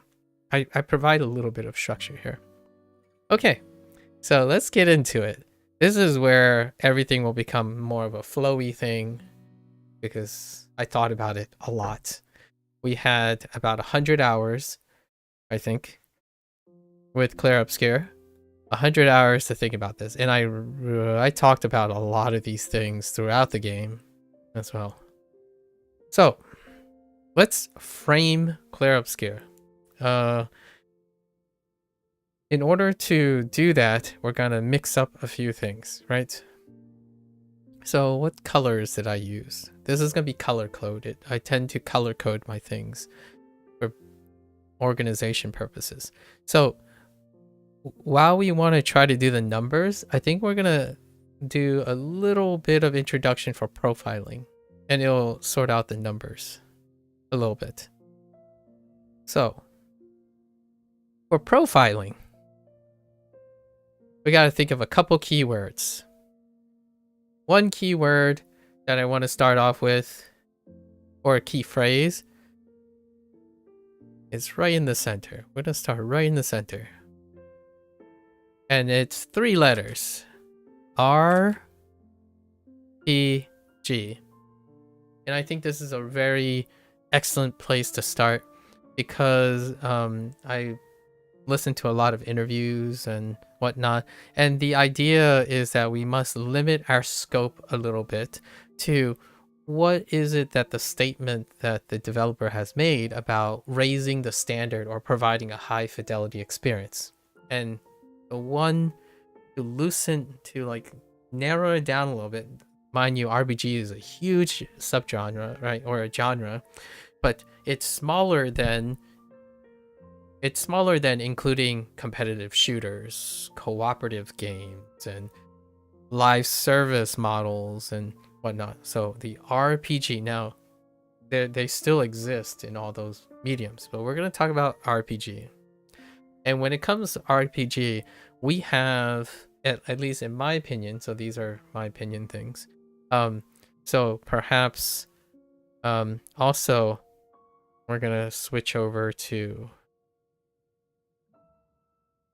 I use purple for my opinion. Okay.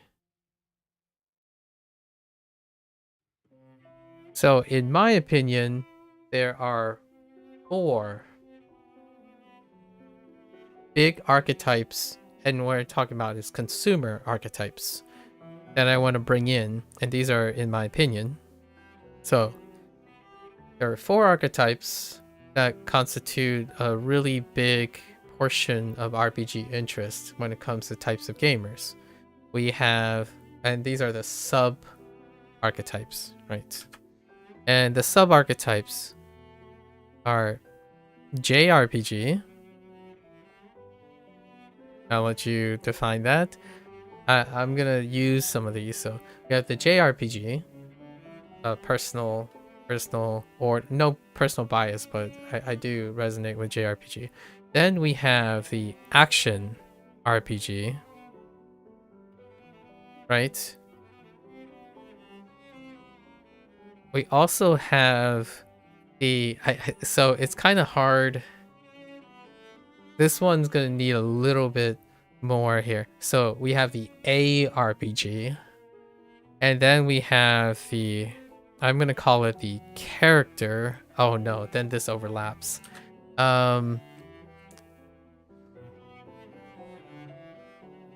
Let's write these out because A doesn't, it's not sufficient.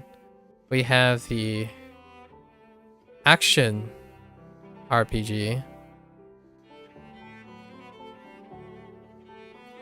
We have the character RPG.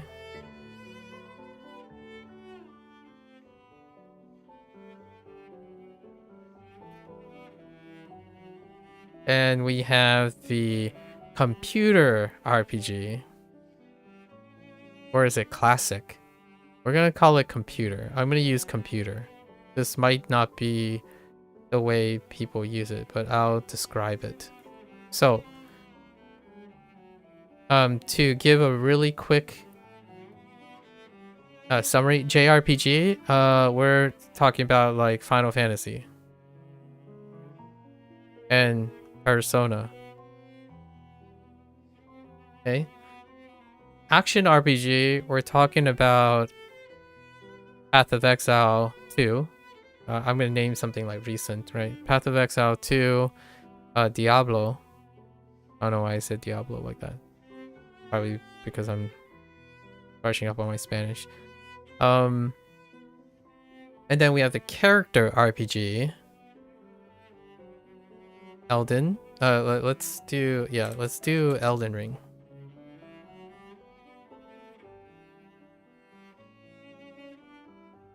And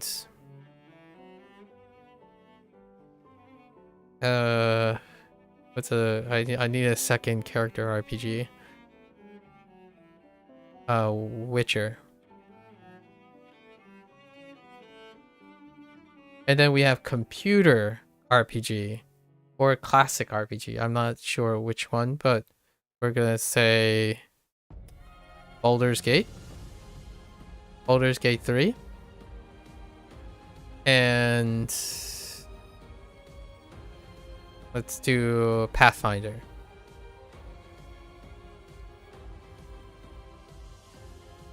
Now, while there are many qualities that overlap between a JRPG, ARPG, what I refer to as character RPG, although a lot of people often say action RPG for Elden Ring and Witcher and whatnot, they're character RPG, and I'll have a distinction for that. And then computer RPG. Now, they are very recognizable as a whole. When you see Final Fantasy, you see JRPG. What are those things? There's mechanical complexities, lots of characters, right? Drawn out cutscenes, stylized UI. That a lot of these will come into play soon enough. And then action RPGs, whack, you know, sometimes you don't even see your character. Sometimes it's very difficult to see your character, and they're typically isometric and really far out. So it's about the action, the screen filling action, the constant action that you're making. That is why I refer to them as action RPGs. And then Japanese RPGs. Now the Japanese represents the cultural aspect of Japanese. So lots of people would look at it like from a Western perspective would look at it as more the elements, the mechanics. It's turn-based, maybe some action time battle. Occasionally now is using hybrid action battle, turn-based mechanics like a materia system or the Picto system. Those are but it's infused by the Japanese culture. Like, understanding of the Japanese culture demonstrates this interesting aspect. Western RPGs tend to feel more like character RPGs, which also highlights how much arguably much more popular FromSoft is when it comes to emphasizing character RPGs. Character RPGs are you, the character, not a cast of characters. Persona, Final Fantasy, Clair Obscur features a cast of characters. You are the omnipotent, omniscient person. There is narration, right? A narrative. And then there is a cast of characters interacting that you are the observer. A character RPG is when you assume the role of the character and everything revolves around that character. Geralt of Rivia, the Tarnish, you do not lose track of your character. Everything is from that perspective of that character, right? And there is some wiggle room between character RPGs and JRPGs. Lots of times people do a fusion between JRPG and character RPG, where technically, if you look at Clair Obscur, you can kind of resonate predominantly with one main character.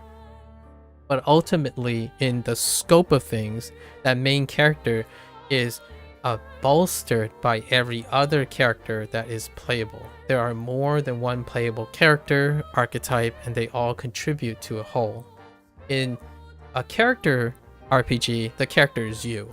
You are the main character. You project your decisions into it. Geralt of Rivia does, like Witcher, does blend a bit of the JRPG style of like framing situations, but ultimately Geralt is a projection of you. You make the decisions. You affect the narrative in the sense that you can still have agency over what is being portrayed.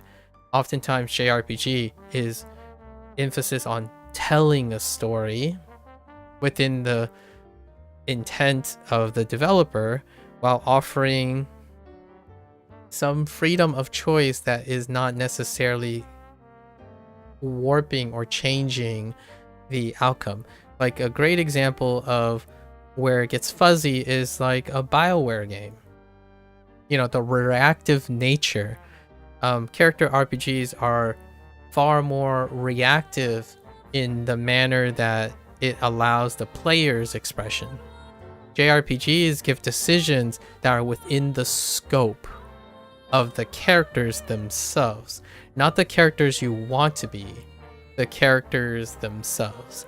So no matter how much you want this person to be a smart person because you think they're cute as well, they behave within the realm of their storytelling. Character RPGs lean heavier on freedom. Like if you want to be a absolute jerk, you can annihilate everyone in Elden Ring. Like all your NPCs, you can just axe them. And there are some elements of that. But the thing is, when we're talking about Clair Obscur, because Clair Obscur is going towards the hybrid sense, and that creates more hands in cookie jars. And then we have the computer RPG, which is, again, all these overlap to some extent, but the computer RPG goes absolutely where you combine the story traits of JRPG and you elevate them to the story conditions of character RPGs. So your character and JRPG is entirely front-loaded into the writing. So we're getting closer to like BioWare, which Lorian's Baldur's Gate 3 is a unhinged masterclass of the realization that you can have those things. but they are also incredibly rare. So Baldur's Gate did, in fact, did a gold standard of hybridizing JRPG elements and character RPG elements. That highlights them, but these are rare. They come along, in my opinion, they do, where they manage to balance the things.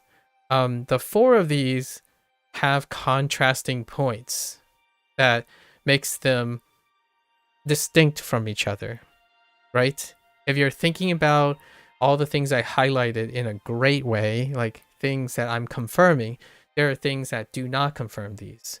Like a character RPG lacks a complex system that deals with planning. A lot of times, like that stuff gets stripped away because it's a character RPG. It doesn't have characters you don't care about. For example, character RPGs surround you and make you important. If suddenly a character RPG decides this boss is your new character now, you need to remove your old character because your old character doesn't belong in the narrative anymore. That is not something a character RPG would commonly do. In JRPGs, anything can happen to your character. Your character is a consequence of all your other characters. Sometimes your character is not even there anymore. Your character, the character you start with, you can lose your character. In fact, one of the more impactful storylines, which, by the way, to me, I think it was from day one, the moment I read that Act 1 was listed by the character name, I knew that Gustav was not going to be the character after Act 1. Those are the expectations of storytelling. They're not the expectations of desire of a character. Character RPGs have a superhero. We'll talk about these 2 very soon because that's what Clair Obscur decides to point their directional philosophy. Not that they might have gone out to do in the first place, coincidentally, right? We're talking about coincidences now. Where the inspiration and stuff that would line up, it lined up between JRPG and character RPG, not action RPG or computer RPG. And those are going to be the elements that I list that are features of RPG games that are missing in Clair Obscur, but it may be beyond the scope of what they do because there are contrasting points. In action RPG, if it's all about the action, the character can be lost. What does an action RPG not have room for? Not even the distinction nature of your character. Your character is based on its actions that it can do. How fast and what kind of way do you dismantle the boss? It's not about the lore behind your character, which character RPGs rely on. Character RPGs rely on lore. JRPGs rely on narrative. Computer RPGs dispense with mechanical things in order to bring in the most reactive narration of the characters and the world building. So oftentimes their combat systems and their mechanics reflect responsiveness, not the element of its idiosyncrasies or its esoteric nature. Character RPGs are a projection of you, and they typically use intuitive designs that represent the player's decision making. Like, you want to whack things with big swords. That's great. Let's put in things with big swords. You want to feel good throwing rocket launchers at things or shooting large bolts of lightning. That's a projection of you. And they often offer very much choice in that nature. In a JRPG, you try to empathize and assume the empathy with all the other characters. You don't like magic? This character uses magic. Like, period. You don't like to use this? A great game makes use of all of their characters. If you don't like some of the characters and their deal breakers, character RPG is more for you. Right?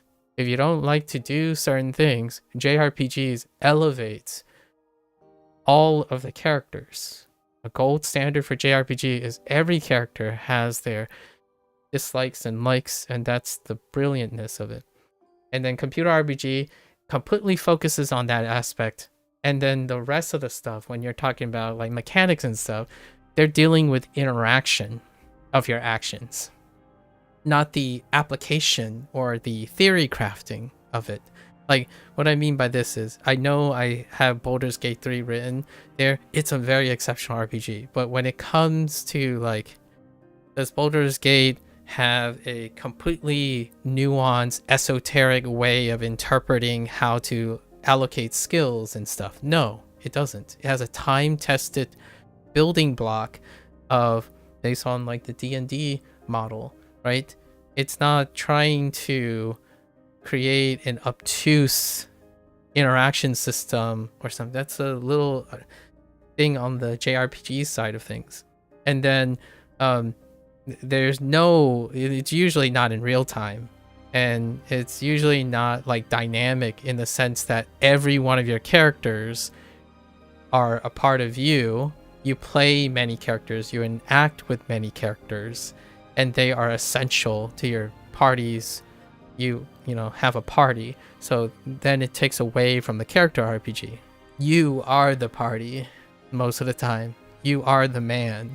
Character RPG. And in action RPG, you can see that these represent the 4 spheres. And the 2 spheres that I want to go into that is relevant to Clair Obscur, in my opinion, because I only want to choose 2, and they're in order to compare and contrast. So, with that said, I will have to concede and apologize for the need of my compositional means. We're going to pick the JRPG and the character RPG. Now, there's something to be said about a AAA, like a AAA, whatever is considered AAA and AA. I think it is possible to incorporate all 4 of these in some grand scheme, but I think that can become too unfocused, right? So a lot of times when we think of AAA, this is going to be my take here. When you think of AAA and then AA, right? And that has been applied. These are buzzwords for a Clair Obscur. Clair Obscur often is in, this is where Clair sits.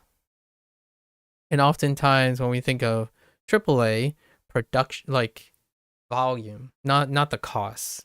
We're definitely not talking about costs here. Cost is very nebulous, right?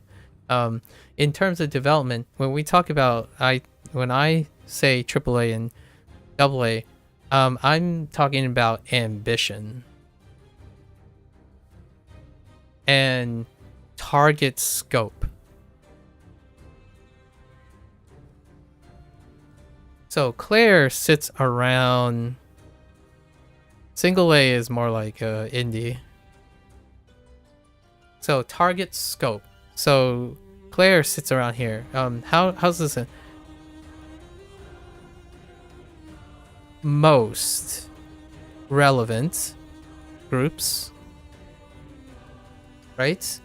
Or everyone. And A is niche. So this is what I mean by scope. If I'm talking about AAA, their goal is to combine as many design choices and archetypes so that it reaches the largest possible audience.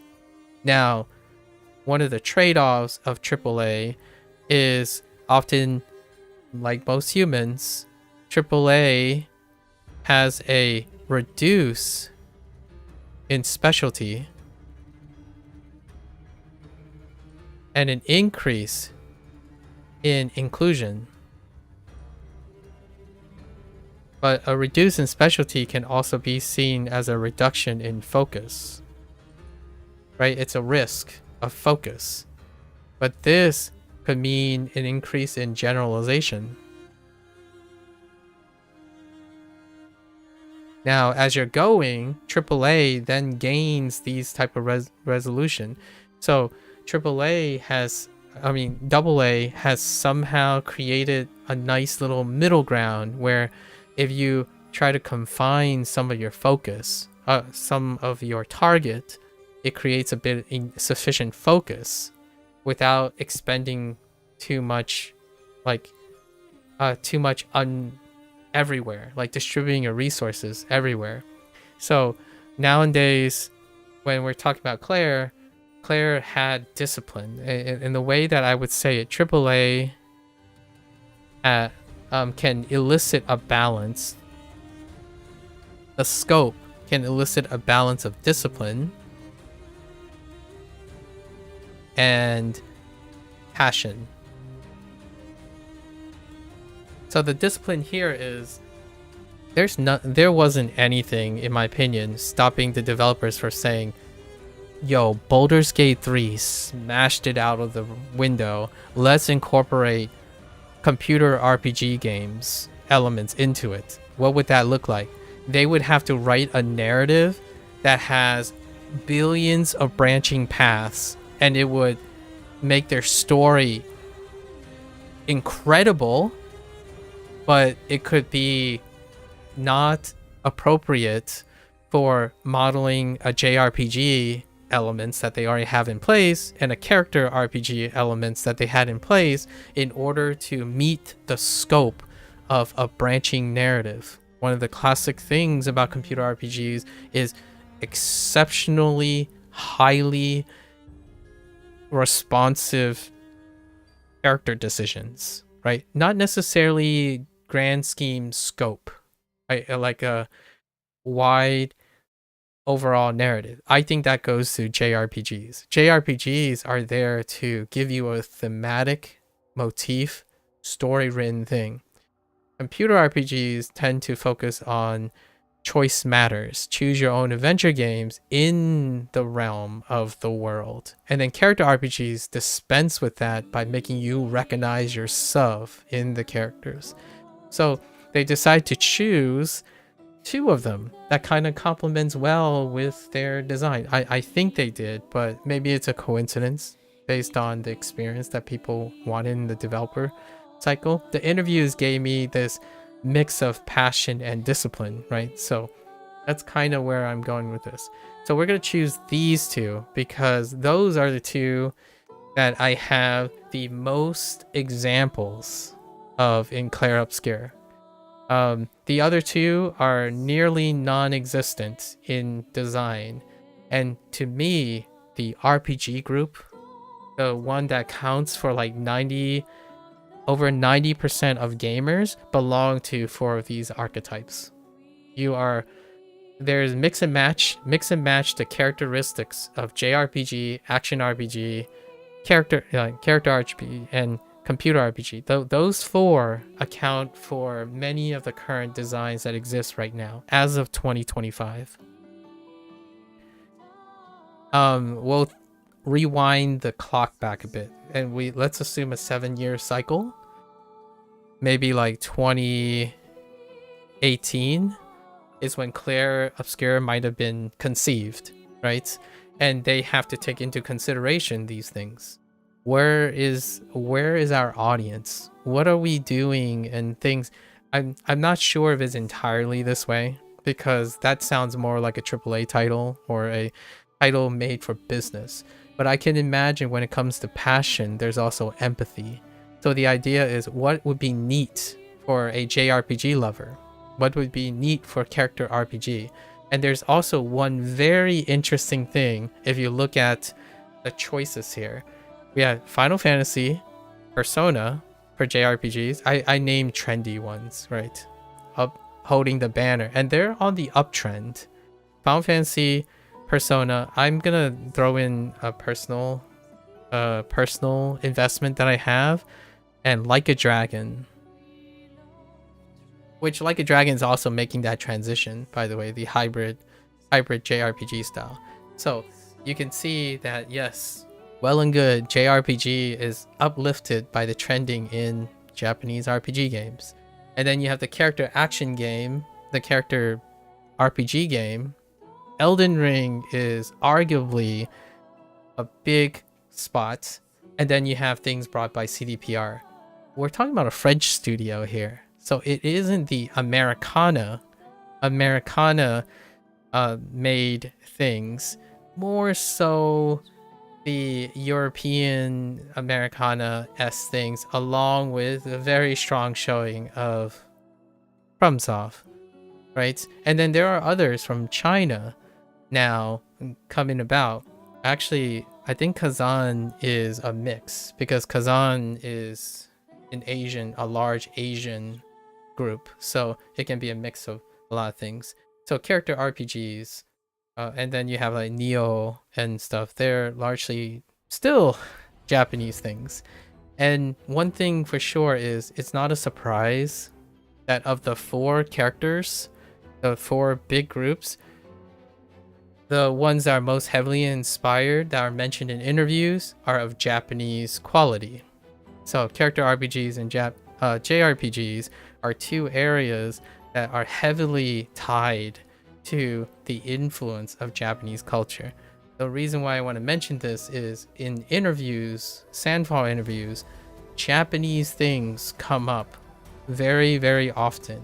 And the theme of trying to elevate and offering high fidelity RPG comes in the reference and context of Japanese RPGs, and not JRPGs specifically, but things that are characteristic of Japanese developers and the Japanese audience.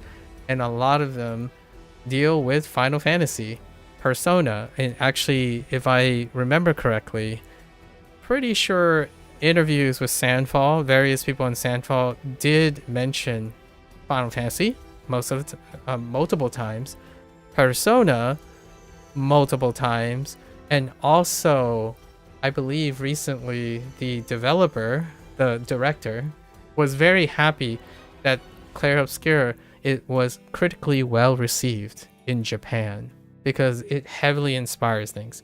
So it's not surprising that we're going to be talking about FromSoft in this discussion. The depictions, the artistry, many of the illusions, the type of dark fantasy. Dark fantasy is a lot of Final Fantasy and all of FromSoft. But I threw in Witcher because Witcher is a personal thing of mine. So I threw in Witcher as an alternative example of a character RPG that is trying to stretch. So CDPR tries to stretch into computer RPG, and they don't necessarily touch JRPG at all in that sense, but they try to stretch into other areas, right? Which that is a risk they take. And Cyberpunk 2077 is a great example of a character RPG that is continuing to develop that feeling of what makes computer RPGs great, right? And oftentimes when you think of computer RPGs, you actually think of, in my opinion right now, European design. And I know that sounds a little generic. I'm sorry, there are a lot of countries that contribute to computer RPGs, but it is exceptionally heightened. Like D&D stuff is, I would say, disproportionately still far more interested in that region than the United States, even then. I think the United States is solely, actually RPGs aren't even on the top in the United States. So we're specifically talking about RPGs right now, but you know, you have to take a nod to what is actually driving. If you're talking about actual business and popularity and game time, they are none of these 4 categories. They are not RPGs. They are competitive live service games. If we had to take about volume and playtime. So that's beyond the scope of this. We want to keep it focused on Clair Obscur. And these are the 2 that I think will create lots of transparency on its success as tackling the standards of RPG. And if I had to think about volume, right? Volume of variety, I would say a character RPG and JRPG are far more numerous than action RPGs and computer RPGs. Action RPGs and computer RPGs are still constituted as far more niche than it is JRPG and character RPGs. So when the directors said they want to offer a high fidelity experience that combines modern day RPG elements and elevate them, it's probably to demonstrate the statements that might be a consequence of the volume of these things.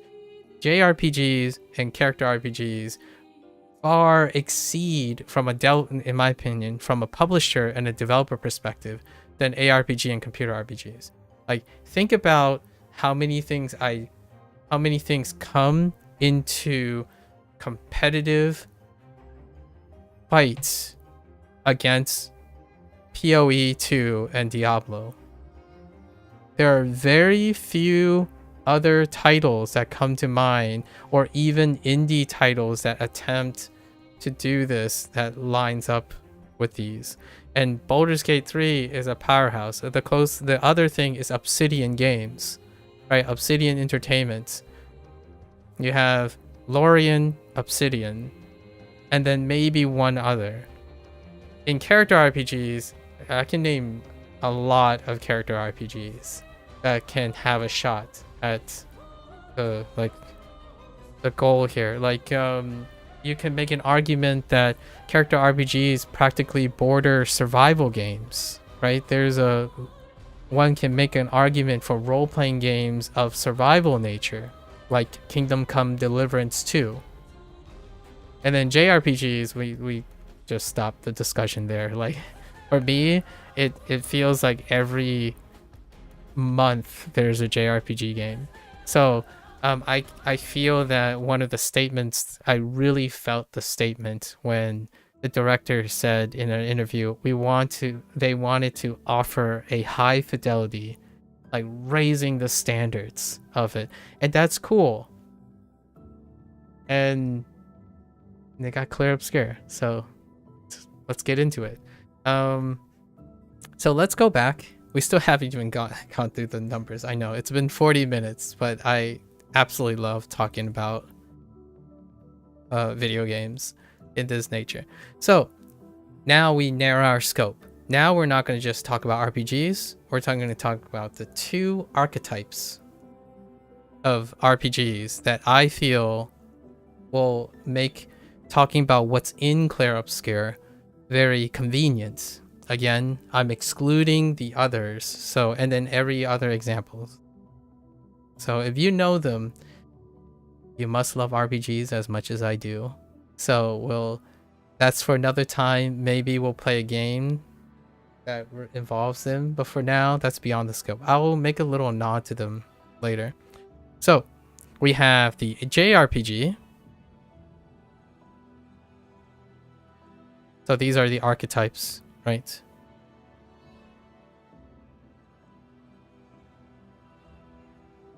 And at the other end, we have the character RPG.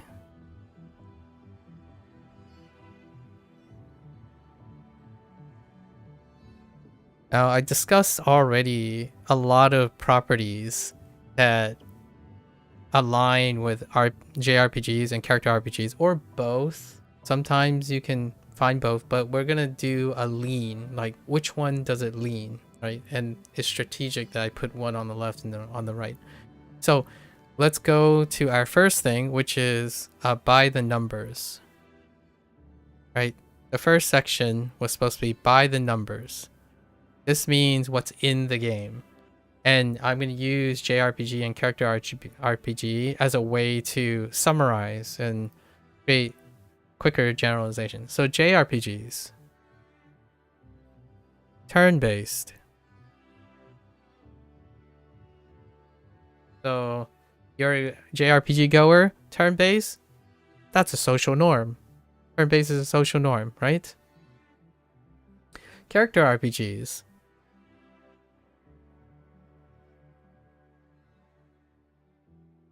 Real-time dodge, parry, real time. We're not gonna spoil too much. Well, we can spoil real time, and that is defensive.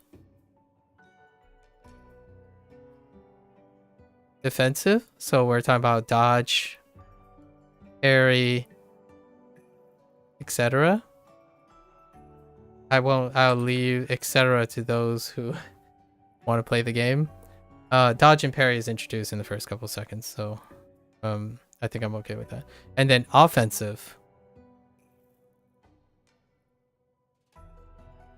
These are QTEs. A lot of people refer to these as QTEs. There you go. So, if you say, oh yeah, I like real time, so satisfying playing a character RPG. You gotta dodge, parry at the right time, and then you just smash the person's face in by entering a combination. Nailed it. This game has it. And then you're like, you know, I do like it in a turn-based way too. I don't mind like having to be ready to defend and attack. Nailed it. So now you have both. And in this way, these two elements, I'm gonna add a third column. Frequency. Or contribution.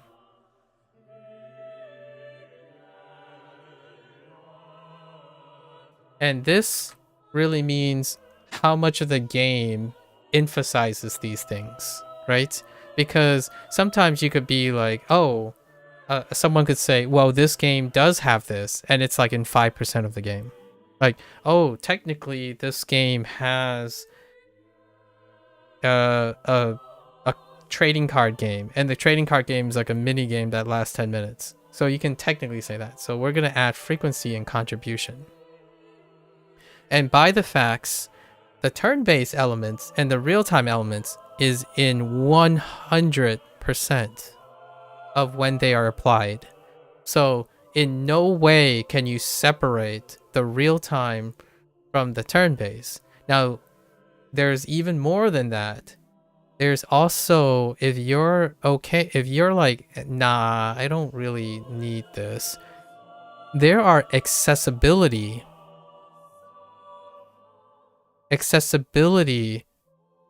settings to turn off or to autoplay the character RPG.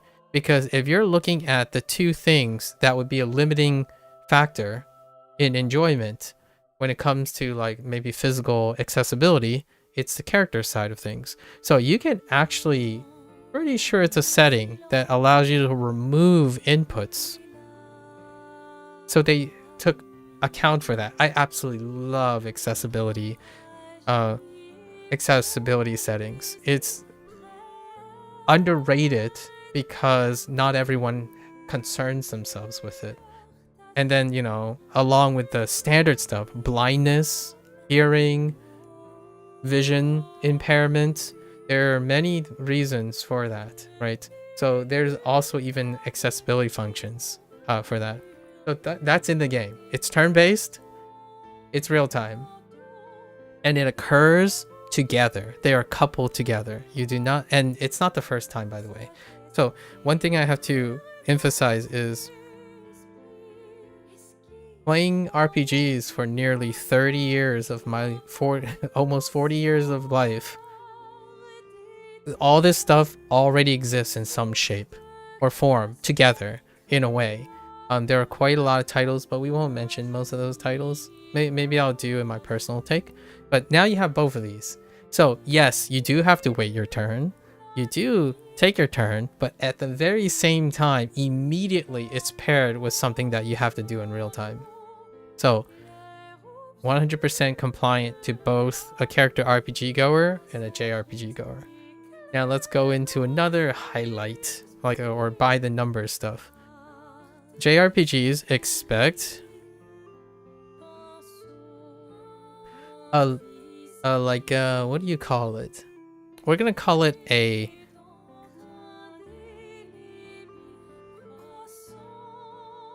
character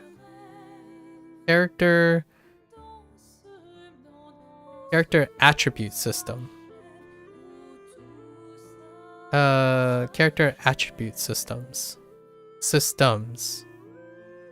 what is that? On the JRPG side, usually it has some sort of interaction with depth. So in itself, it occupies theory crafting.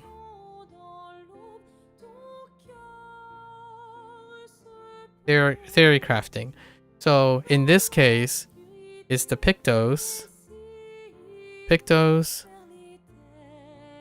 weapons, Lumina,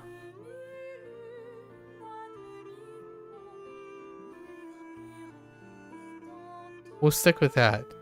Yeah, Pictos, weapons, and Lumina, right? There are also character systems. Character systems as in each character archetype. Inherent, we'll call it inherent systems. Or inherent traits, right? This is to be expected. And because of this, also you're necessarily obligated, or there's an encouragement to use them, right? You have to, these are essential systems. Now there is a bit of overlap on this side of things. Within the character, usually your character of choice,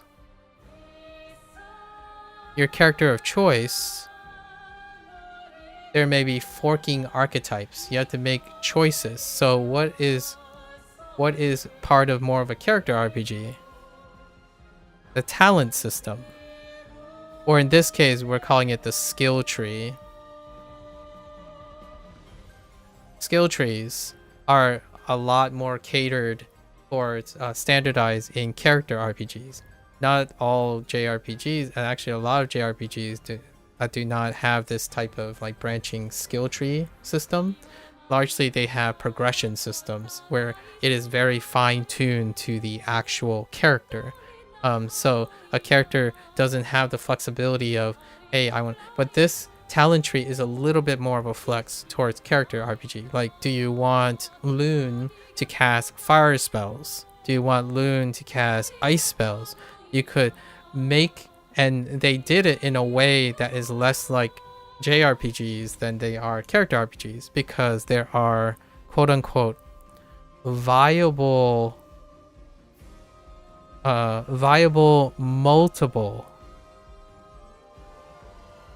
routes to play your character.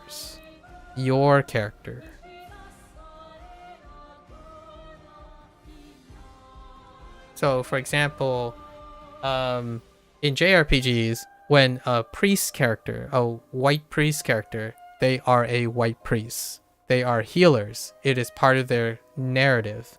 This character is wholesome, kind, maybe a little bit of klutz, and part of their system and storytelling is they heal, and that's it. That's what they do. They heal. But in this game, you can choose all of them to be damage dealers, and how they deal the damage. They can all free aim. They can technically, and within their skill system, there is some flexibility in choosing your character's archetype and skill build. So for me, my entire team was glass cannons. Everything was ham as heck. And then near the very end of the game, I decided maybe I should do some support system. In a JRPG, if you walk into a battle and you tell yourself, I don't need a healer, or like a despeller or something, you're probably gonna get slapped in the face. Like, oh, you want to dodge this? You can't dodge this. Like, you'll die. So you need a healer. So the reason why I say this is I was watching one or two of the people that I watch a lot, and they were playing this game, and they went that way. They had a character that in the beginning, like when they were doing the duelists, the character tanked like massive. Like Mael was a tank. She was taking like 4 damage from the duelists, and we were around the same level. But because of all the mitigation you can stack onto it, Mael could take like 10 damage. My Mael took like 5,000 damage when it got whacked. All my characters died like 5 times over. It was to the point where you don't bother with healing. Like all of them are glass cannons, so you can't. Why heal when none of your characters can survive a hit? So that really caters to character RPGs, and it's to the point where sure, you might not like this character, which is more of the JRPG side, which we haven't highlighted yet, but the playing of the character has a lot of flexibility. When I think of JRPGs, the characters play like them, as in the characters are made to play like them. You get a lot of skills, but the skills are all themed around them. So in this way, it's a great compromise. You can make a character, like you can make Mael just sit there and face tank if you want. You can, because the Picto system, while there is this system of theory crafting and character attribute system, it has a lot of flexibility. So that is something that's absolutely a win for character RPGs. You don't like this playstyle for this character? Choose a different playstyle. So there are viable multiple playstyles for each, sufficiently enough playstyles. Characters don't have ingrained archetypes in them. Like, I'm sorry, this person is a wizard. They cast spells. So even when there was like the intrinsic inherent steps, like Loon casts spells, but the spells can be different. The way you play Loon while she's casting spells can be different. So it's a hybrid between the two. And in terms of frequency and contribution, we're gonna say 50%, 50-50. 50-50. And this is where the hybrid comes in. So what am I saying about 50-50? Which technically is still 1-to-1, so you could make an argument it's 100%. However, not so much in this case. This one, like, I say 50-50 contribution because if you dispense with Pictos, like you don't want to make complicated, over powerful things. It just needs to be powerful enough. And I think it's like 50% of contribution. And then your playstyle is 50%. If you don't want a playstyle and you just go with the playstyle that they're funneling you in, it's fine. Like, the weapons naturally lead you to an archetype. The Pictos, you don't have to be someone who's like a veteran in complex materia systems or something. If you like counterattacks, go look at all the counterattacks. If you like burn stuff, go find all the burn keywords. So in a way, you can have the game dictate your playstyle. Or you can make the story dictate your playstyle, as in wherever your experience is, if you pick up things and they line up, plug them together. And it might sound like to a character RPG player, they'd be like, it's not just boring, like you just pick up whatever and then you just slot in the same things and they work. Like, what if I wanted to play a certain other way? Well, you're never gonna find those things, or you haven't found those things, and that is that's a knock on. That's not a very great positive thing for character RPGs. However, it's enough. It's like a 50-50. So there is enough chances that you can see different ways to win, different ways to beat the game, which is why real time is great. There are different ways. Real time means no matter what you do on the JRPG side, right? So this is one of the biggest contrasts between the mindset between a character RPG and a JRPG. JRPG, you'll lose without understanding.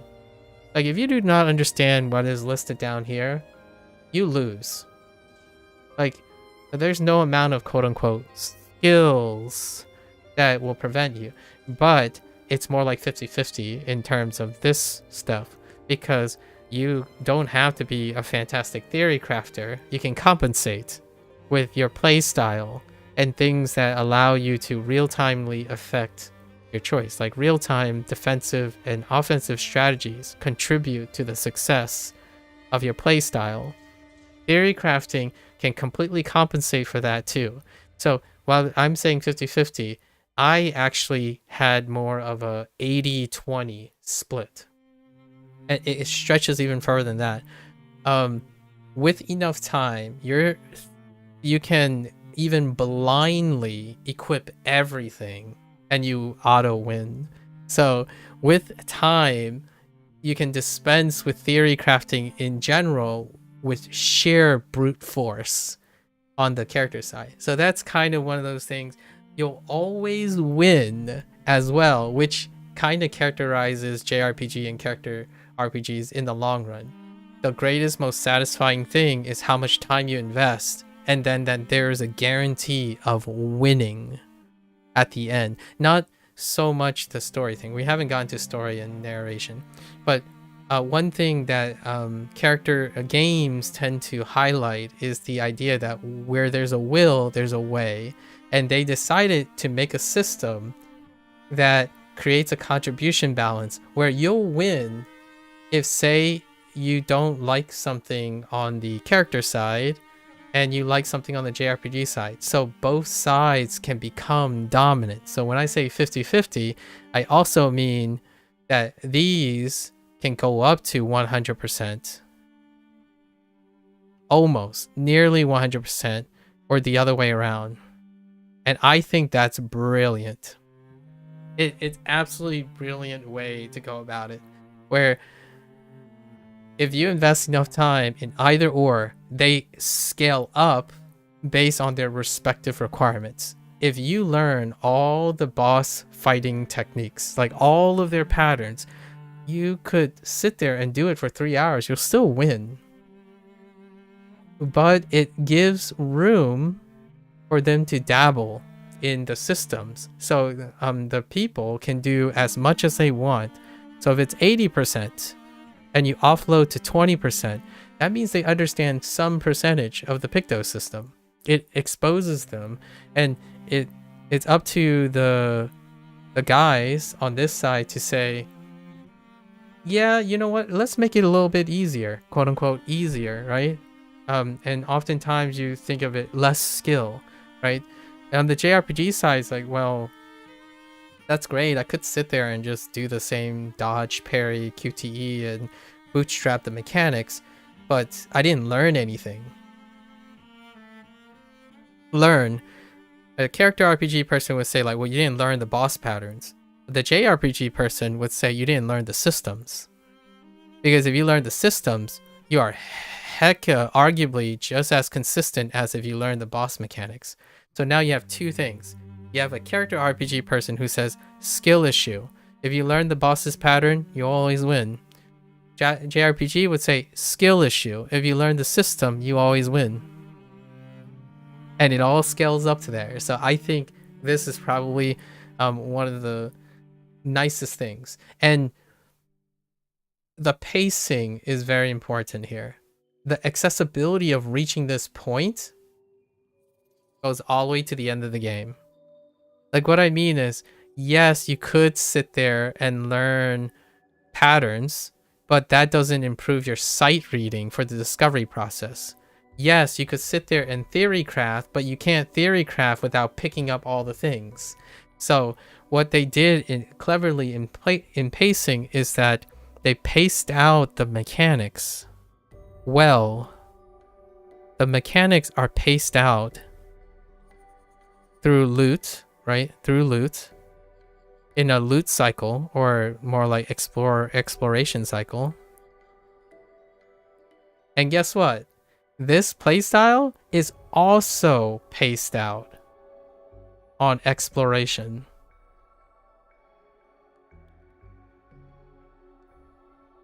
So it's so beautiful.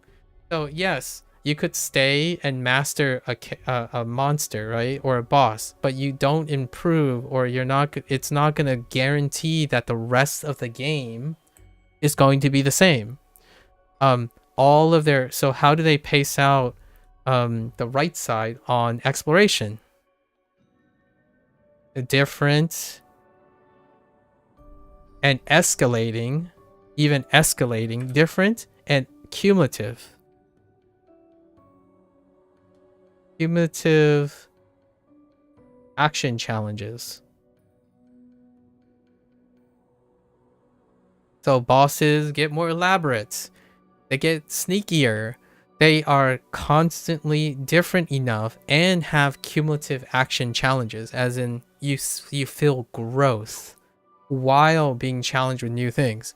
And for loot, and you need to explore to do that. You need to go to different locations, look at different monsters, and it's a treat, right? It's a treat.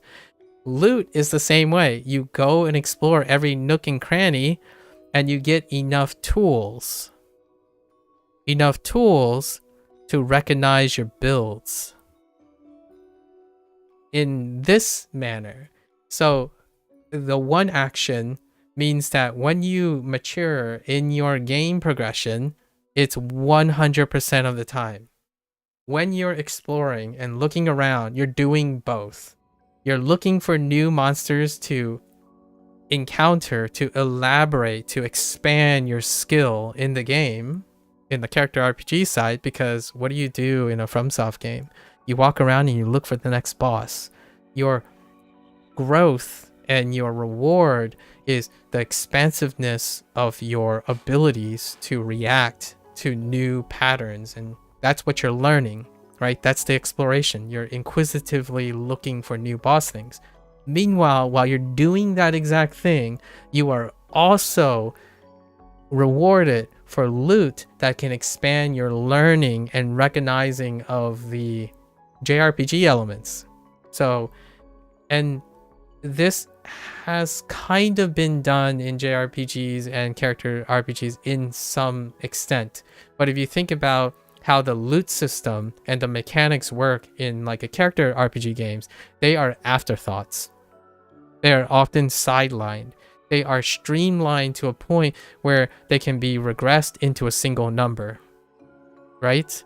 Like, oh, I need a strength weapon. Run, kill a boss. Oh, the boss is so good. And you pick up the loot. Oh, this is a magic weapon. And that's as much reward as you get for that, right? Meanwhile, JRPG is the opposite. It's like, oh, okay, this is a boss, but I'm really working on my build. I wonder what this boss is going to give me in terms of my build. Like, are they going to have a new mechanic which my build gets like circumvented, so then they introduce a new mechanic to me, so I have to work on my build some more, and then the boss will give me those builds. And the nice thing about even more meta than this is oftentimes I mentioned cumulative action challenges. So there is legacy in Clair Obscur. When you beat a boss or beat an enemy, it contributes to some knowledge and prep for the boss or the people in it for later stages, and they build on top of that.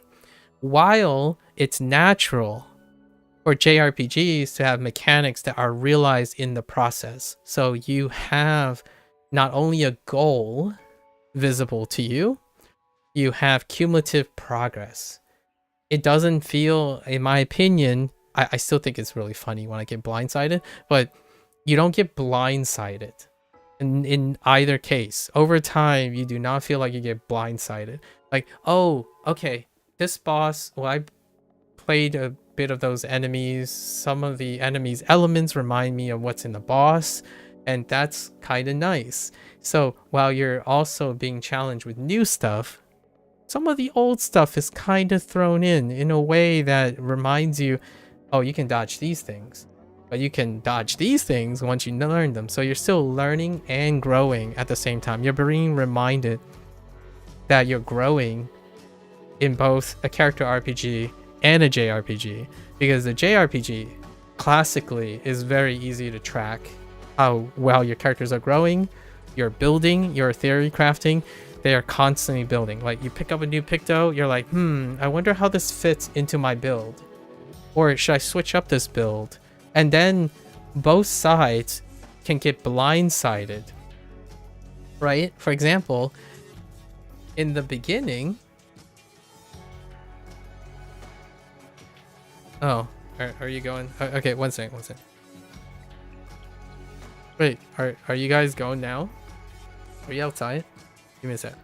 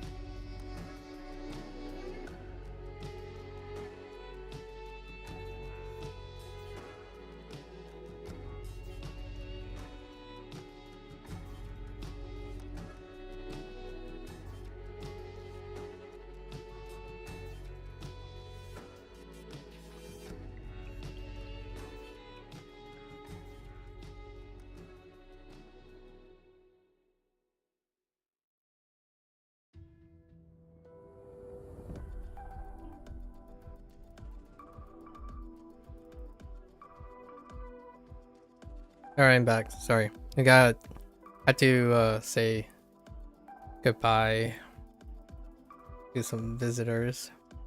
Friend and my sister was home. Okay. So, yeah. What was I saying?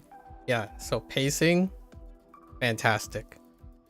When you pick up a Pictos, the first thing I think about, you kill a boss, it's like, oh yeah. So here's the routine, right? New enemy type. Oh, what are these enemies? What are they gonna do? So you just sit there, you wait to see, and sometimes you get blindsided. And when you get into a new area, you're naturally going to get blindsided, right? But that's an expectation. But then you play an enemy, it's like, okay, so what does this enemy do? And then when you get to the boss, you kind of feel like it's attached to the area. And the Pictos, the loot, as well as the weapons, weapons, and plentiful lumina from the Pictos represent a lot of the game's mechanics that are existing in the area quite a lot. Like, oh hey, this mob, the gimmick of this mob is to damage themselves for shields. What is it going to drop from that mob? Gain AP when hit, but you stop gaining AP when dodging. That's in my opinion fantastic. So not only is the loot system on the JRPG, it's one of those things like you don't hear. Sometimes you hear the joke all the time. It's like, wow, it looks like we killed the slime and it happened to eat a whole house and some gold. And then you're thinking, well, isn't there a currency system in Expedition? It's chroma.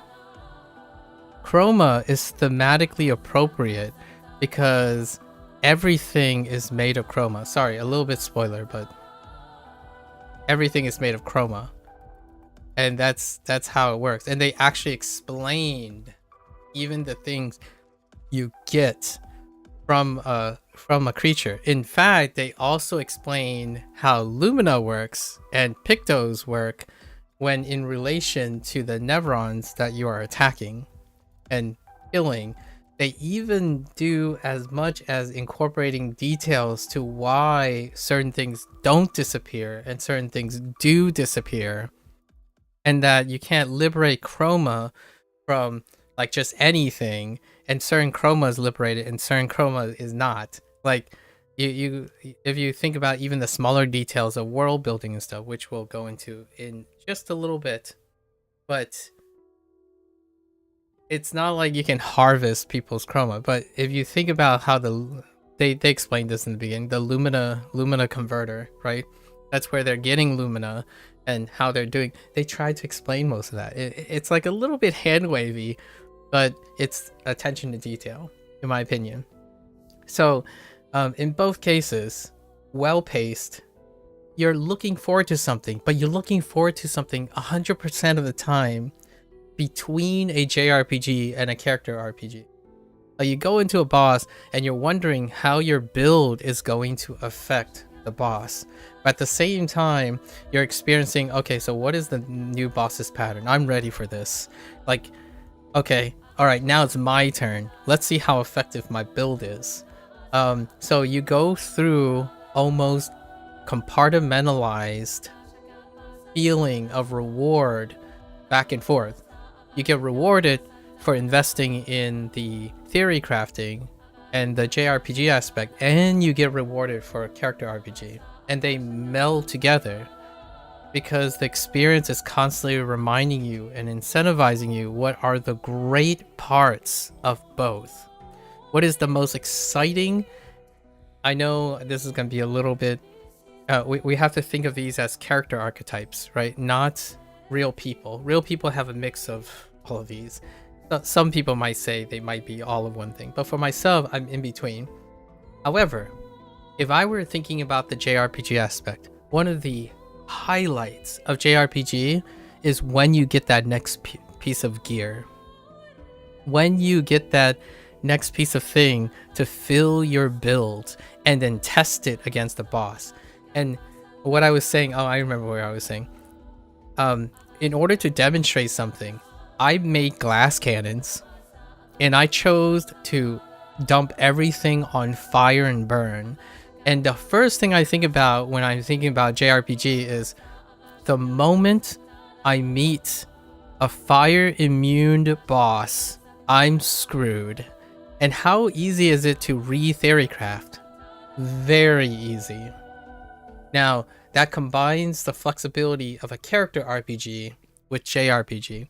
Like, you know, the whole time I was thinking like a lot of most people are thinking about when they first think about turn-based RPGs. They think about, okay, if I invest in this attribute and if I invest in this, you know, chat, tell me, what, give me some hints. Like what stats are good? All of them. That's the best part about the game. Like, do dump everything in whatever you do. You can make it work. It can work. So it's one of the nice things about recognizing whatever your build is, but at the same time, the character RPG nature makes it so that dump it in whatever you want. But at the same time, they gave you enough JRPG depth that whatever you get dumped in on, you can double down on with both.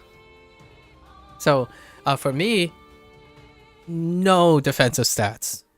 All speed, all crits. In early stages, I made all the crits, you know, rush for 100% crit, and everything was glass cannon. No vitality, no nothing. And all the way to the end of the game, I still didn't do any vitality or anything. By the end of the game, though, you get one-shotted a lot without building prior.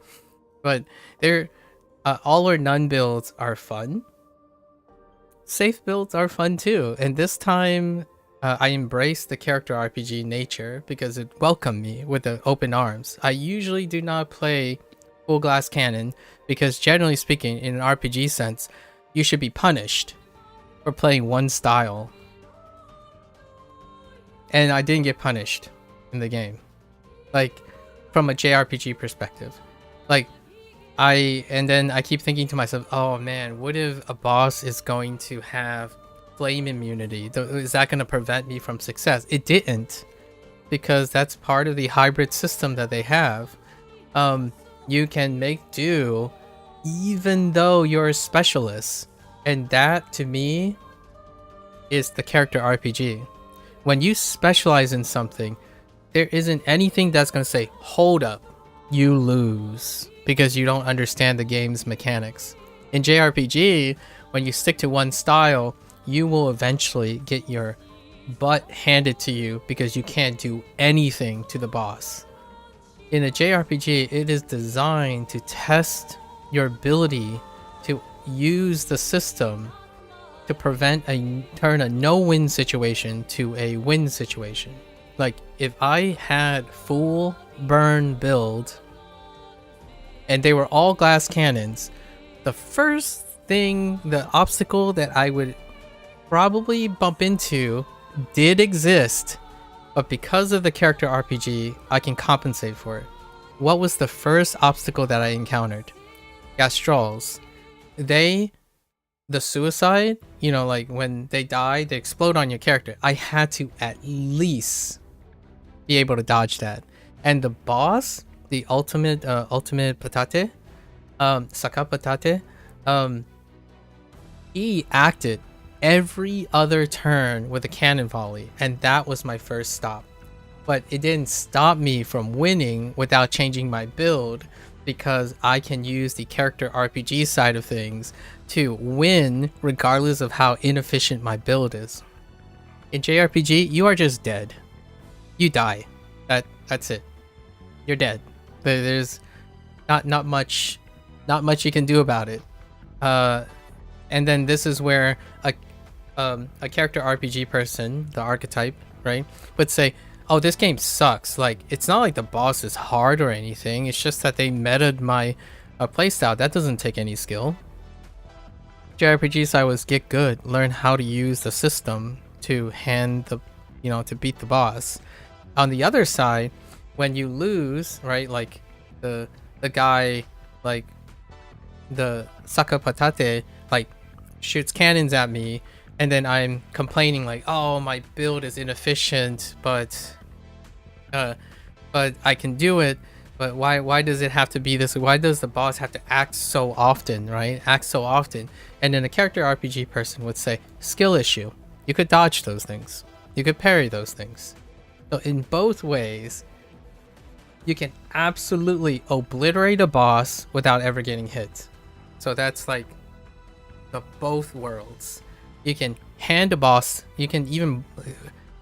There was a point, I think on the Saka Patate thing, I actually closed my eyes to hear, because I rely on my hearing a lot of times. There's audio cues, by the way, so I haven't talked about the real-time thing. There's accessibility designs for real-time stuff oftentimes. And there are also accessibilities. I forgot to talk about both accessibilities. So what is one of the defining highlight of accessibility for the JRPG side? Keywords. Their keywords are exceptionally consistent. I think it's really worth highlighting this. When you think about gold standards in complex systems, trading card games, puzzlers, roguelike games, keywords are absolutely essential. Keyword consistency is incredibly underrated, to a point where when you intuit it, you also are underrated. Like, people tend to underrate it. So like a character RPG person, when they think about a build in FromSoft games, oh, that's a strength build, that's a dex build. Those are keywords. Strength, dex, keywords. But that's like, okay, that's one layer of meta, right? FromSoft games are character RPGs first. They're not JRPGs first. JRPGs have tons of keywords, and when your keywords are consistent, even the most complicated UI, like very complicated, messy UI, keywords highlighting. So keywords, they are colorized, iconed, marked. There's a difference between marked and icons. So icons represent like the type of stuff. So like, what does the offensive stance in MyL look like? What does the defense stance in MyL looks like? And then what is the key word? Offensive, defensive, virtuoso. And they are color coded. And then they're iconed, and then they're marked, as in when it is being used and whatnot. It is also marked on the like the character, like a mark has a mark, right? When something's burning, it has other indicators in which it is burning. And then accessibilities on this side also follow the same gold standards. I know how people don't like this stuff anymore. Maybe it would be interesting to have a mode, which I have a feeling Clair Obscur might add. I don't know. But oftentimes accessibility is talking about making things easier. You can also make things harder. And there are ways to make them harder, which deals with removing accessibilities. But for now, the accessibilities, you can remove all the, hits. But there's also other things. Like an indicator. Well, we're going to call them flashes.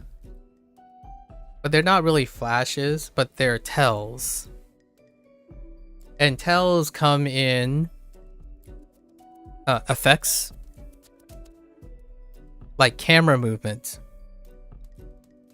Hit stops. Flourishes. And color. So they have the fundamentals of those things too. So when you're thinking Pictos, it's like, there's all this like jibber jabber, like do 50% extra damage when not healing and stuff. But the idea is, even if you don't read the description of the Lumina or the Picto, the keywords are incredibly consistent to the point where if you haven't, I like to believe that most people have made the connection.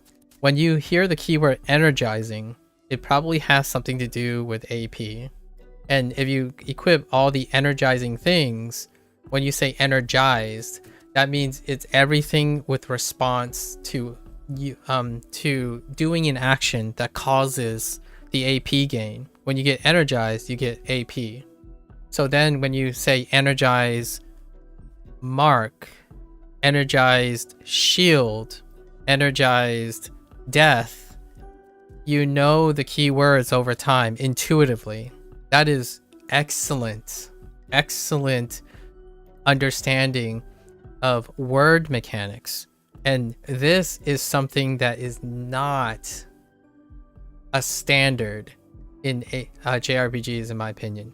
Oftentimes there's loss in translation, there's English barriers, or whatever the dominant language is, and then there's organizational complexity issues. Like, oh, this is a burn, not burn damage, which burn damage is different from cinder, which is different from burnt.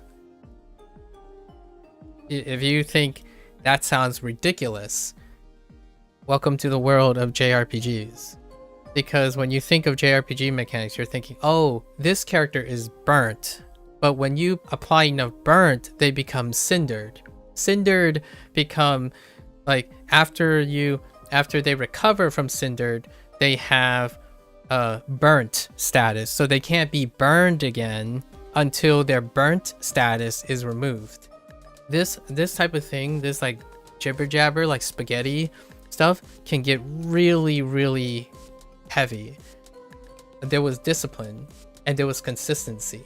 Keywords are exceptional. I didn't even talk about this during my gameplay because it's something that I don't reflect on anymore. if someone talks about keywords, talk about percentages, I'm there. I understand immediately when I see organizations in keywords, because I like JRPGs. I actually play a lot less character RPGs than I do JRPGs, because it's about the nuance of the language and the complexity. Like, for example, one of my favorite things, a little bit spoiler, is how initiative works. I will write this under purple. One of my things on the JRPG side that I want to highlight is initiative. Initiative is a really wacky thing that you had to test out. So I'll give some keywords. First strike. And I'm going to call it, there are two types of first strike. Input first strike and Picto first strike. And then Picto first strike, there's also after strike, like a second turn. And then the priority in second turn. And second turn comes in the form of cheater. Cheater and proct, as well as proc priority. Like conditional proc priority. I think I'm gonna write conditional. So this often deals with like how stacks work, like stacking action. It's not that like this game has discipline. There's restraint to this, to the point where it's not like a fundamental that you must understand. A great game that I would take a nod to understanding stacking action and priority stacking is most of the roguelike deck builder. Deck builder RPG games and or not RPG games. A great one would be something like I'll name like maybe like a niche game. What is it called? Library of Ruina. It can get very complicated. Who attacks first? Then this person attacks this. So if you attack this, you can negate this movement and this priority, and then therefore this person doesn't act, in which then it triggers this person to act next, right? There is your generic timeline. They added a timeline, right, to understand how timelines work. But that timeline is affected by initiative, first strike, second strike. Like I'll just refer to it as second strike.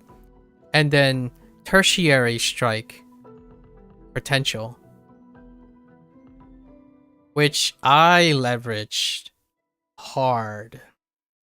Like by the end of the game, my characters act 11 times before any boss. Like their chain of initiatives do not get interfered other than the boss is phasing or the boss is dead. Like on average, you can get 11 turns before you activate. So you don't need to do that though. In fact, I'm thinking of doing a run where you only tank and you only have reflexive damage taking and run through the whole game using only counter strikes. Like that's the nature of combining JRPG and character RPG. When you combine the two, the JRPG aspect enables you to bolster your character RPG stats. Like, okay, say you're not great at real-time defense or offense stuff. Make a tank build, mitigate. Actually, you can cycle almost permanently on a boss to learn how to only win by counterattacking. It is possible. It's very possible. In fact, it was kind of comical because the more your characters died, the stronger and more longer other characters live. So one of the mechanics, a little bit spoilery, but one of the mechanics that are in the game is to knock out your character intentionally, and that deals with the JRPG aspect. Why would it be important to knock out your own character? Efficiency. It's incredibly efficient. When you auto die, it triggers a priority initiative, which can trigger a tertiary turn. And then there's not a lot of everything, but because it's not catered directly to JRPG things, but you can have times where you can have times where a boss really likes to do AoEs, so you can deliberately build for that in order to practice, right? Now, there are other little weird things that they didn't experiment with that could be an interface between JRPG and character RPG, which I'll share later, but a teaser would be something like when you slow down a boss, when you apply slow to a boss, the boss's attacks actually do get slowed down. That is interesting. Or like a boss gets enraged, their actions actually speed up. So you can actually do those things too. That didn't make the cut, but I would think that would be really interesting. Then you have a dynamic rhythm game where if when bosses go through different phases, they're not regular anymore because they can also respond to your mechanics that you've applied to them. So if you accidentally say poison a boss that is a poisonous boss figure, right? Not only does it nullify and absorb and heal the boss from a JRPG perspective, like if you cast fire on a fire boss, it's probably either going to nullify it or absorb it. That's responsive in the JRPG terms. But in a character-based RPG, you could even speed up the boss or slow down the boss based on your interaction in the JRPG. That's another way to like develop the idea. So now you're responsible for knowing not to do something against the boss based on methods and systems, and at the same time you can still predict or learn how, okay, the boss is fiery because I accidentally set the tree on fire. Like, it's a tree boss. What are you gonna do?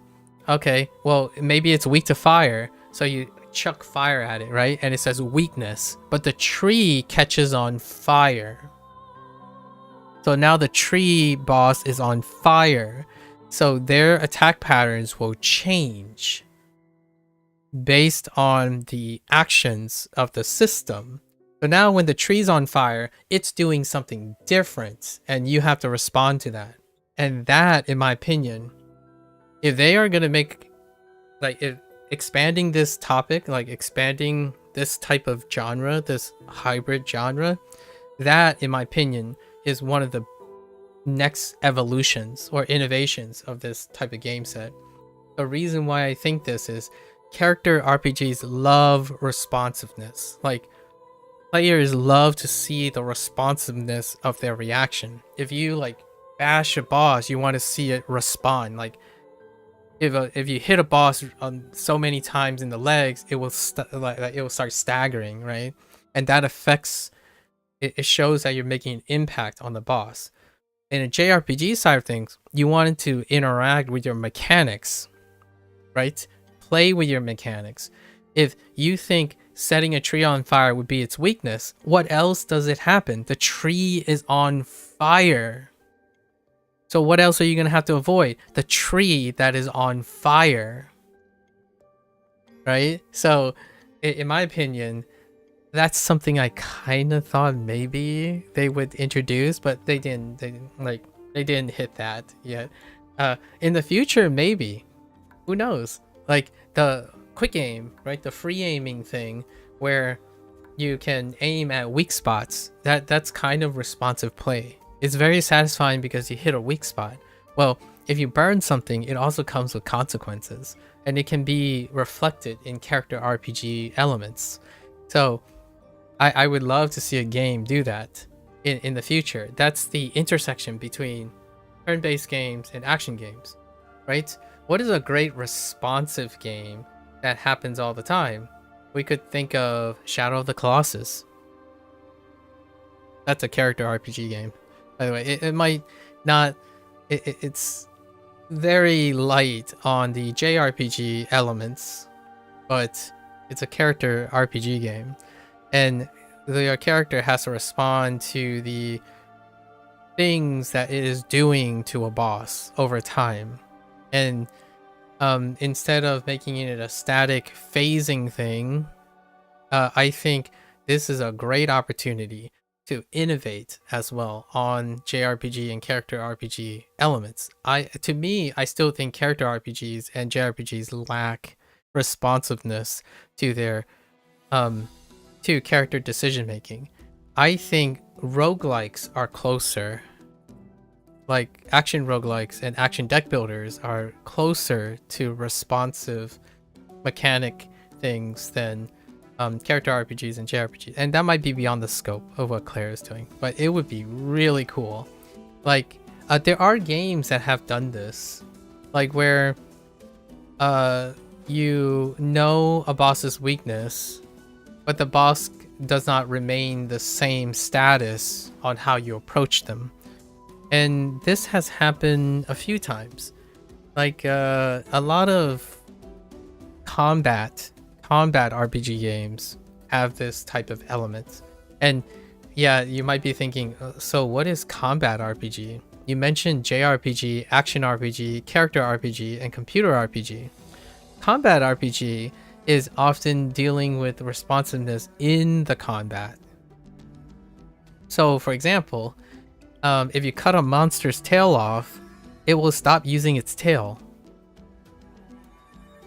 What does that sound like? Well, it has monster in it. So you could think of things like Monster Hunter.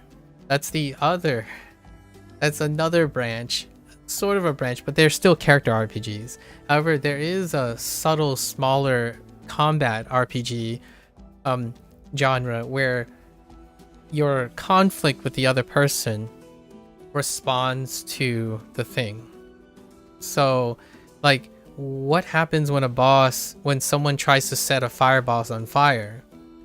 There's got to be a response to it, right? Like, it doesn't just absorb and nullify things. Like, maybe the boss gets complacent. That's kind of one of those things that a lot of indie games have like kind of flirted with this type of concept, where like how you approach a boss, what you say to a boss, what you do to a boss changes the nature of the boss fight. And roguelike games have done this in a different way. Modifiers. When you gamble and choose your path, it modifies the property of the boss in response. So your decisions come with positive and negative trade-offs.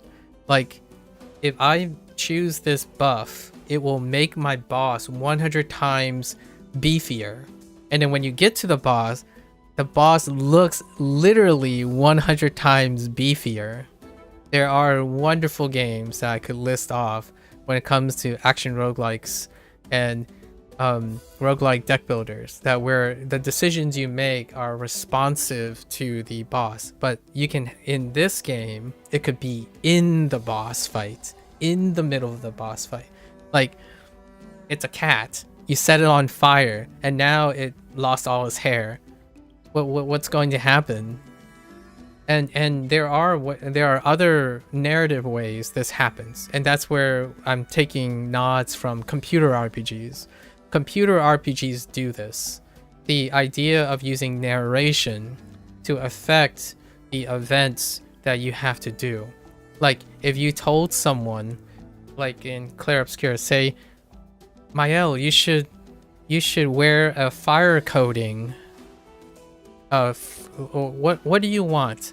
Do you want fire coating or water coating to move on to your next journey, right? And it just happens the next area is a fire area.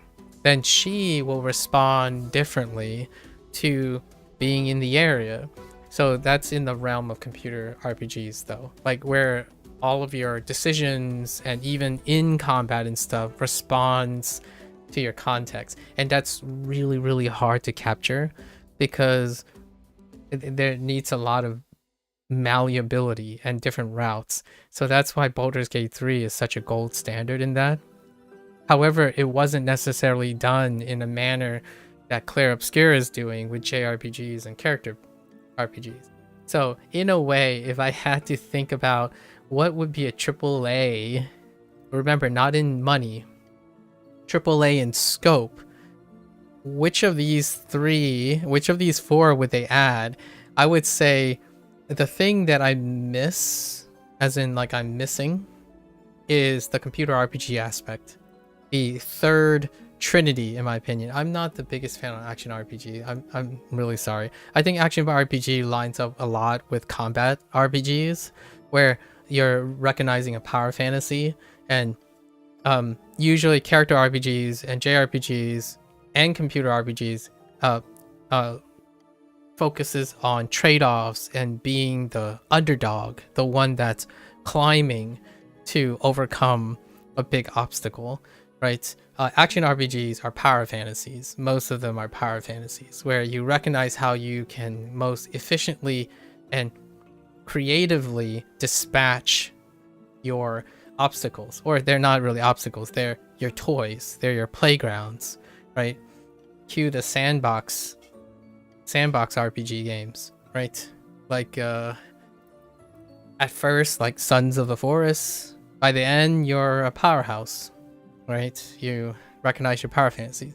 So that's kind of a thing that I wanted to throw in there. I was thinking to myself, oh man, it would be so cool. But again, I think those are the type of things that potentially skew it too hard to a niche group. So what they have is great. I didn't expect burn status would have two separate statuses, on and off. Freeze status, like there's a difference between being chilled and frozen, right? And then there's a difference between flinching and stunned, right? These things are an exercise of discipline.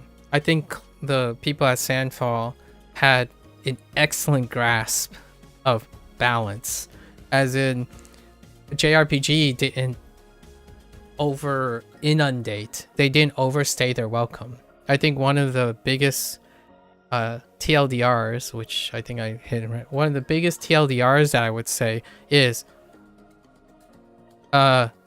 just right would be a great phrase to keep in mind. Balanced,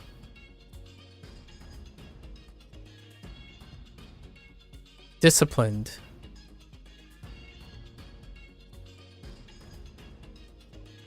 So while I joke about, like, by the end of the game, I kept telling myself, oh man, this game is so unhinged. Like, the Pictos, it's out of control. Like 50 times 200 times 200 times 16, that's 16 million. Like what in the world? It's all really controlled. Like it's exceptionally controlled. Like there's no unintended interactions a lot of times. There were a bug fix, like a nerf, but that was more of a bug thing.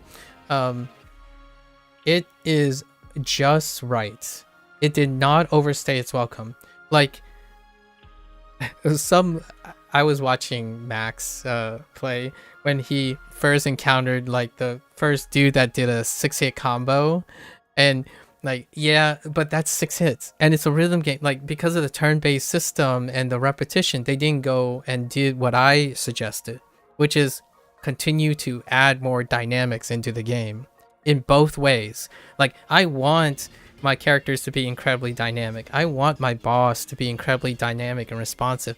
But the idea is the more you do that, the more and more you're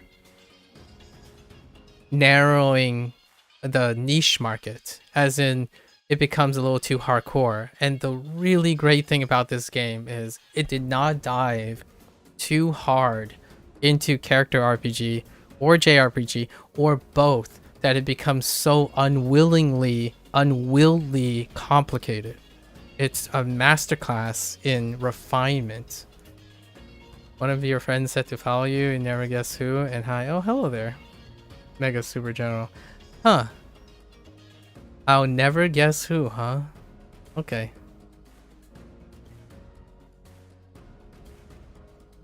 That's interesting. I'll think about it.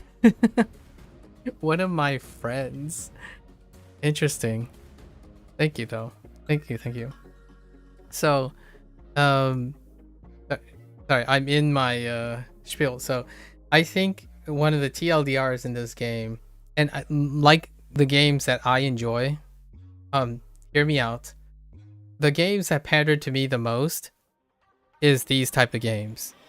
These type of games do not come by very often, where they choose to tackle more than one element, because I think balancing acts in business, like the business of making video games, is so risky compared to not having to balance and catering to a niche market.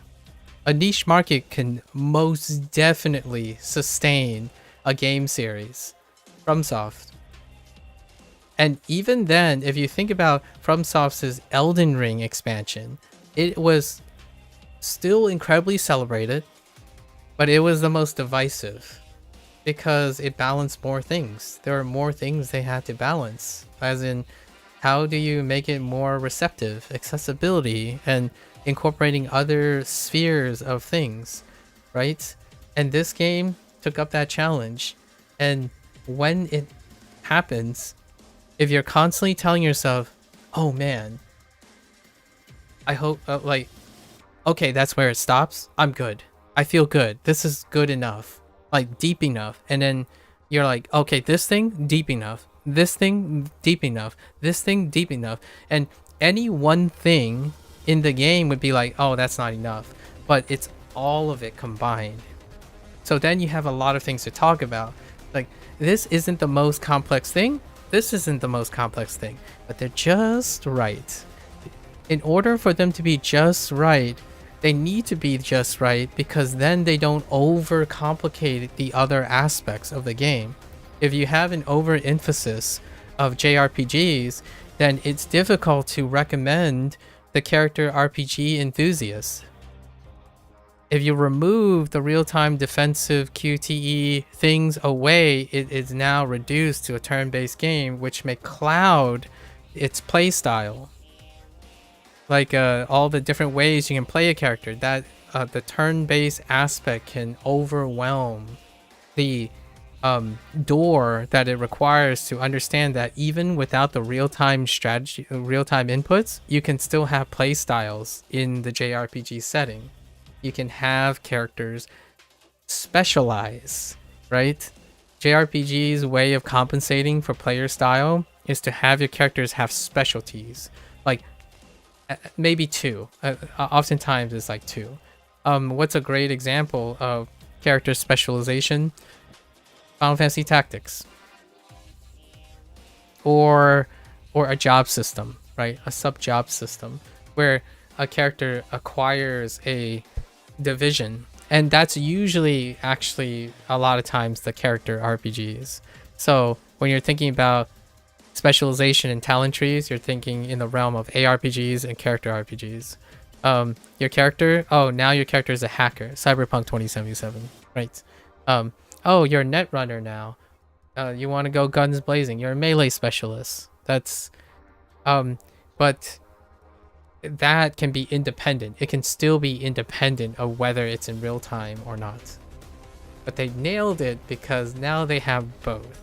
And it's a really great balancing act. You can offset by choice either. You can tinker with either. And they made it so that the accessibility meets the bottom line. Like, if you don't care about Pictos, it is so low barrier of entry. it's such a low barrier of entry by how well the keywords are there that despite not liking knowing how to theory craft, it's there. Like, it's one action. You equip this Picto, it's like, oh, that's crit rate. Crit rate, crit rate, crit rate. Nice. I need some more health. Health, health, health. I don't want to read that block of text, so I see the word that says counterattack. Okay, I'm just going to click and assign the counterattacks. That's great. And they, outside of like the themes, like Picto, Lumina, and whatnot, those are cosmetic terms. The descriptor terms do not interfere. They use very classical terms. There are some nuanced ones like rush. That could be haste, right? Like, so there are flavor texts for sure, but they're consistent. So rush, powerful, shell are to a person who has expanded in JRPGs and other turn-based things, these are permutations of similar things. Like rush is haste, shell can be shell from Final Fantasy, or shell as in protect from other games. And actually shield and shell are probably the most nuanced of the mechanics that Clair Obscur used. The difference between shell and shield. And that's kind of where we're getting a little bit to the territory where if you're into character RPGs, sometimes people roll their eyes, like their eyes roll to the back of their skull because they're like, who needs shell and shield? I'm glass cannon anyway, so no need for healing and stuff. And I kind of did that. I don't usually do that. I play games based on playing the safe route, like the economy route, and playing the long game. But this game was it was fast. It went fast. Even despite playing it for 100 hours, it went quickly. Because you get in, you get bopped, you bop the boss, you get bopped, you bop the boss, you get bopped several times in a row, and then you bop the boss. Like, and you always have that little lingering. I always had that lingering comment in the back. I'm like, well, if worst comes to worst, I'll use healing items, revive, a fun tech, and a support tech. And in the end, even the support tech was a lot of fun. Like, I love the idea that you, on death, you know, you enter dude, your dude dies, applies every single on death effect, revives, it triggers shortcut, gets a turn, and then cheater then triggers to get another turn. So technically he acted 3 times. And then my second character then gets to hit twice, get to hit once, set up, hit again because it triggers 3 times. And then I go to my third character, which is the backup, which buffs everything, which triggers her buffs, and then she can intervene and make another character go again 3 times more. That is 3, 3, 2, 3. 11 turns. And on top of that, you can get a finisher in the way of gradients. It's absurd, but it's also incredibly rewarding. I think you think about it and like, you know what, let's just do vanilla style. I'm just gonna sit here, watch what the boss does. And that's what I did for the second playthrough, the new game playthrough. I looked at an interesting boss and I'm like, I don't remember what this boss does. So I just sit there and watch and just observe. It's fantastic. And you can make it to the point where you can sit there and just look at the boss try to kill you, or like try to take you down, and you can study the boss. It's fantastic. I mean, it's no short of, I already mentioned one thing, having a stadium, right? A stadium mode where you can load up any boss so you don't have to like go through the story to do it. But real talk, when the DLC drops, I might actually play a full tank, responsive on damage, on hit build where I only counterattack to win. And the reason why I wanted to lump those together is because I want to demonstrate that while healing and tanking and mitigation was one of the criticisms, actually it was like underutilized or something. In RPG games, like especially multiplayer RPG games, I'm usually the tank and the healer. And oftentimes when people say, oh, there's no reason for tanking and healing, they're either coming from an JRPG standpoint where there are obligated damage, but obligated damage is in conflict with character RPG.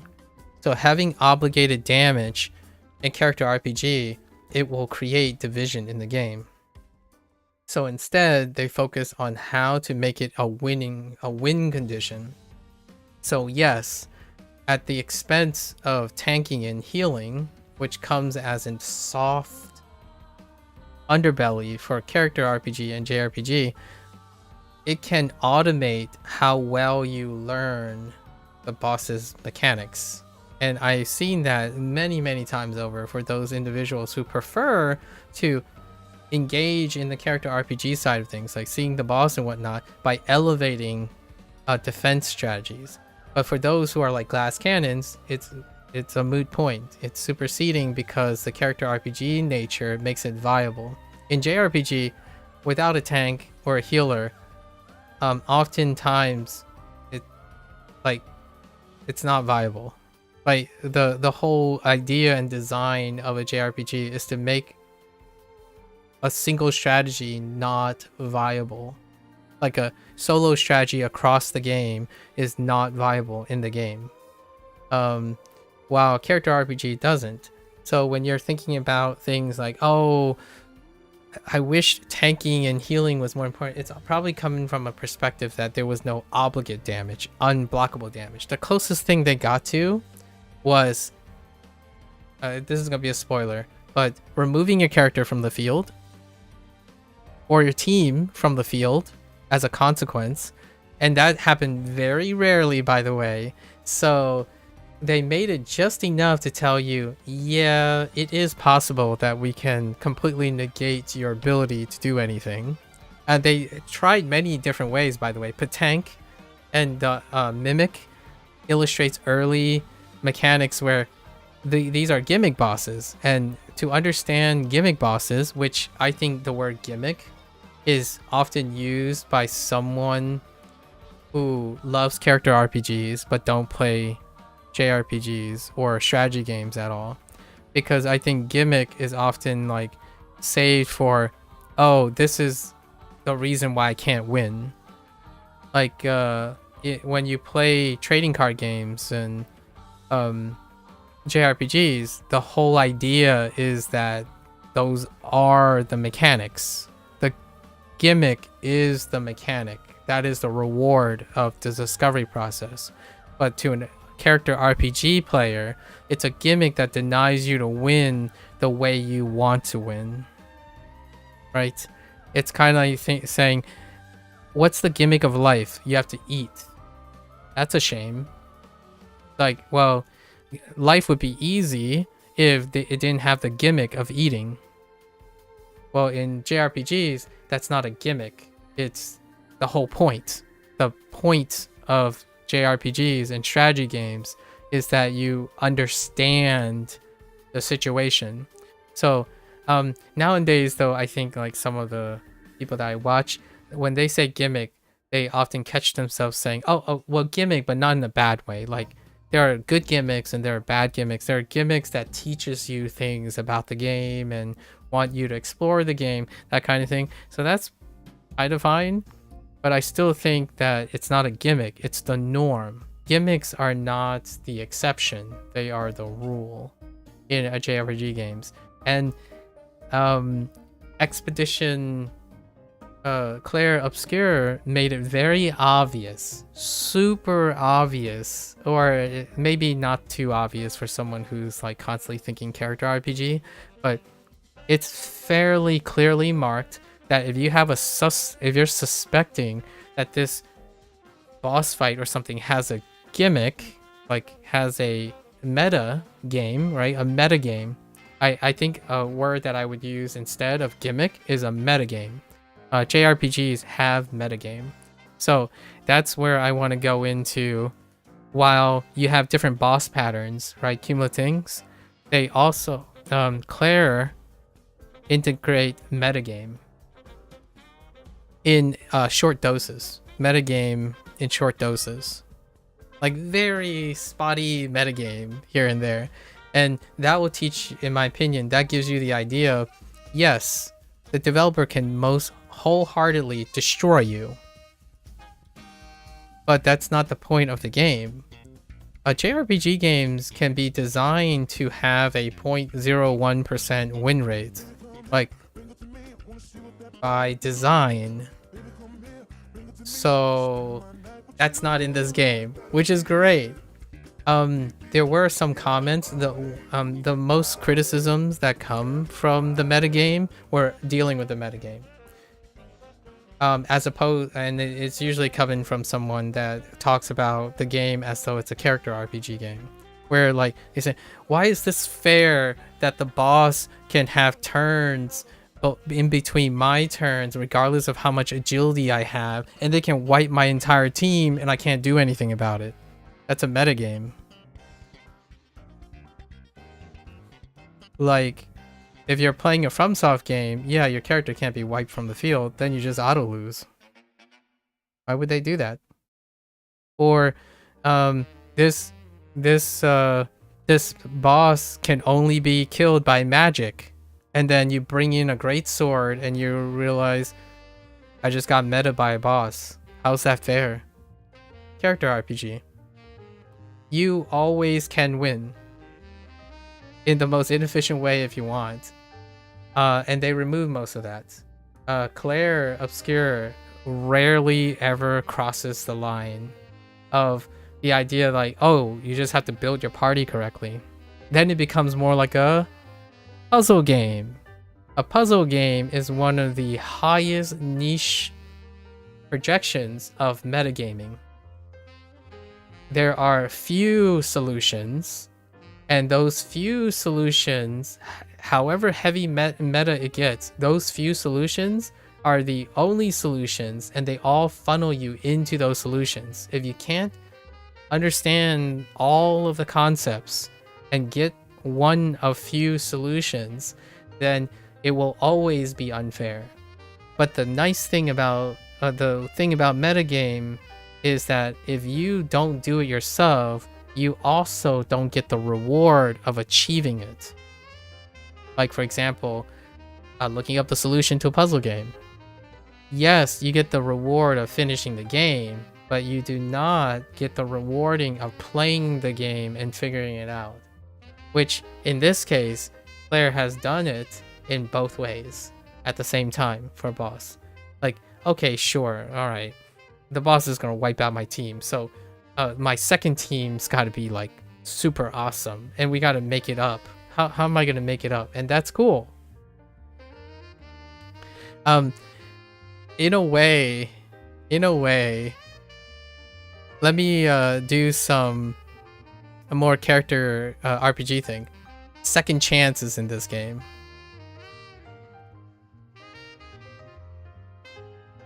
And what is second chance in the late game? Your reserve team. What is second chance? Sekiro. Bosses also have second chance, by the way. But you know what? Let's put this in TLDR. So TLDR. Some of the stuff I should name a few games so that it can bring some relatable things. So character attribute system. Final Fantasy. Well, let's go down here. Materia system. Weapons. Weapons, in this case, elements and weapon scaling, you can think of a FromSoft game, actually, as a highlight weight. Lumina is somewhat like a materia system, but it's a little less so like a materia system. It's more like I'm gonna say Final Fantasy 9. And then we have inputs. Dodge, parry. From Soft. But let's be a little bit more specific. Souls. Sekiro. And then we have etceteras. Etceteras. And there are more than this. I'm gonna take a leap to something out of the box, like on left field. We'll say like Mario RPG.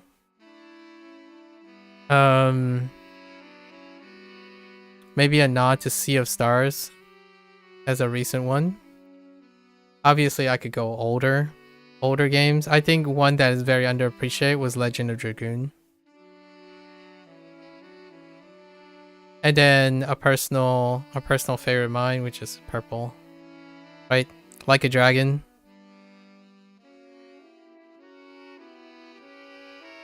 So there are varying things. You can go back to Final Fantasy VIII. Let's do Final Fantasy VIII. Those limit breaks though. Those limit breaks. And then QTEs are in this nature, right? And skill trees. We can name skill trees. We'll stick to like Diablo. Right. Different play styles. Let's throw a playstyle. Which one creates playstyles? I think for me, we can do things like name a. Let's do Warframe. Right. I'm naming random like out of the box things. There are a lot of the games, like tons of games, but I'm trying to like make it a little fun. Like pacing, loot, and exploration. Do I have one that's specifically for loot and exploration? I think this game does it really well, so I'm not even sure if I would highlight another game who deliberately. I think these are the foundations. So in terms of metagame, Shin Megumi Tensei. Or you can say Persona, right? Or Tensei. The Tensei? Yeah. Sorry if I misspelled anything. It's fine. Metagame for sure. This stuff, like cumulative things, you might be thinking, oh, he's gonna name another RPG, right? No. We're gonna do Osu. Different cumulative action challenges with a component of sight reading and progress. A rhythm game. We're gonna name a rhythm game. Let's see. Essential systems, inherent traits. Oh, this is like character archetypes. I'm gonna think this one definitely thinking more like Final Fantasy Tactics. Because all the job systems have different inherent traits to them. And all the characters have inherent traits to them. In fact, I might even think of a fighter. Like name a fighting game. Actually, how about a shout outs to something like an Arc Systems Works game. Arc Systems Work game. So if you're interested in your characters having like a stance character, you're gonna hear these words. It's Mael is a stance character. It's supposed to mirror stance changing. And then you have projectile character, right? Magic, range projectile, maybe a zoning character. And then you have free aiming. These are archetypes that are very much integrated into different genre where a character has an expected archetype where they behave a certain way. Stat counting, blue magic, which leads to like Final Fantasy Tactics like things, right? Oh, I still have so much more. Wait, what time is it? It's 10:12. I'm not going to be able to do Clair Obscur justice, but these are some of the things that are in your face. Now I have been avoiding a very, very subjective, like super subjective topic, and we're going to go into that now.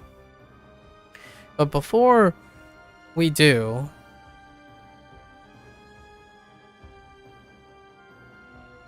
the topic is the centerpiece. We have first the story and the world. Okay?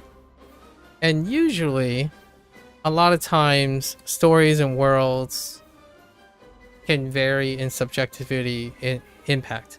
And oftentimes, when it comes to story and world, story is on the side of JRPG. It leans to JRPG, and world leans to a character RPG, because the world revolves around the character. And when the world revolves around the character, the story can be, in order to have a character RPG very, very strong around its concepts, when it comes to the characterization, it deals with world building. So oftentimes, how wonderful is the lore of the world. Like when you explore a boss, that boss makes you feel like you're part of the world. Your main character, you're exploring this world and you're picking nooks and cranny because your experience is inherently experiencing the world. Story is on the side of JRPG largely because it's not centered around the characters per se. The biggest aspect is the overarching themes and how the characters play into those themes. Right? The characters occupy a narrative. You don't shape the world. Right? Oftentimes lore and in character, you shape the world. Your experience is shaped by your actions in the world. So for example, I'm sorry, some spoilers, but you're not going to save a character from dying in a JRPG a lot of times. Like sometimes they can embrace the computer RPG thing and try to design like an entire storyline or offshoot where a minor character does not live. But generally, you do not impact the shape of the world. Now, hear me out. They have both in this game, and that is cool. Do you know what they have for lore? The Nevron quests. Why when you see a Nevron quest in the game, and if I don't play lots of FromSoft games, you immediately think, oh man, this really feels like FromSoft. Kind of, if you think about it. And then you're like, wait, can I kill this quest giver? Lore, you shape the world. The occupants, all their side quests,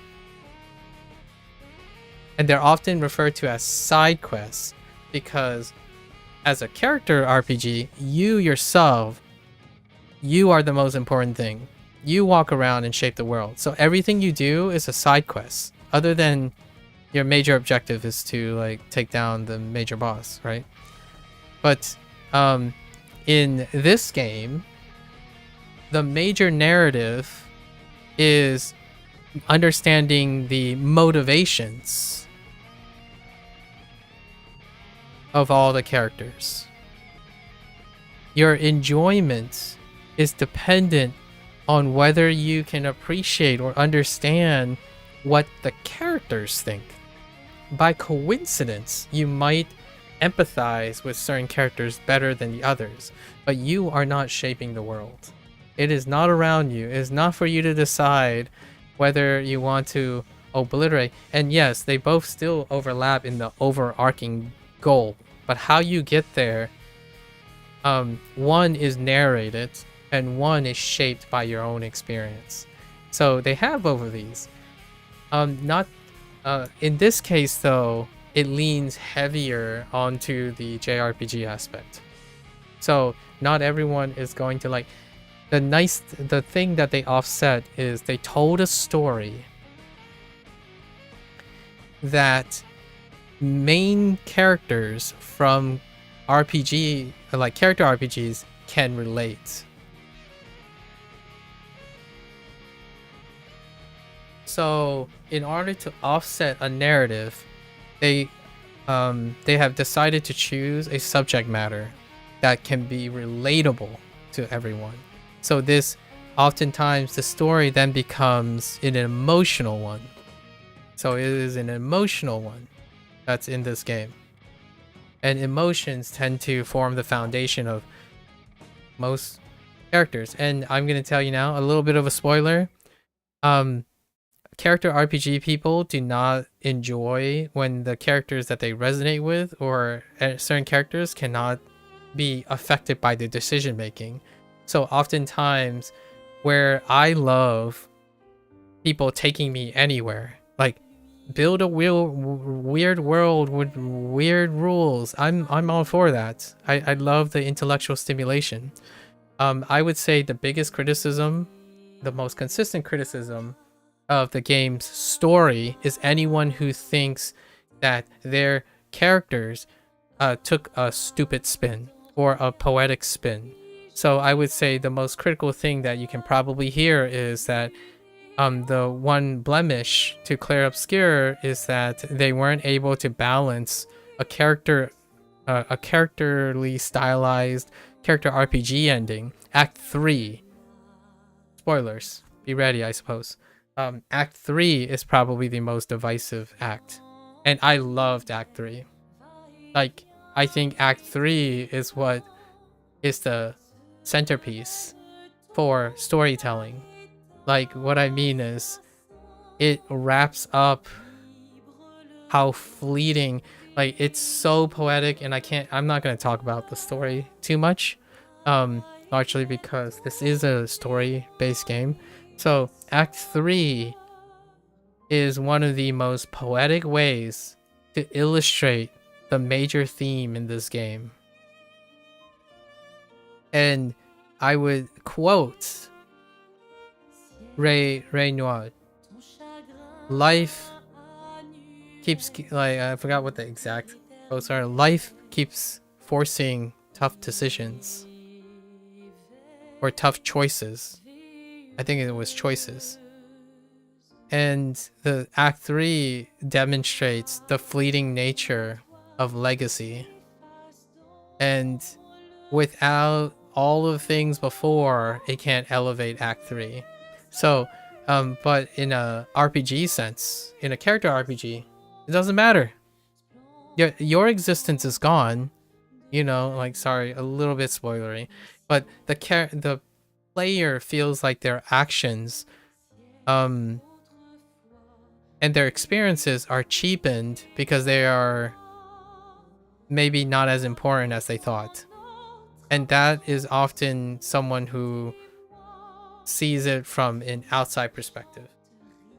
But there are still wonderful things about people who initially go through Act 1 and Act 2 and they think about, oh yeah, you know, it's normal for these people to think this way.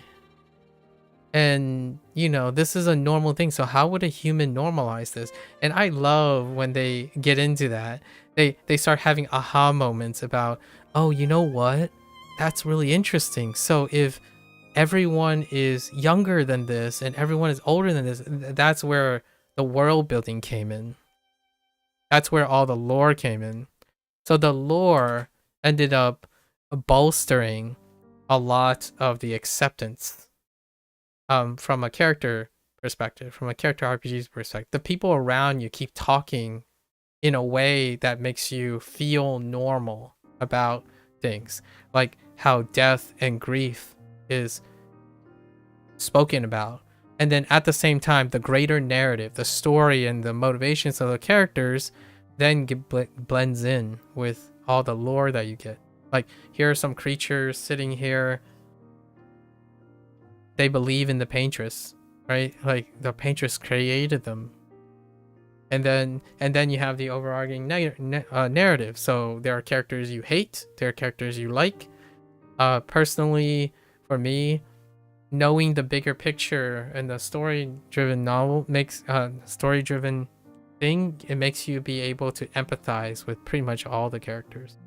At least in my opinion. And Act 3 was when those characters, the significance of those characters come into question. And those who enjoy character RPGs, there is a really common preference that the character you're playing should be bigger, or if not equivalent of importance to the world around it. When you're playing JRPGs, sometimes all your characters fit into a design bigger than them. And when that becomes bigger than them, it can be profound. It can be interesting.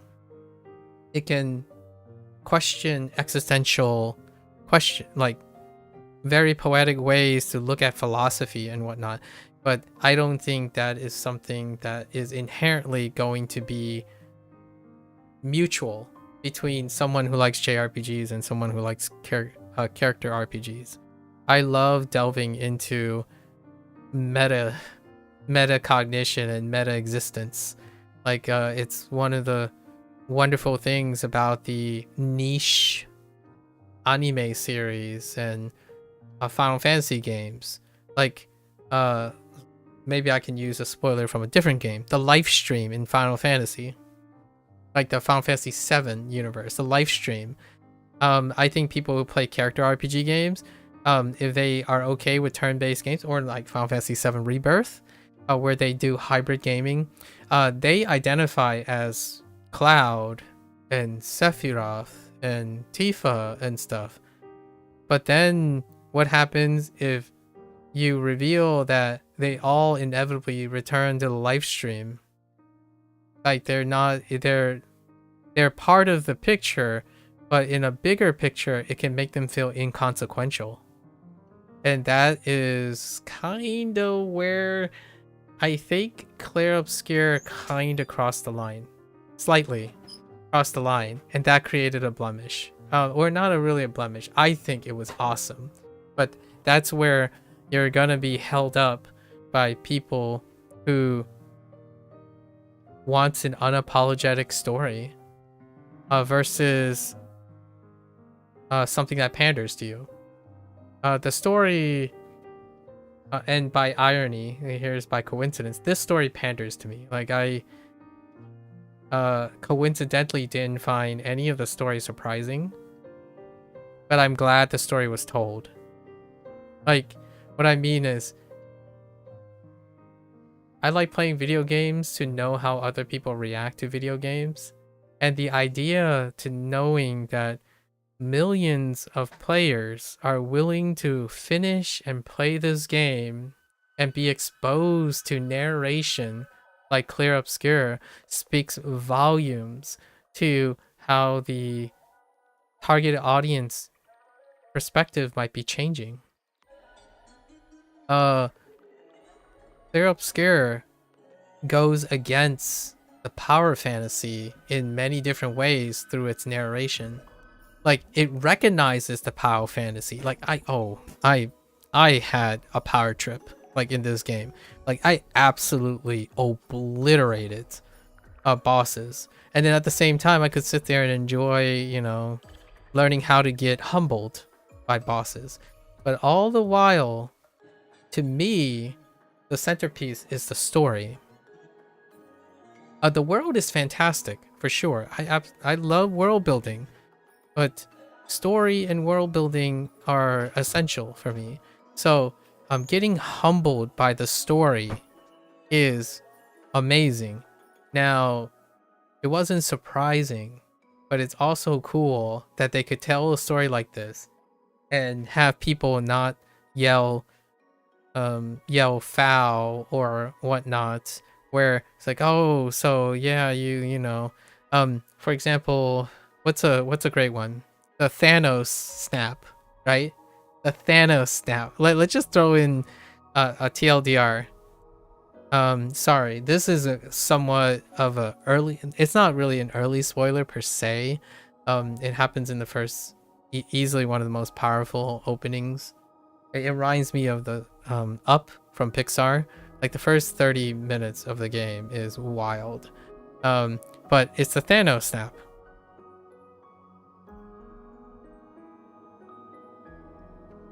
Just imagine all the consequences of the Thanos snap. And Marvel didn't cover any of that, really. Like, they sort of did. They covered some of it. Some of the heroes that responded to the Thanos snap, and there was like periods. But this video game really hit on a different form of the Thanos snap. So, if the Thanos snap can happen, in no way, in the wildest stretch of my imagination, that someone, at least myself, which I still find it comical that journalists, like a bunch of people who play video games, this is me being a little bit, maybe a little bit playful and pedantic, but when someone titles their article saying, in not a million years would any player ever predict what would happen in Act 3 or at the end of the game, it's coming from someone who doesn't engage in these type of things. Like, I can even name mainstream sci-fi shows. Well, actually, it's kind of a hypocritical thing. I don't think sci-fi shows are typically mainstream at all. They're niche, like JRPGs still are, and character RPGs still are in the context of the greater gaming industry. But these things happen a lot in science fiction and dark fantasy. People get snapped out of existence. I think this person haven't ever read a Lovecraftian inspired game or book, or played a Lovecraftian game or book at all. Darkest Dungeon is fairly mainstream. Your characters get snapped out of existence. I don't know what you're talking about. But the idea is it's coming from a character-based opinion. Like, the importance of a character is because the character is you. But when you watch a war film, do you identify as the characters? Because those characters get wiped out of existence in a blink of an eye. When you see a superhero fly around and a building gets shattered, thousands of people get wiped out of existence. But they don't show that. It's not the point of a character RPG or the point of a Marvel film. It's a character-driven it's a character-driven world. So that character, the world bends around the character. In anime, oftentimes there is a combination, and the ones that I really enjoy are the characters that exist in a world, but they persist. Their persistence is tenuous. Their legacy is it celebrates mortality, and it celebrates the idea and importance of the journey, the time you have together. What is the center motif in Clair Obscur? They constantly argue about time, the time they have together, the acknowledgement that the time and experiences they have together are there in their own. In the bigger scheme of things, it might be irrelevant, but in the intimate parts and decision parts, that's what's important to them. You can't concern yourself with a bigger scheme if the scheme is bigger than you can expect. I think one of the scenes with Lune reacted when a little bit spoilery. She said, it's something I'll never be able. I'm skipping over some keywords to avoid more spoilers, but it's interesting that I will never be able to get to experience it. That's life, that's mortality. And it's incredibly brilliant. And I think Act 3 created that. And it created it in a really interesting way, which I'm kind of curious if they did intentionally. Act 3 is a post-game. A little bit spoilery for mechanics, but it's where you're allowed to go free, right? And it transitioned. So here's the thing, right? There's also a character RPG and a JRPG thing. JRPGs are often on rail. When Act 1 and then is on rail with some slight exploration. Then Act 2, you get some traversal. And then suddenly it transitions into Act 3, freeform. So in a way, the whole time you had like this ebb and flow between you can go wherever you want, look at whatever you can find, and then at any order. And that was always in the game, like from Act 1 to Act 3. However, it gave you the balance.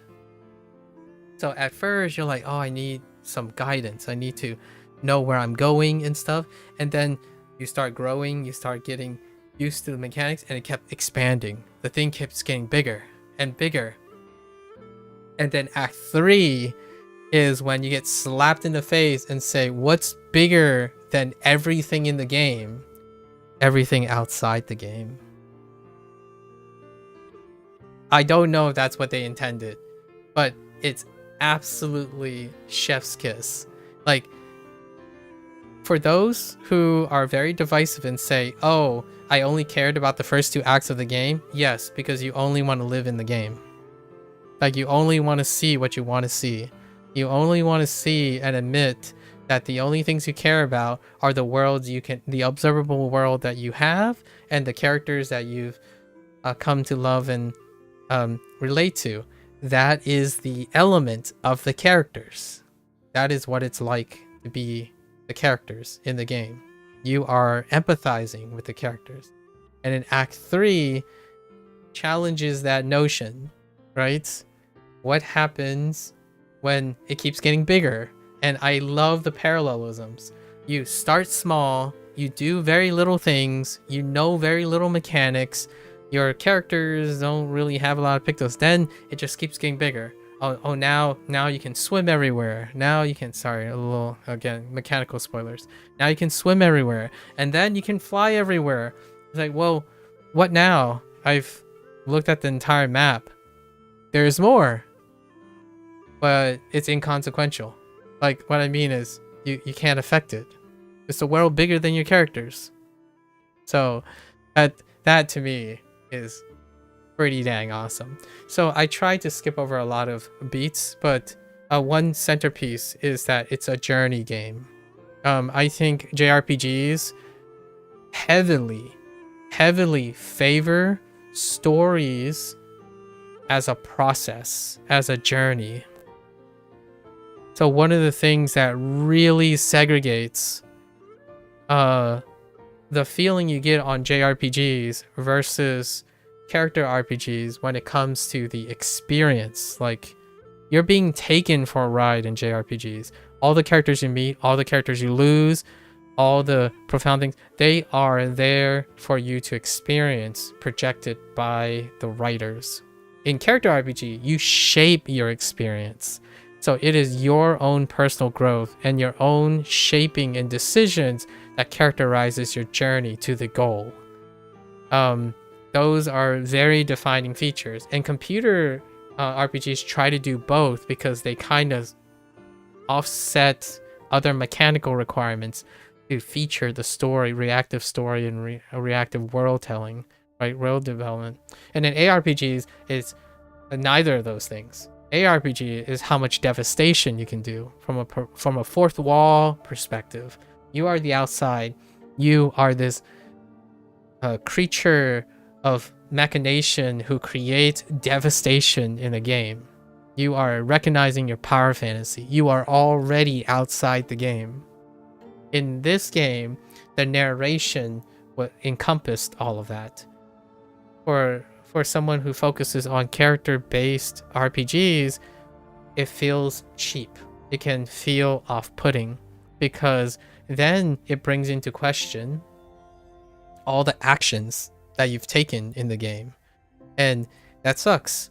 Kind of like when you watch Matrix, right? And you have someone finally take the red pill, and then you realize all the things you did in the simulation was so much less than what it was. That's kind of the idea.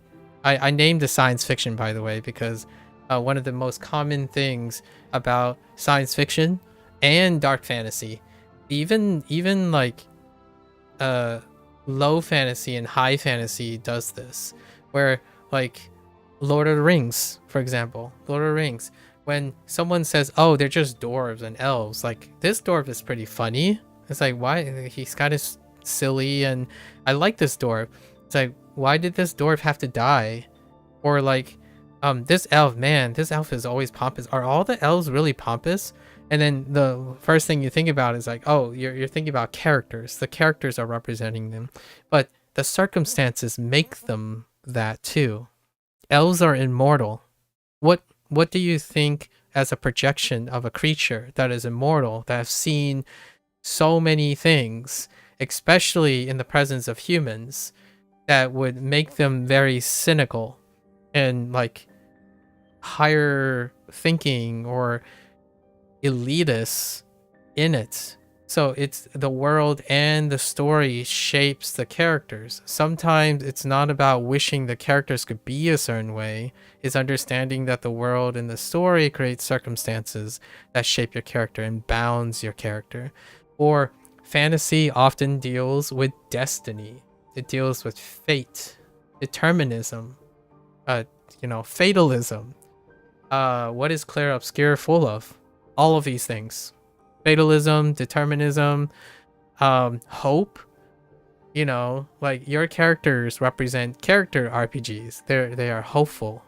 Some of them are deterministic. Some of them are fatalists. Some of them are just plain ignorant.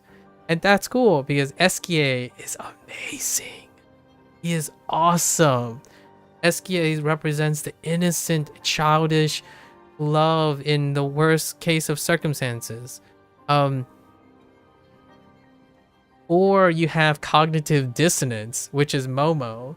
Momo is like, he understands the ways of his circumstances, but he can't help but do it anyways, right? There's so many aspects of a thing for everyone. And so in a JRPG, it requires that a JRPG, one thing that this game has is a balanced cast.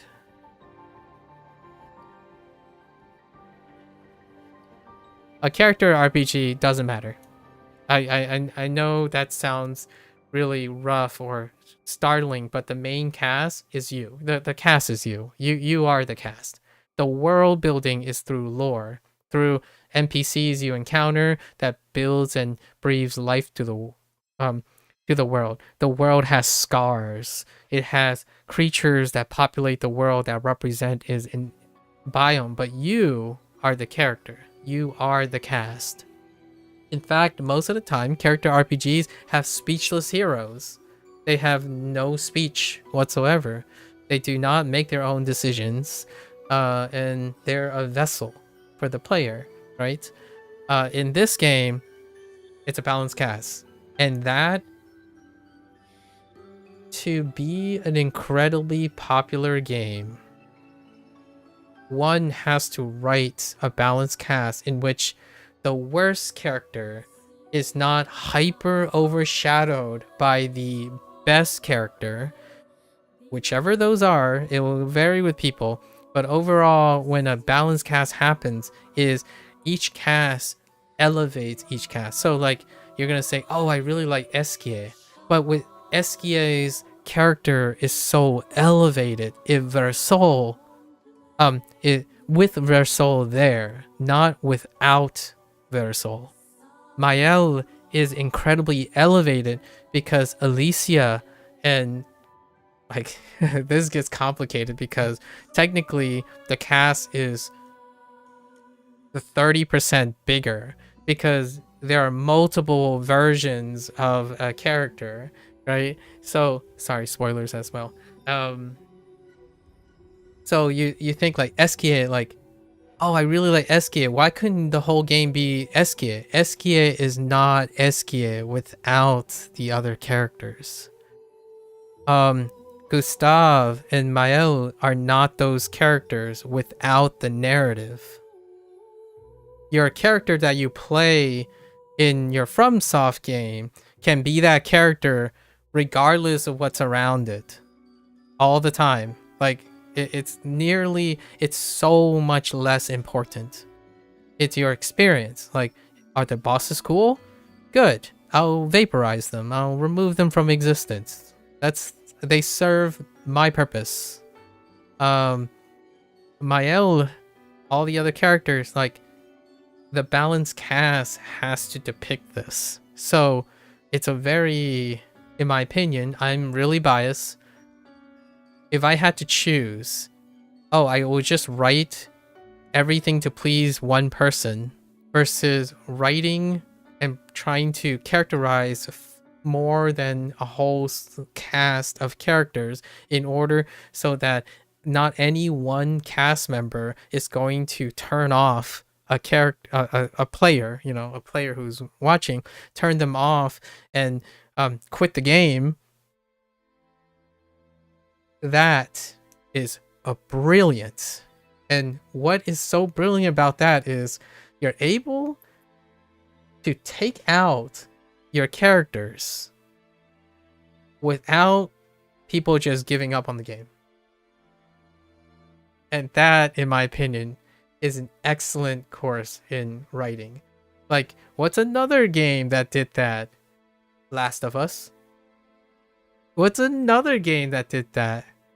Walking Dead, Telltale games. So it's not. I'm saying that I have plenty of examples of these things, but you have to take into consideration how often that happens.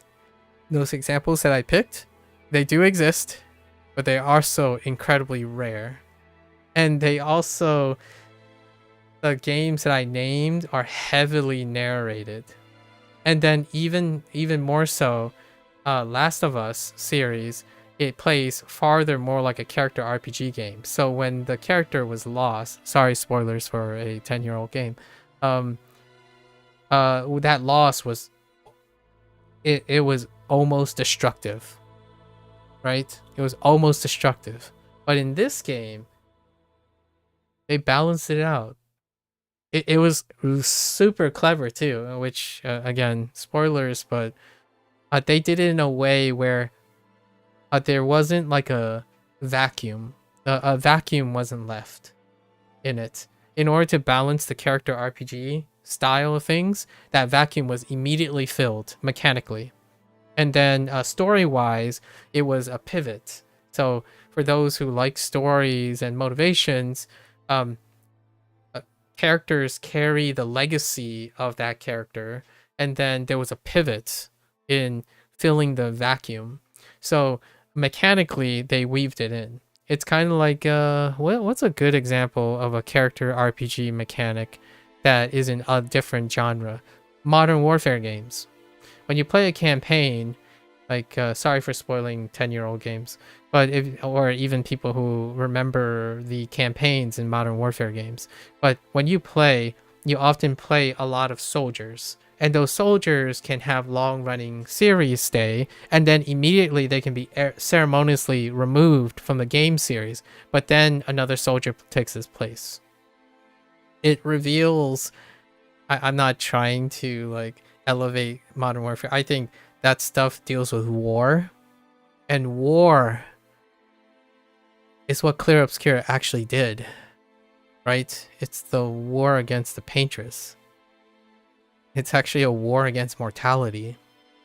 So it's a war everyone is fighting, right? Life is something everyone struggles to hold on to. So in a way, they did it really wonderfully. It's so quick. Like I'm watching 2 or 3 people who don't typically play story-driven games, in my opinion, and none of them mentioned the immediate switcheroo that the game made, like in terms of both story and character RPGs. For me, I saw it coming from a mile away. Like, I was like, okay, I hope that they don't leave a power vacuum in when this character pivots.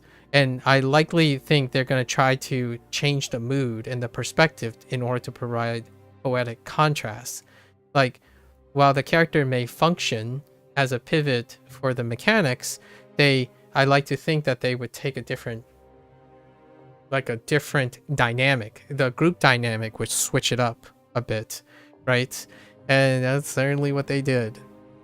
One thing that was a wee bit disappointing, in my opinion, is getting baited by the skill tree being locked off. I think that's still one thing. I'm like, oh, please, New Game Plus, give me more skills. But it didn't happen.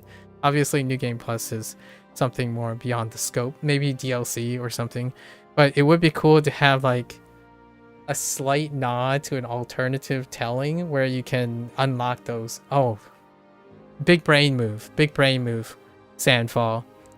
If you deliberately locked the talent tree of one of the characters because there was already a plan to do like a side story to make his life before that event even more like retroactive, like do like a pre-sequel or a sequel thing, because they already messed with this, by the way, like going backwards and then going forwards, going backwards to go forwards to fill in gaps. They already did this. It's a very interesting mechanic of storytelling. Like anime do this very often. You tell a prequel in order to elevate the sequel, in which it encourages to watch the first one again because what happened before elevates the second one. And it was all planned in advance, right? It's like the writer have envisioned placing into existence all the elements that then when they go back to write them, they tie them together. One Piece has run so long. I've been watching One Piece. Has been running so long that so many times I'm like, yeah, I see. All right. Did they, and you keep asking yourself, did they plan this before this? Like, did they go back intentionally because they wrote this in order so that they can go back in time to do this? Act 3 did that. It totally did that. And I love when, I'm not sure if it was intentional, but when they put the title screen, right, of Act, they put it down, and then when they had to like fast forward by like, they rewind so it went forward, but when they had to fast forward to the current time, the things disappeared backwards. The 2 line of text disappeared backwards, and I thought that was really, really cool if that was intended, because they were technically going backwards while the text went forward. And then when they're like, oh, wait, hold it up. All right, now let's get back to our game. They reversed it and show like, I think there are so many little things that I'm so curious. I would love to ask a developer, was it by coincidence or did they thought it was like that was a clever thing? Because it reminds me of reading like Shakespeare. I'm not saying like Clair Obscur. Obviously it's a little exaggeration, but it's one of those things when you're reading Shakespeare, you look at the words and you're like, do you think Shakespeare planned these things? And whenever I get to that mode, you know, the mode where a lot of people in chat, in like popular chats and stuff, they say please turn off your brain because you want to get immersed. I do the opposite. If a game can get me to sit there and talk and brainstorm and theory craft about their conception, I am immersed as heck.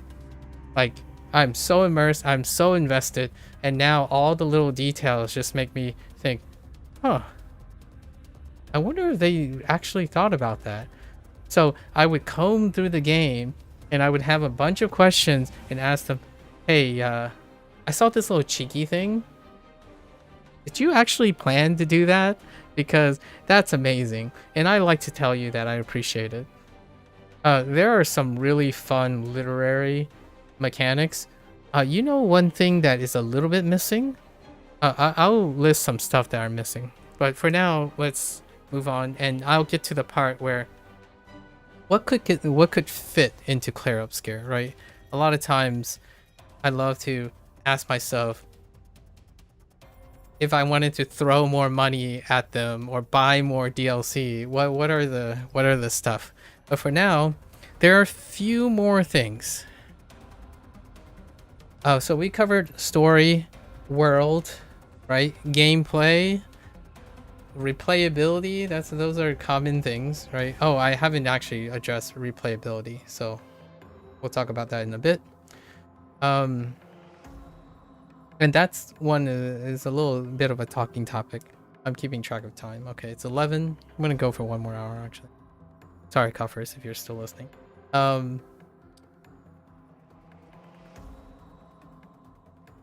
Is that it? Story play, and then one last part, one last thing, because I don't want to belabor too much. It's the thing you've been listening to the whole time. In the background, a slightly undertone because I don't want, there are some lyrics to some stuff, but what I've been playing in the background the whole time,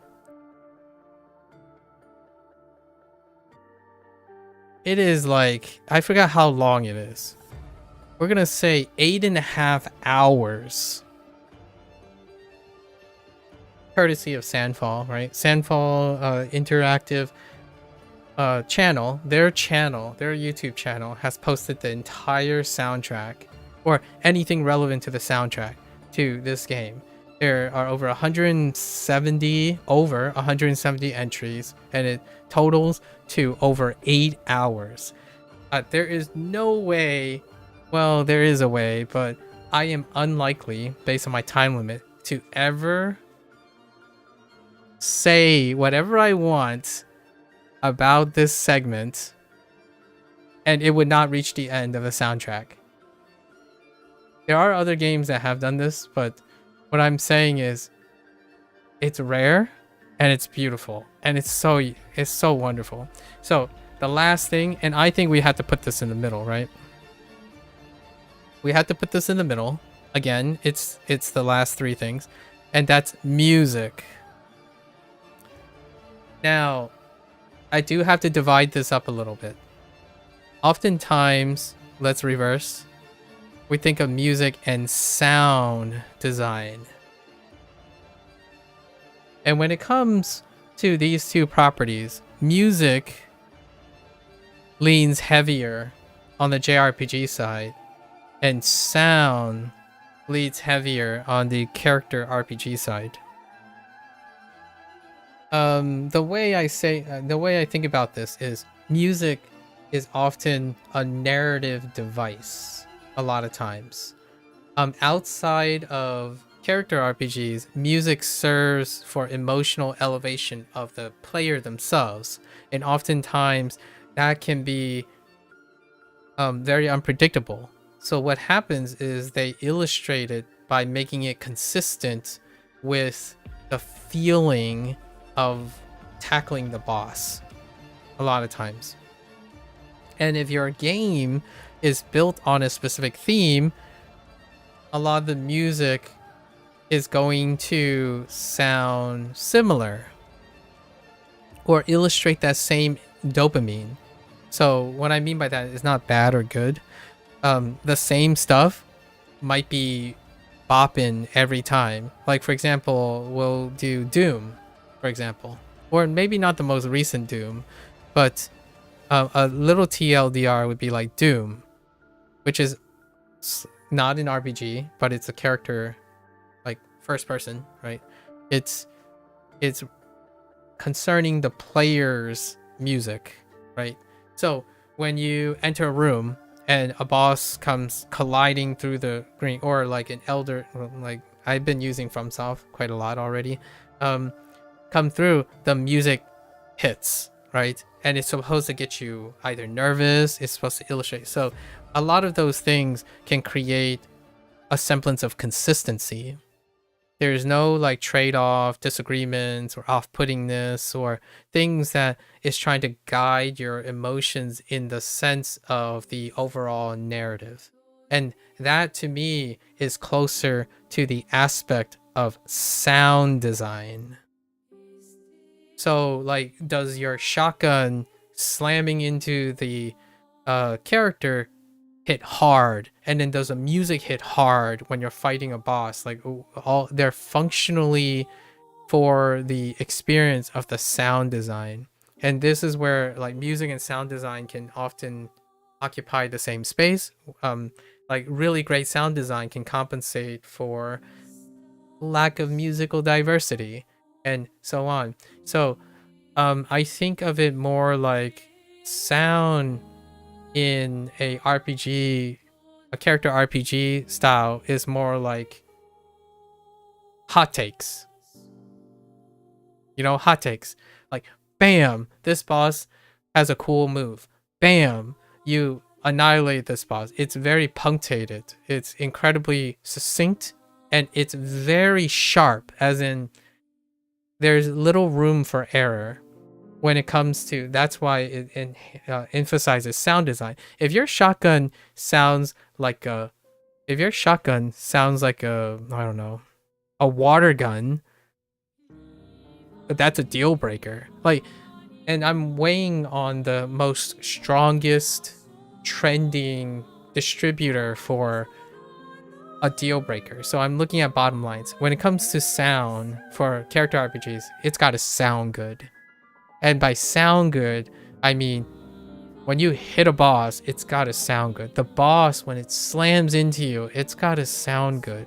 And the music's got to elevate that epicness, right? So oftentimes the music itself might not be strategically meaningful in a grand scheme of things. It's not telling you a story. It's telling you of your journey, of your experience. This boss was epic because the music was epic.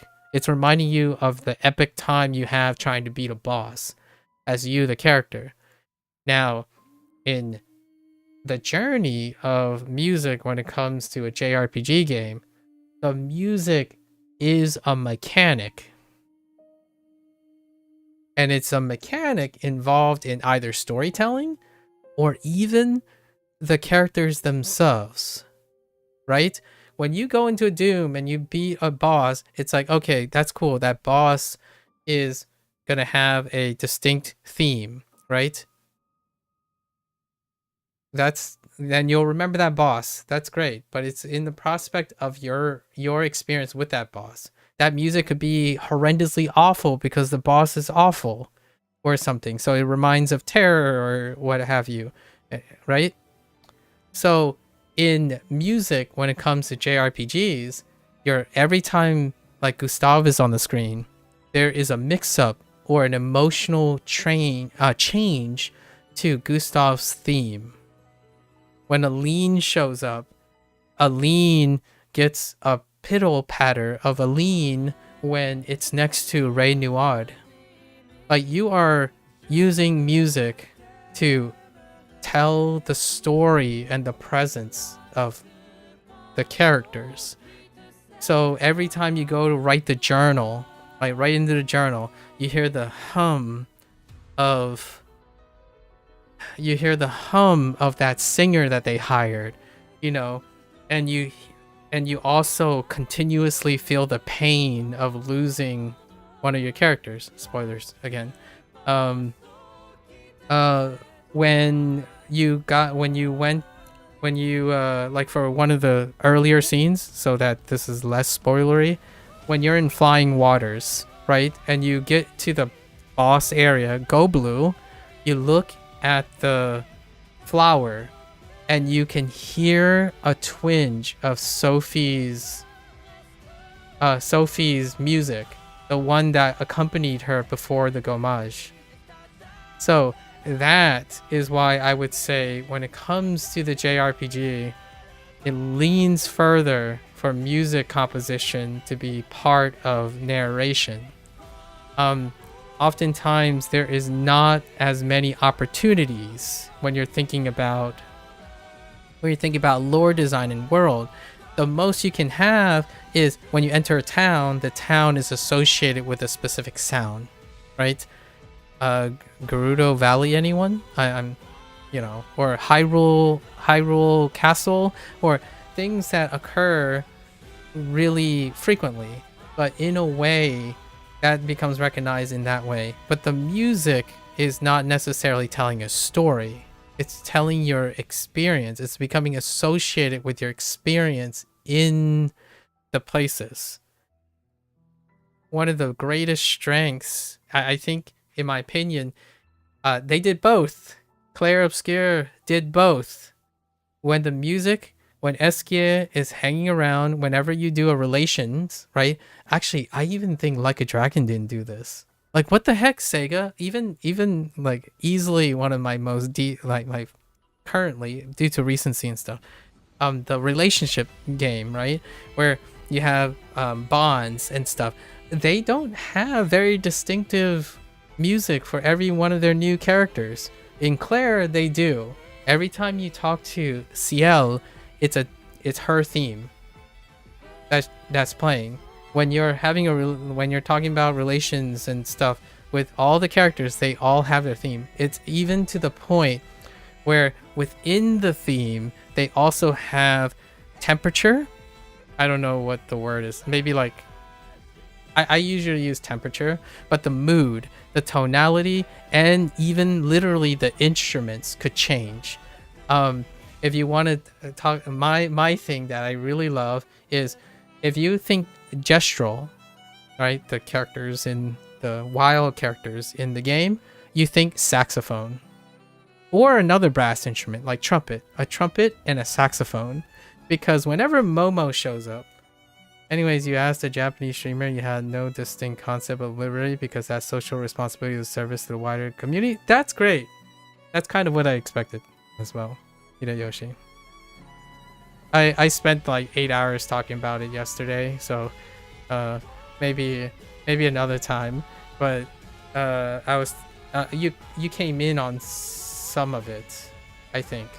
But yeah, I already explained, or I'm not surprised that that's the case, and it's very reflective in the language. In Chinese, I cannot discern those. At least my parents cannot discern those.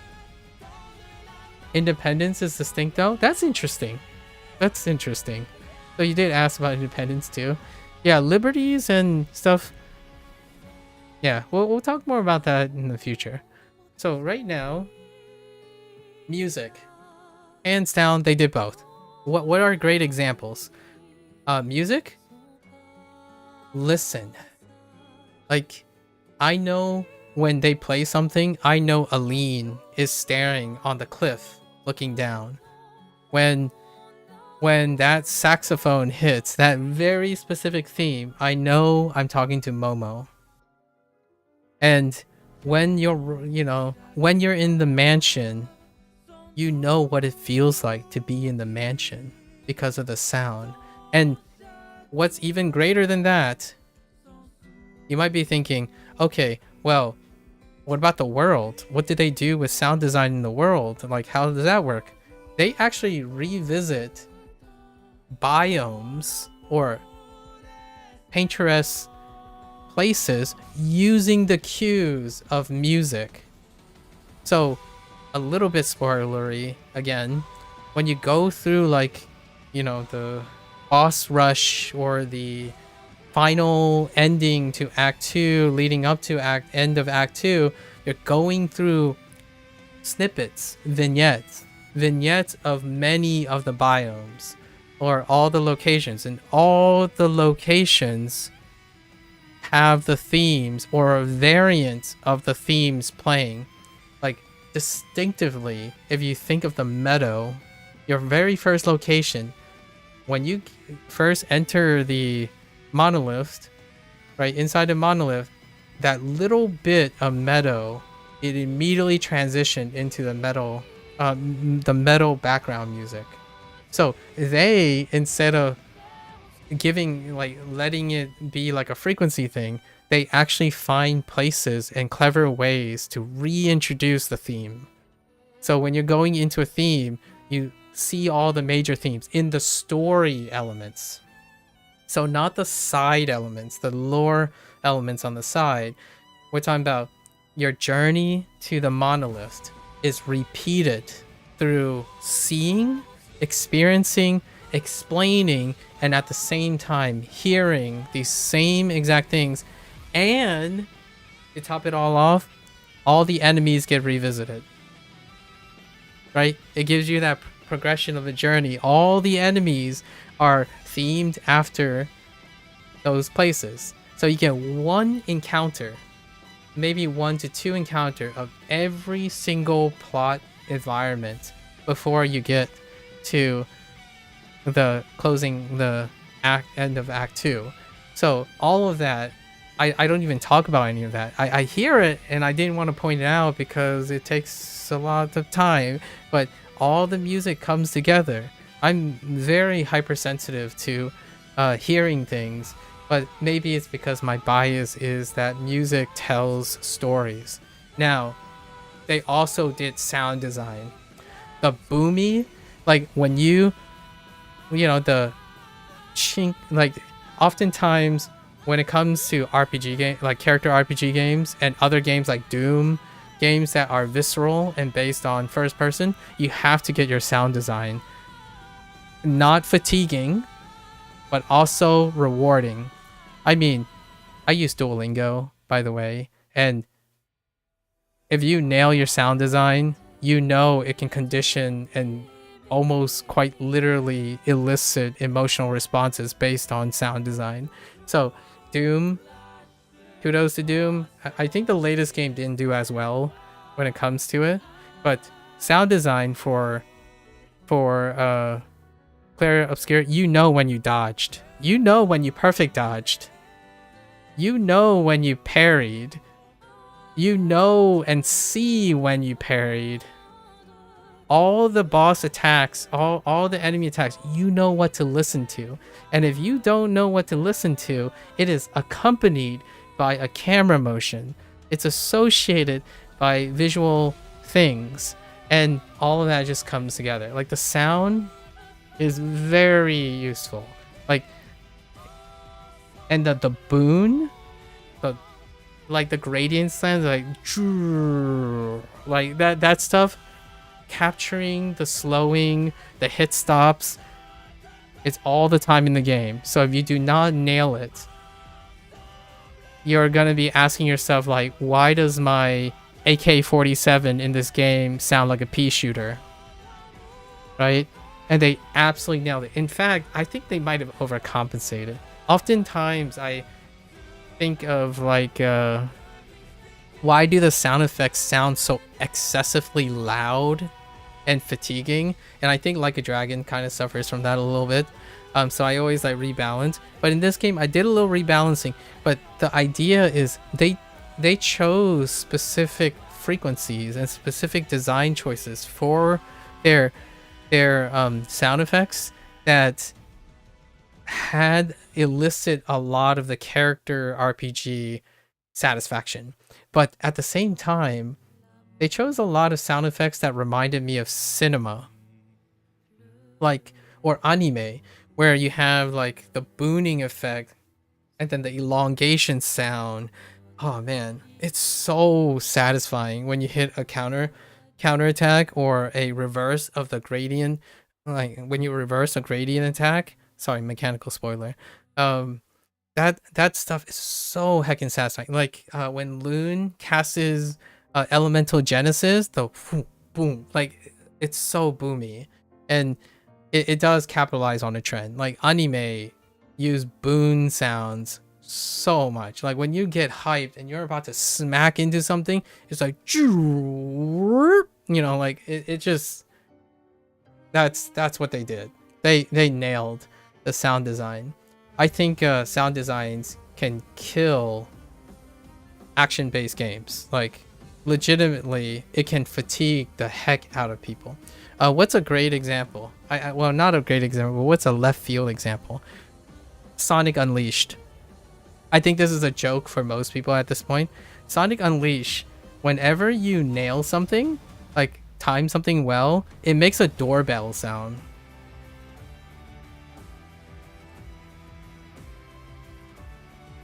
It's closer to like the casino level where it goes ding doom, like whenever you like bump into things. Like that is the sound they decide to pick. And it's a mechanic that happens like at least one time a second, at least twice a second in the game. And you just hear it on and on. In this game, when it happens all the time, and it is nice. So this game has both. If you like this music right now, it elevates and it's all like each element. That's JRPG. JRPG is characterized by this. And it's kind of humorous because when someone, I was watching this person, whenever they entered a new area, they're like, how much music do they have? Like, are all the bosses going to have different music? Are all the stages going to have different music? Usually, that is what JRPGs aim for. But it can be very, very hard to keep composing for this stuff. But like Persona has a gigantic thing. Actually, my hats off is Okami. I can't wait to listen to Okami music. They have a lot for such a much shorter game. This game, Like a Dragon's soundtracks are gigantic. And even then, they have to repeat things because they have so many situations. This game, what's his name? Lorien Testard? Lorien Testard, amazing. Absolutely amazing. That guy deserves every ounce of credit for the music as well. And then sound design, whoever was doing sound design, amazing. It's not that it is groundbreaking. Like what I mean is it's unprecedented. It's the idea that this whole team came together and exercised discipline and balance. Like music, there can be a lot of music. Like games can have a ton of music and be incredibly unadulterated and forgettable. Actually, unfortunately, to the consternation of character RPGs, oftentimes music gets chopped off. Like it gets hit by the chopping block in terms of a cost, because it's a cost measure. Honestly, like sound design ends up being elevated a lot of times. Good sound design and music is to accompany the person's focus. Like for me, the thing about our JRPGs is you're not reacting anything defensively or offensively. You're not reacting in real time, right? So the music can take you away. It can literally sweep you away. So the reason why music and sound are separated in this case is good sound design has made the real-time elements of Clair Obscur absolutely hit so hard. But while you're doing that, since it's a turn-based game, you could do what I do. And I sat there in Sanctuary, in like, I think it was like City Sanctuary or Tree Sanctuary, on your way to Gastral's village, and I just sat there and listened to the music. That's turn-based games. You sat there and you listened to the music. When I had to fix my characters or change up my character builds, I go to the camp, I play the record player because they decided to place a record player there, and I play one of the tracks while I'm like messing around with my Pictos and Lumina because that is brilliant. I hope that's what they decide to do. Like, I hope that is either coincidence or they knew inherently or intuitively that is where you place an album, a record player. You place it where you will spend a lot of time needing to change up your gear and stuff. And it was amazing. Absolutely brilliant. So, with that said, you have two of the things, right? I think there was something else. Oh, I forgot about the world. So, world, I'm gonna skip this portion, but because I don't want to spoil things. Well, I already spoiled a lot of things, but they're like scattered throughout. World, exploration. I already mentioned how exploration is tied into progress and to both sides of the things. So in this case, yes, exploration is a treat. Exploration is a treat for the eyes, the ears, what have you. It doesn't overstay. So one thing I do have to say about exploration, it's a little heavier on the JRPG side than it is on character RPG. So, but for honestly, for better streamlined experience, in my opinion. So character RPGs sometimes do this thing where you can have a habit of wandering, and you're like, oh, what if there's a secret hidden thing here? And then you think of FromSoft, like there's probably something at the end of this. Well, in JRPGs, by standard practice, there is always something at the end of another path, of a branching path. When a level becomes really big, the hard thing is to find all of the things. Now, in terms of exploration, there was a compromise being made. On the one hand, they did create the sufficient... Oh, there, Orion. Sufficient map. Okay? That's not something that's catered to JRPGs. Generally, you would like a map like heavy detailed and it's all marked and it has like Ubisoft, right? The Ubisoft effect.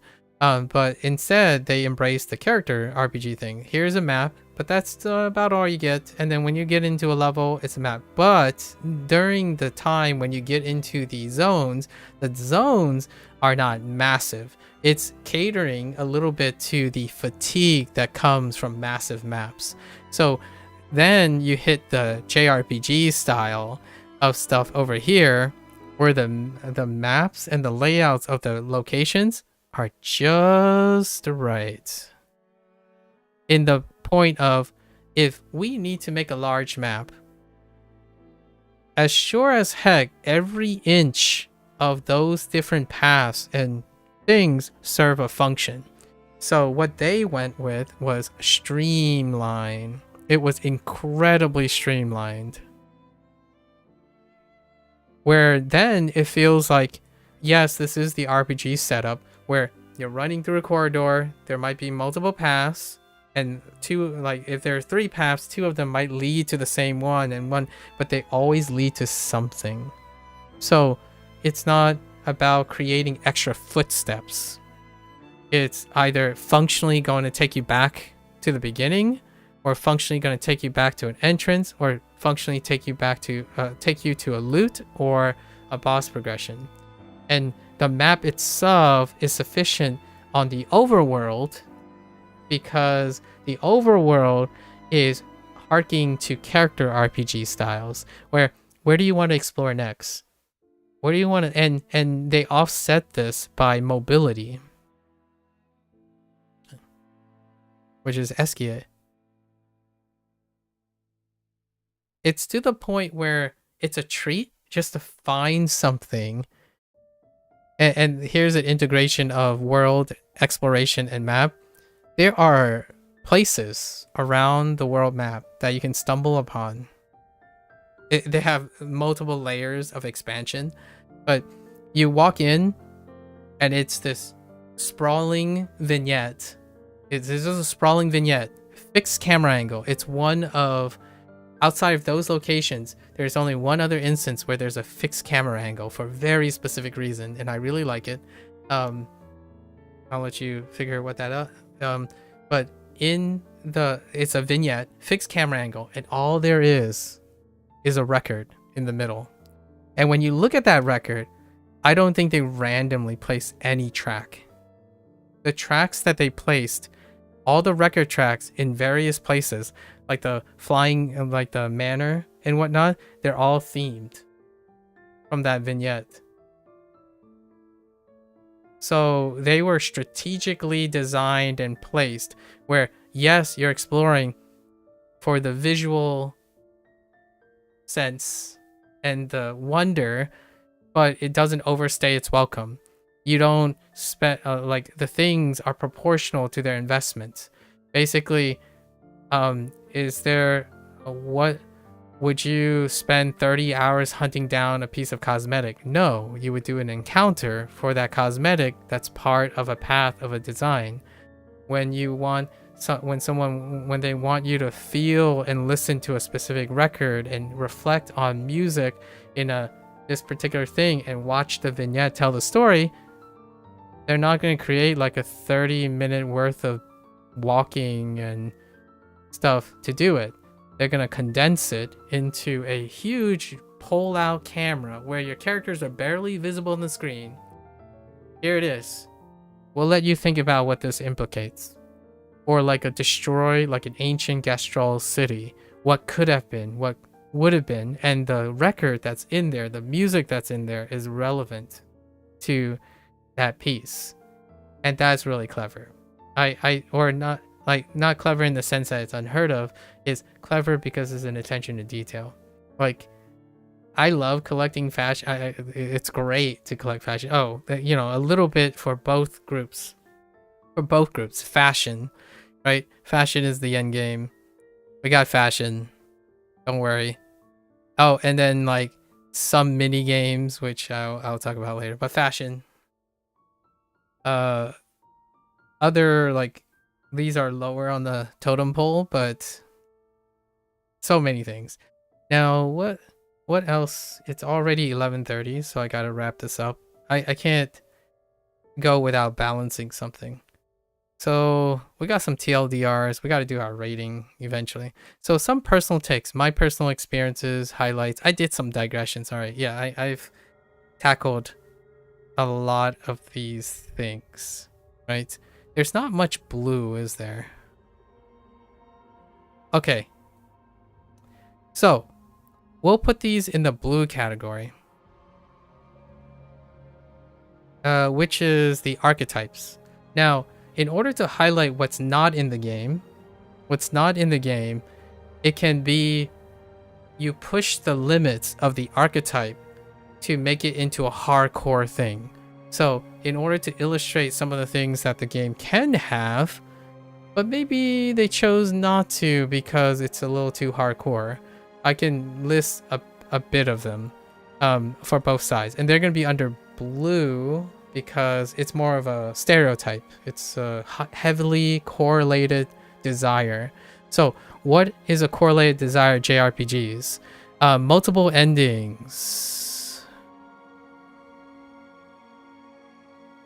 Multiple endings. This is different.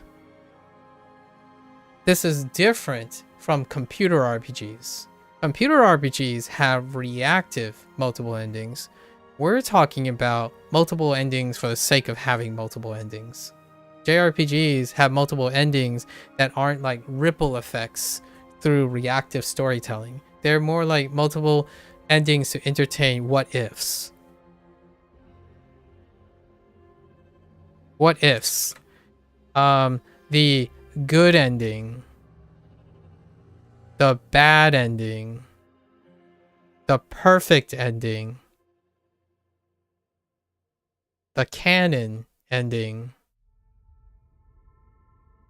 That's something that JRPG staples would be like, this is hardcore. Give me this. Num num num num num. Right?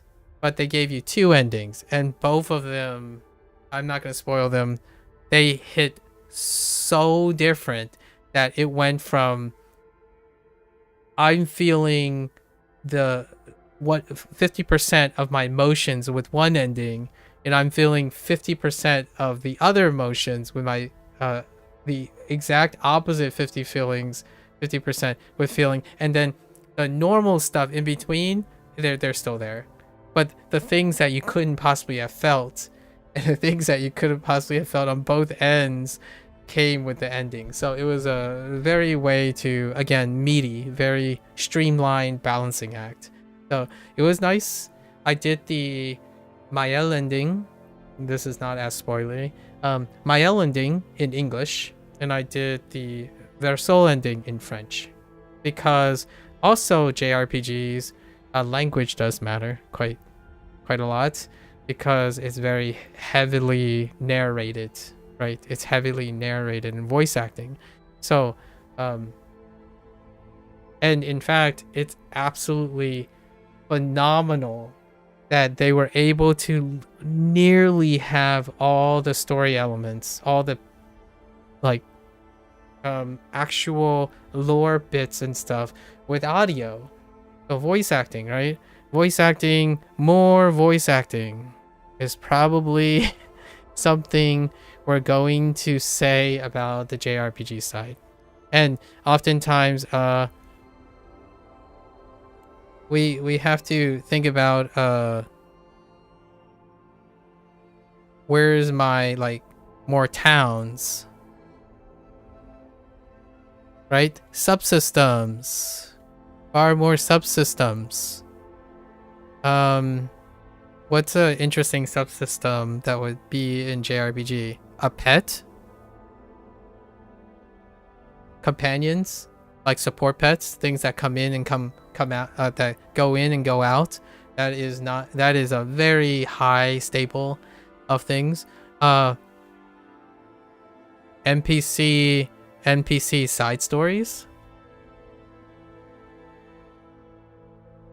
This is where it gets bloated, right? Because you're catering to a hardcore environment. So JRPG hardcore staples that are typically in is side stories, and not side stories in a lore-based thing.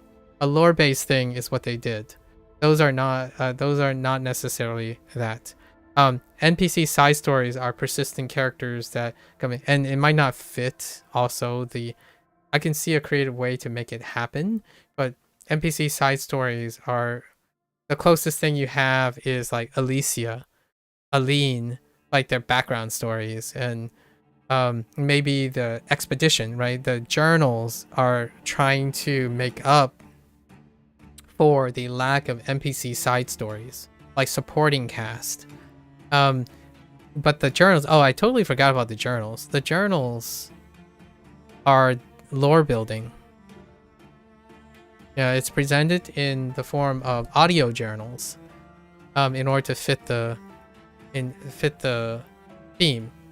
What's another thing? A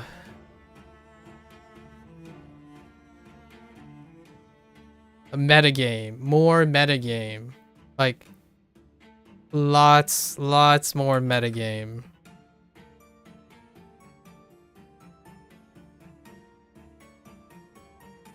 Probably things that deal with like unblockables,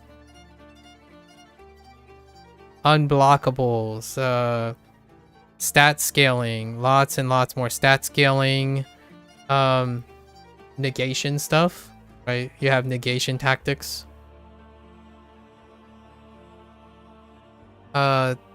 Mini games. There are mini games that I wrote. Like there are mini games here.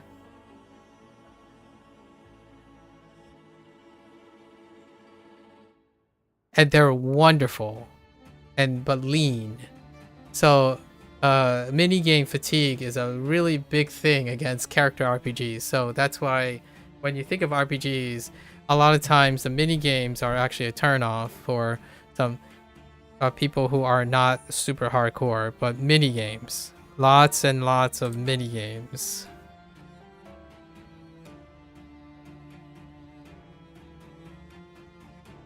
And those mini games have internal systems,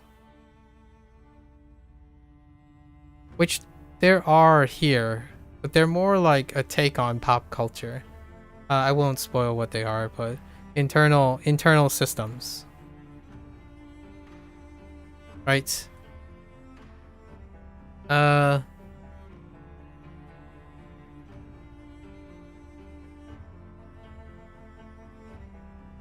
There is kind of a relation status, but it's very limited in that sense. But generally, the dire nature and the theme of the game restricted, like heavily focused on trying to curate a balance between character RPG and JRPG. So the cast is relatively small. The cast itself would be considered the main cast, and then there are 2 supporting characters. Eskie is one of them, technically. So there are supporting characters, but oftentimes NPC is populated by side stories.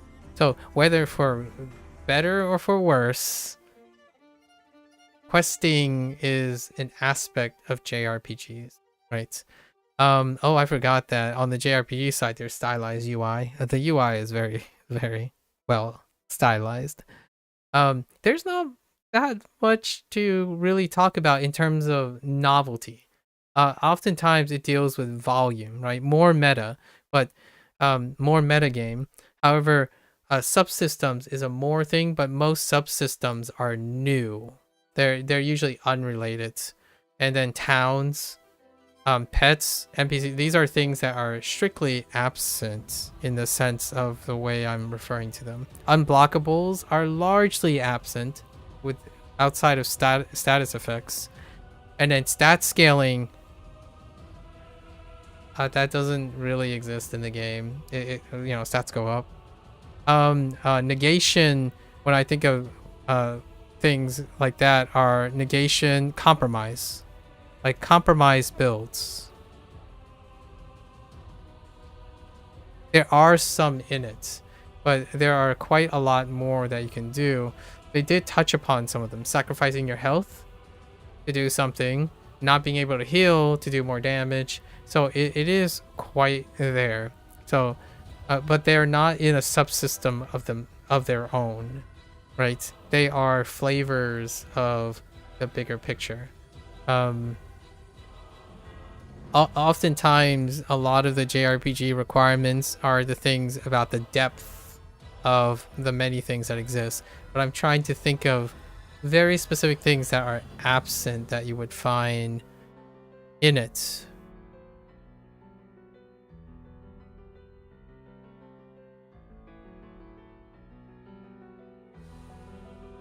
My thing that I kind of like about some earlier JRPGs, or like some recent modern RPGs, which is done in serial, is what they did. So they swapped character focuses throughout the game, or the story is not long enough in the sense that it took it kind of was in serial, but usually in JRPGs there are also the idea of multiple perspectives.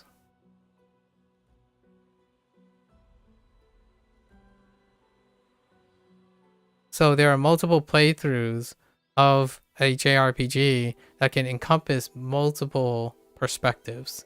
So they kind of did this too.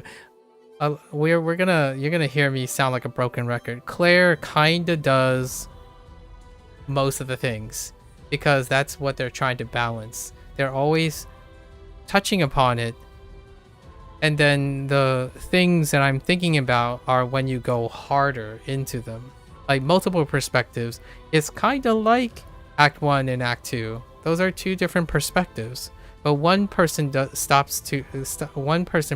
cease to persist, right, in order to make room. So the dynamics or the overall thing is not a dramatic shift, right? You're not talking about like a cast of characters interacting with another cast of characters, and that balloons JRPGs. JRPGs balloon really fast, and oftentimes it's very risky. when you start having like 12 to 16 characters. One game I would think about in these cases in the most recent years would be like something like Octopath Traveler, which was not mentioned. Octopath Traveler was not mentioned in any of the reviews or interviewers' curiosities.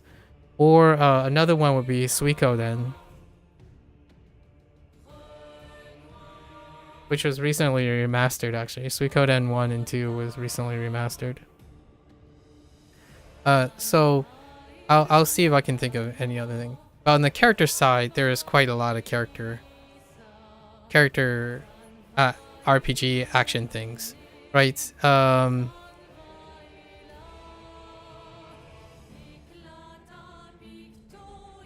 Are there? Quick. I'm not the biggest on character RPGs, so a lot of it is vicarious. Oh, you know what is not present for the JRPG goer? Puzzles. Is there a puzzle? Hold. The closest puzzle game is a point and shoot, like just finding the painted cages. Oh, there is like one puzzle, and I kind of borked it really hard. I was a dunce. I actually spent it like 2 hours thinking like, wait, I thought I interacted with all the switches. It's the thing in the manor. I was being a doofus. I thought I hit X, interacted with something in it, but I didn't. And the whole time I assumed that, and it took me like 2 hours across 2 separate instances. But puzzles are like puzzles are more of the character RPG variety. Explore the puzzles, right? But not to the extent of the hardcore thing. So it's on both sides. We're talking about obscure. I know the word Clair Obscur. Obscure exploration for character RPGs. And then now we get to the same type of rhythm. When you go harder core, when you get harder, deeper into RPG, sometimes there are unique mechanics that emerge, but most of the time it's like, how deep does it go? For example, multi-layer level design. That can get carried away fast. The way they went for it is they took a balance between JRPGs and character RPGs. Multi-layer level design is like a gold standard now, and it's often set by FromSoft when it comes to exploratory RPGs. They took like a middle route, which that's kind of what that demonstrates, right?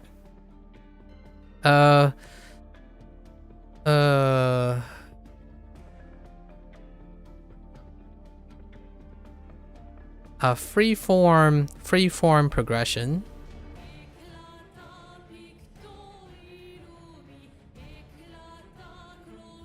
This game is not freeform progression.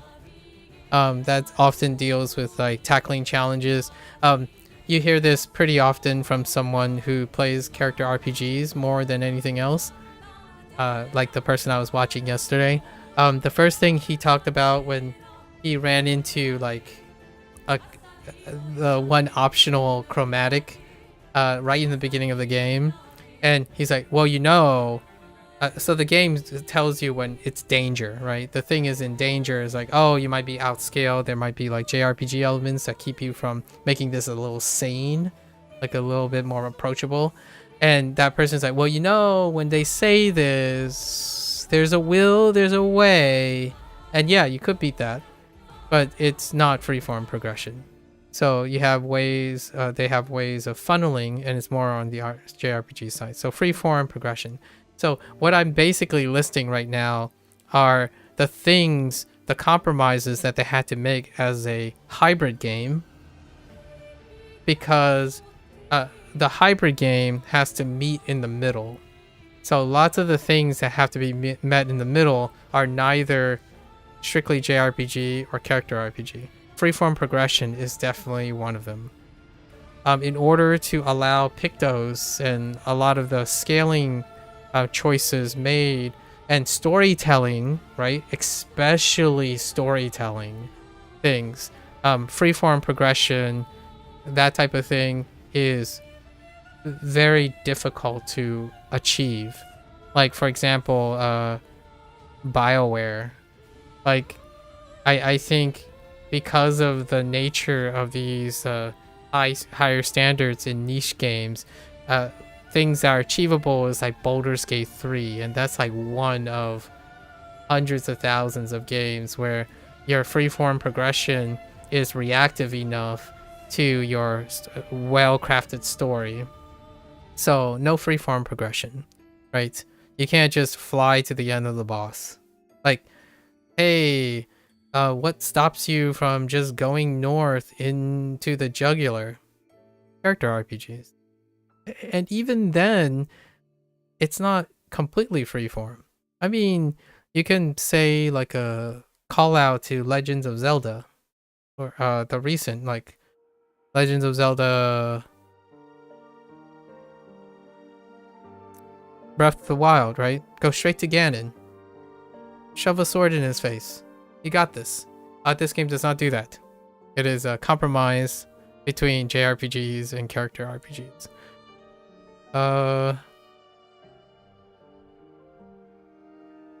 Movement. Live movement.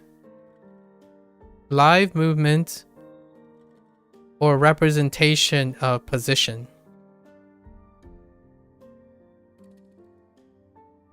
Which Final Fantasy, Square Enix, with Final Fantasy VII, has taken a different approach to live movement and position, right?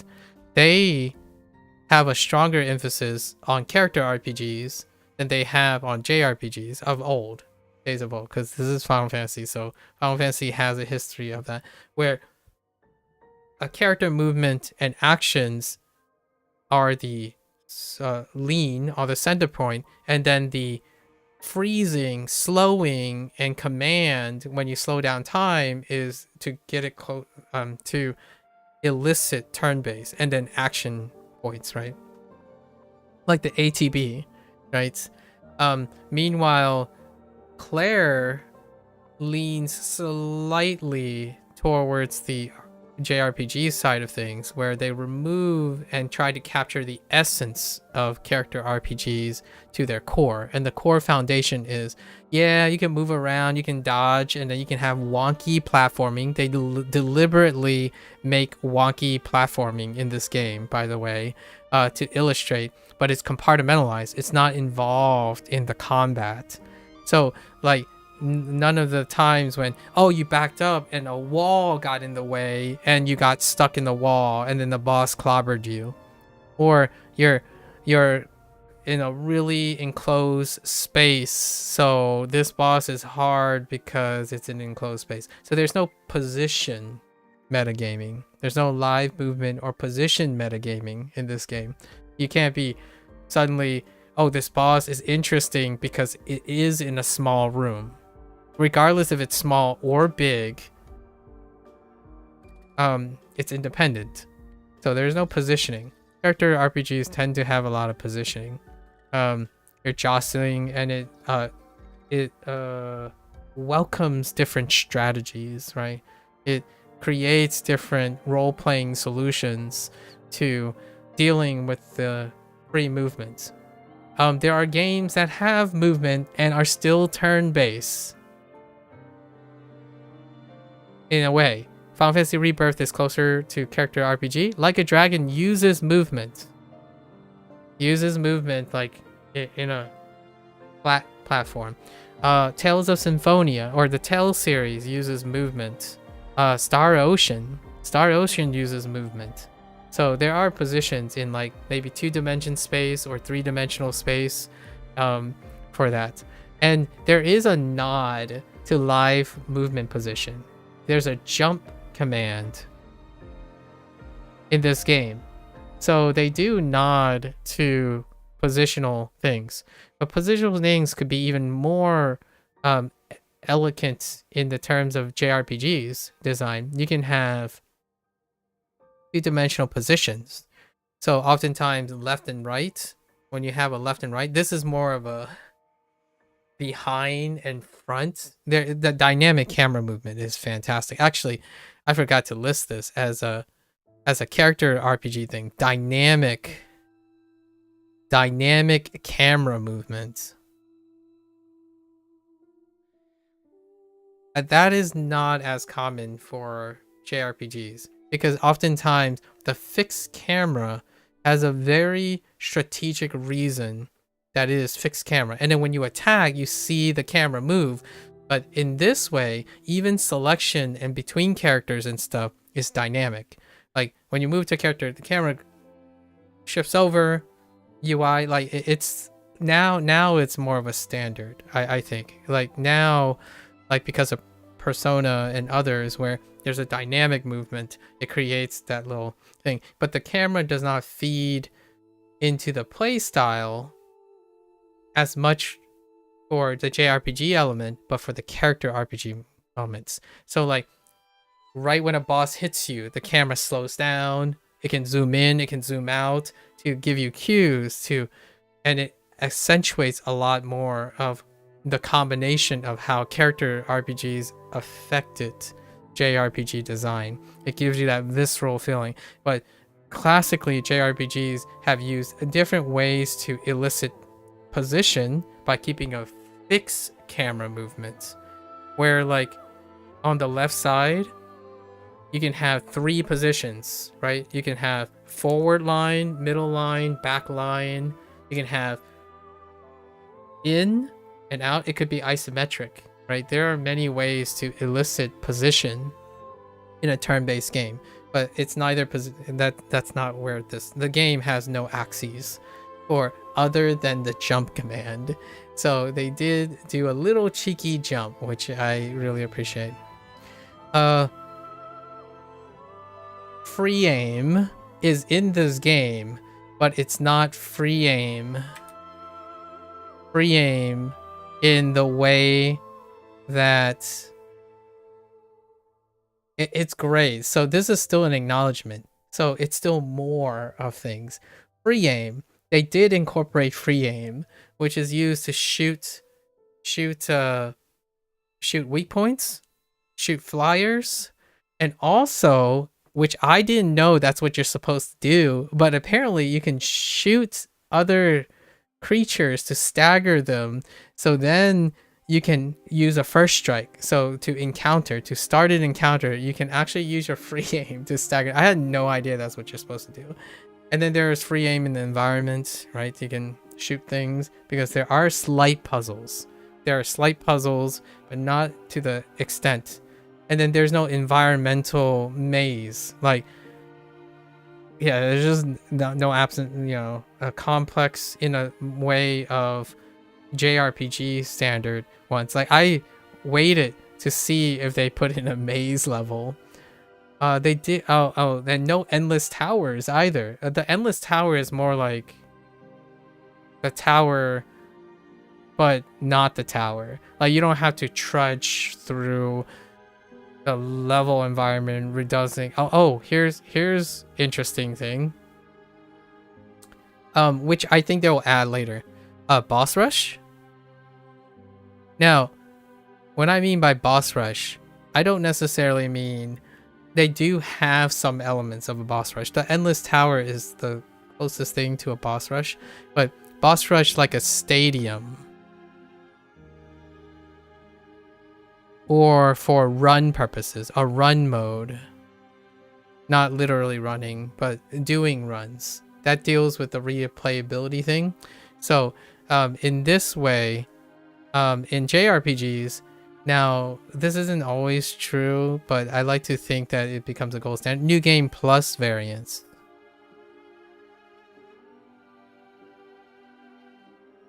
Now, it's kind of also part of character RPGs, but I think it's more about running, like a boss rush running. when it comes to character RPGs. In new game variants, it's about varying the experience with like Easter eggs and variant tit for tat things that deal with story narrations, like jibber jabber when it comes to various things. New game variation when it comes to replayability, it's sufficient, and I think it's more sufficient for character RPG style. It's way more shifted over here. Basically, what is great about the replayability of the game is it's so streamlined, it's so straight and optional, and things are very compartmentalized that I can see myself doing a different type of run through it. And then New Game Plus preserves the essential things that allow you to do runs. Like, I will do a run where I use no stats at all. So you can reset your stats and never allocate your stats. That's a level 1 run, right? You can decide how many attribute points you're allowed and do like a level 30 run. Or you can deliberately equip and unequip Lumina in order to create runs. So there's a harder catering to a character RPG thing, while JRPG, more subsystems, more metagames. Like, this boss is now immune to fire instead of ice, that kind of thing, right? Those things are variances in which you do not create new content, but you create replayability, and that could come at the cost of how lean the game is already. But in New Game Plus, that variant is it's compared to nothing. There's like, I know it said it increases the boss toughness and whatnot, but that is where I think this is the form of criticism that lies on both JRPG and character RPG. There's no post game replayability that isn't designed, that is designed by the devs. However, what is here coincidentally, and or maybe by design, is promoted through how lean the game is. So like, there's no thing. Listen, Coffers, I'm almost done. All right, you weren't even. It's almost 12. I got it. So in New Game Plus, no like a post game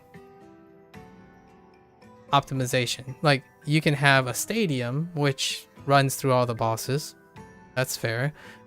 Which requires maybe the asset of constructing the bosses. You knocked out in bed watching YouTube? Listen, what are you talking about? It's like, it's not even midnight there, Alfred. What the heck? And in the JRPG thing, swapping up the properties or randomizers, like randomizer that can break the flow of the game. But the idea is, past the New Game Plus, you're creating something to accentuate replayability that you're not fluffing necessarily. You're repurposing the thing where they're otherwise non-existent. There's nothing else after New Game Plus, right? I replayed the game because of language. There's a French and the English dub, so I wanted to listen to the story again in a different language. That is probably not catering to either of these, honestly, these archetypes. It's a more of a happenstance of culture kind of thing. So not much to talk about. And you'd be thinking like, yeah, a game that is so well celebrated for its target audience, for its targeted audience. Yeah, not much to say. Other than you can do more. But that would be not the idea of in the spirit of what they're talking about. They're trying to create a targeted, ambition scope, very targeted, ambitious scope, where it captures just the right amount of balance. There was a comment on an interview that legitimately, I didn't watch all of these interviews verbatim, but more like interviews, wrap-ups, and transcripts. the director or people from the devs said that they didn't want this game to be a long experience. They want to make a game long enough with enough balance of things in order for them to continue making games in the future. I think there was a comment made about originally this game was like 20 hours. It kind of slightly ballooned to 30 hours, and then if you're really doing the things like I'm doing, like shenanigans, you get 40 hours. And I actually got around 50 to 60 hours with all my chatting. So if I removed all my like 3 hours of randomly monologuing in the beginning of stuff, I think it was like 40 hours. I think they were really on the mark. And they wanted a game that doesn't overstay its welcome in any regards. So whenever you're thinking about what's missing from the game, it's often an element of overstaying its welcome at the expense of the compromise between a JRPG and a character RPG. Like if you have multi-layered level design and then you're trying to meet the level quota or the expansive level narration of a JRPG, that game is going to be so long from walking alone, right? So having too much of a lot of things is often offset as a compromise. If you have freeform progression, then how do you create JRPG mechanics that have stat scaling in the same game as a free-forming progressing game? They met in the middle. A little of this, a little of that, enough to do that. If you had a free aim game, then how do you make it turn-based? Or if you have a free aim game, how do you make the characters not get crippled? Like there's so many things. Like if you make a live movement game, how do you refine your system to include movement and position without making it look like it's going to sacrifice a JRPG system for accounting solely for movement, right? So everything that comes about has have another consideration, and that's basically like if you have more metagame, for example, if something is immune to something, then how does that affect your character RPG? Well, if you can't win if you can't deal damage to something because of some metagame, then it doesn't matter how good you are in real-time defense or offense, you're going to lose because you can't beat the character. You can't beat the boss. There are some few funny nods though where the boss just gives up, but that's what happened. I think there are so many cheeky little, like, we know, like, I don't know if it's because they deliberately did that, like they were thinking about counter arguments to their design, or they just wanted to have fun with their concepts. But either way, I think understanding and playing RPGs lead to these gimmicks, like lead to they are gimmicks because they only occur once in a while. So one of them is the battle just goes on too long, and then sorry, a little spoilery, but the battle just goes too long and people just quit. The boss just quits. And that's what I would think from the video game side of things. Like the player, it's like, wait, I can't do any damage to the boss, so what's the point of constantly dodging and QTEs and stuff? I can't kill the boss. So at some point, it's just me quitting. So they do kind of make some of the gimmicky meta games ahead of time. Like they made the meta for the meta. They solved the problem on its own, and the gimmick or the funny thing is just to test your patience, right? And I would totally be one of those people. It's all right. I think, yeah, we're past midnight, so there's so much more things to talk about, but I think I have gone on long enough. I think one of the greatest things are the things in red, the TLDR, right? Just right, balanced, discipline, lots of influences everywhere, but I named lots of influences, first times, or gold standards. Oftentimes, if I had to describe all the, you take this part that works really well, this part that works really well, and then you put them all together, and then the only thing you can think about in a game is, can I have more of everything? That deserves our last topic. This is our last topic. And that is our personal rating, right? And earnestly, there's not much to write about. You have, actually, we'll just write over this thing. So, what's a very fun color? Red?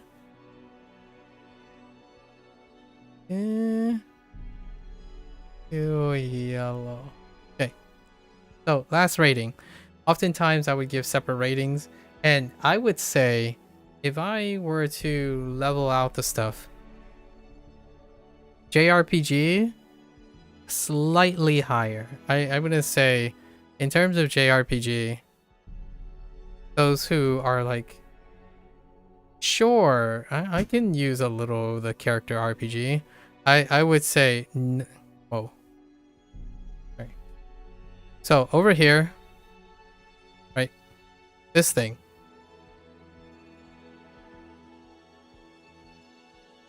.5 out of 10. And then the character RPG side of things, right? All the stuff over here.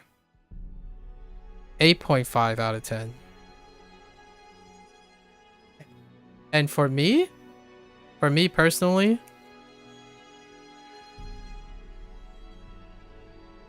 it goes without saying. 10 out of 10. Easiest 10 out of 10. Probably easiest 10 out of 10. Because I actually like everything that's written on here. And then some. And I have no problem saying that I don't need more. There's so much more. Like I can talk about like hours about the story itself, the world itself, and whatnot. I do want more. Don't get me wrong. I do want more. And there's already like teasers and whatnot, and in interviews, like they had plans and now they're changing them. And that's cool. Because if next year means like whatever they're doing, oh, and obviously it goes without saying that they're probably going to move on to a new game as well. So I can't wait to play their game. But yes. 10 out of 10. Right? 10 out of 10. Easy. I give quite a lot of 10s in a way for my own personal rating. But rarely is it extraordinarily not the average of the two. Like if I were being reasonable here, I would say like a 9 out of 10 if I was split between two things. But ultimately there was no split here. And most of the time, well, I give more 10s when I'm streaming. Compared to the volume of games that I have played, there are very few 10s. In fact, I think my 10 percentage is far lower than someone who's writing professionally. We're talking about a 10 out of 10 out of like at least 1,200 games over my lifetime. So it's not, there might be 30 games maybe that are 10 out of 10s out of like 1,000. So if we take that 1,000, 30.3% of games are 10 out of 10s. So And I don't live long enough to get more 10 out of 10s. So to me, what does the 10 stand for? It's my decade game. This is one of those decade games. And in this genre of decade games, my last 10 was Dave the Diver. But everything that Clair Obscur is not, Dave the Diver fulfills a different sphere. And that sphere may be arguably even bigger than the sphere of this, which is the cozy, casual sim game. So that's, if you want to feel what I have to say about Dave the Diver, I did something for Dave the Diver as well. And I'm going back to Dave the Diver in July because of DLCs. Mint Rocket, as part of Nexon, aggressively puts out content, right? And they have a collaboration with Like a Dragon. So, and then I play a Like a Dragon game every time it comes out now. And so far it looks like they might release one every 2 years, every year. And a Clair Obscur, like a Sandfall, might have some comments about the way Sega manages their iterative design when it comes to their JRPG series, right? They're very different philosophies. And I, in my opinion, appreciate my last 10 out of 10 was Like a Dragon Infinite Wealth, right? So, but they're for a very different reason. Like the stuff that I've written here, barely any of these actually make the cut. Yes, there are QTEs, there are positions, there's perfect guarding, but the legacy building of Like a Dragon is the near opposite of the philosophy of Clair Obscur. Clair Obscur is about balance, vignetting, life is fleeting, period pieces, just enough to be satisfying. Like a Dragon is investment, investment, investment. We invested in a cast of characters. We want these characters to be living, breathing, virtual projections of our creation. These characters are not going anywhere. They're not fleeting. They're legacy building. It's about tradition, legacy, posterity. And so it's quite literally, philosophically, or figuratively, I guess, quite figuratively the opposite of the philosophy behind Clair Obscur when it comes to design. And they are both JRPG games, or JRPG games with various things that constantly encroach from character RPG games. Not computer RPG games. Like a Dragon is nowhere in the neighborhood of computer RPG games or ARPG games as well. They do not have branching paths. They do not have multiple endings. They have figuratively implying bond stuff, but yes, it's much like Clair Obscur's choice, right? So it's a little bit of a particular thing. Anyways, yeah, 10 out of 10. No reservations. So there you go. It's a great wrap up. It's the end of May. It's finally past midnight, so technically it's the end of May, and this was the project. And I usually leave with some like future directions and whatnot. We're gonna see this again, man. I'm gonna be talking hours about a revisit to, in what way are they revisiting Clair Obscur? We'll see. And maybe I'll have like a plushie to show off next time we come by. But there is something tangential, if not related to Clair Obscur, right? I don't want to say this as a, oh, they might adulterate the experience and stuff like that. That's a risk they'll take. But I do see that not from the sake of business or purchasing opportunities or something. Sandfall just doesn't strike me as that. It's the idea that I think there's so much more gas in the tank.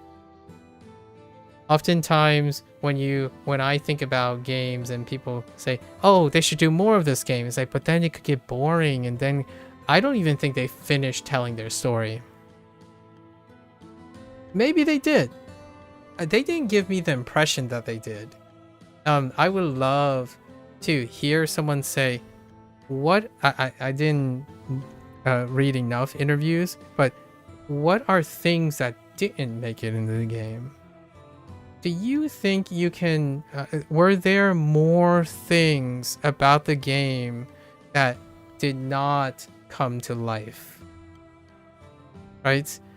We're talking about now, we're getting into the hardcore nitty-gritty of director commentary and backstage things, canceled scenes, cutscenes that didn't make it into the game, theory crafting that didn't make it before the game release. Usually you would think that often these are very apparent because of mainline games like AAA titles. They tend to keep digging for these things, but when it comes to a kind of a shadow drop or like a drop of a first debut game, these questions are often explored after the fact.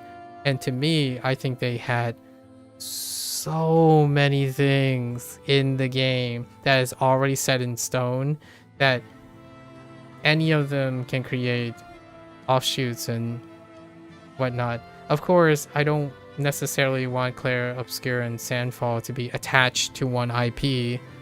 Personally, I'm a person that likes to expand, and RGG, after 15 plus years or something, like 10 plus years, their new series is called Project Century, or it's titled under Project Century, and they're gonna do something too.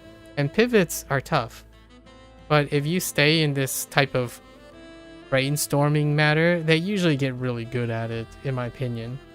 Like Supergiant Games, although Hades 2 is a thing now, and I don't mind either way. Death Stranding 2 is coming out soon at the end of this month, so we'll see how Kojima holds up, right?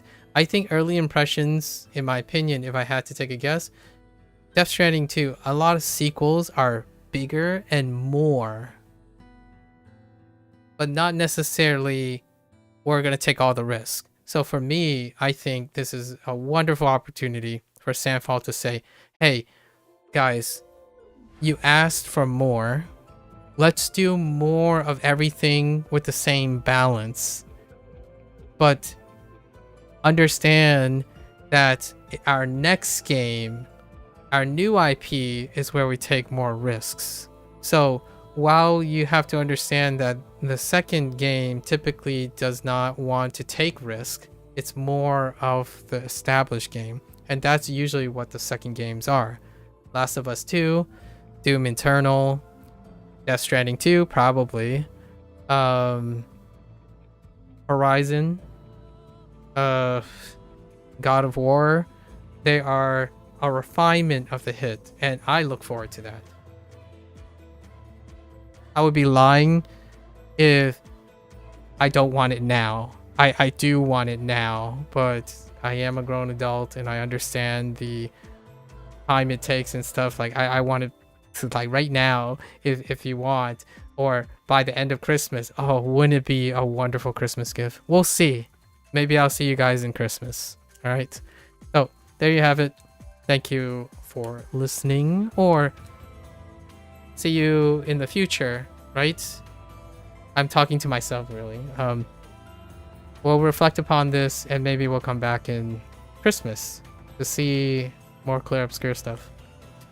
All right, folks, thanks for hanging out. If you're gonna watch this later, thank you. As always, feel free to chime in, talk about your maybe grievances or all the points that I missed that didn't encompass your perspective. The idea is exchanging ideas, right?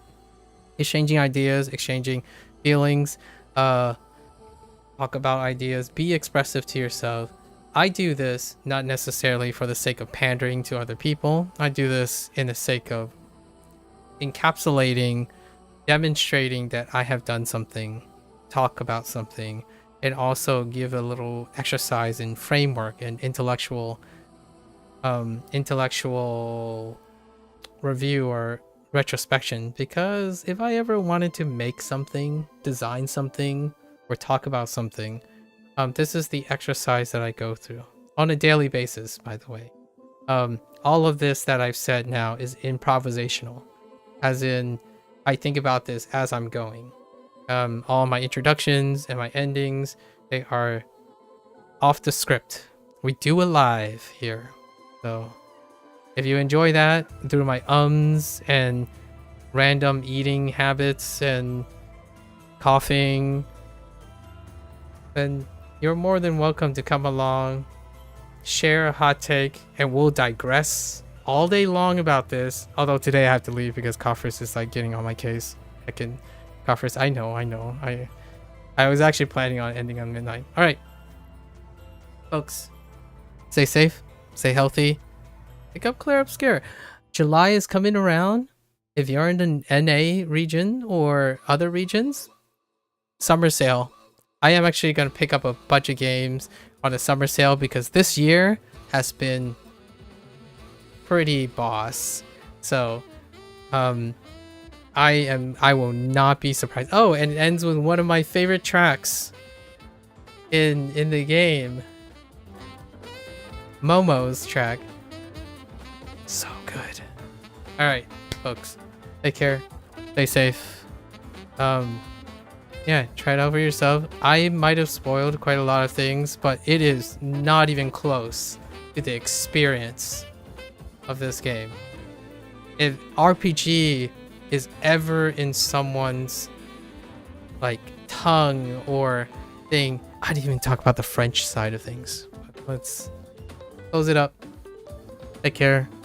I'll see you guys on the next gaming project. Otherwise, you can stop by when I'm language learning. I'm on every day language learning, right? Alright, take care. Bye now.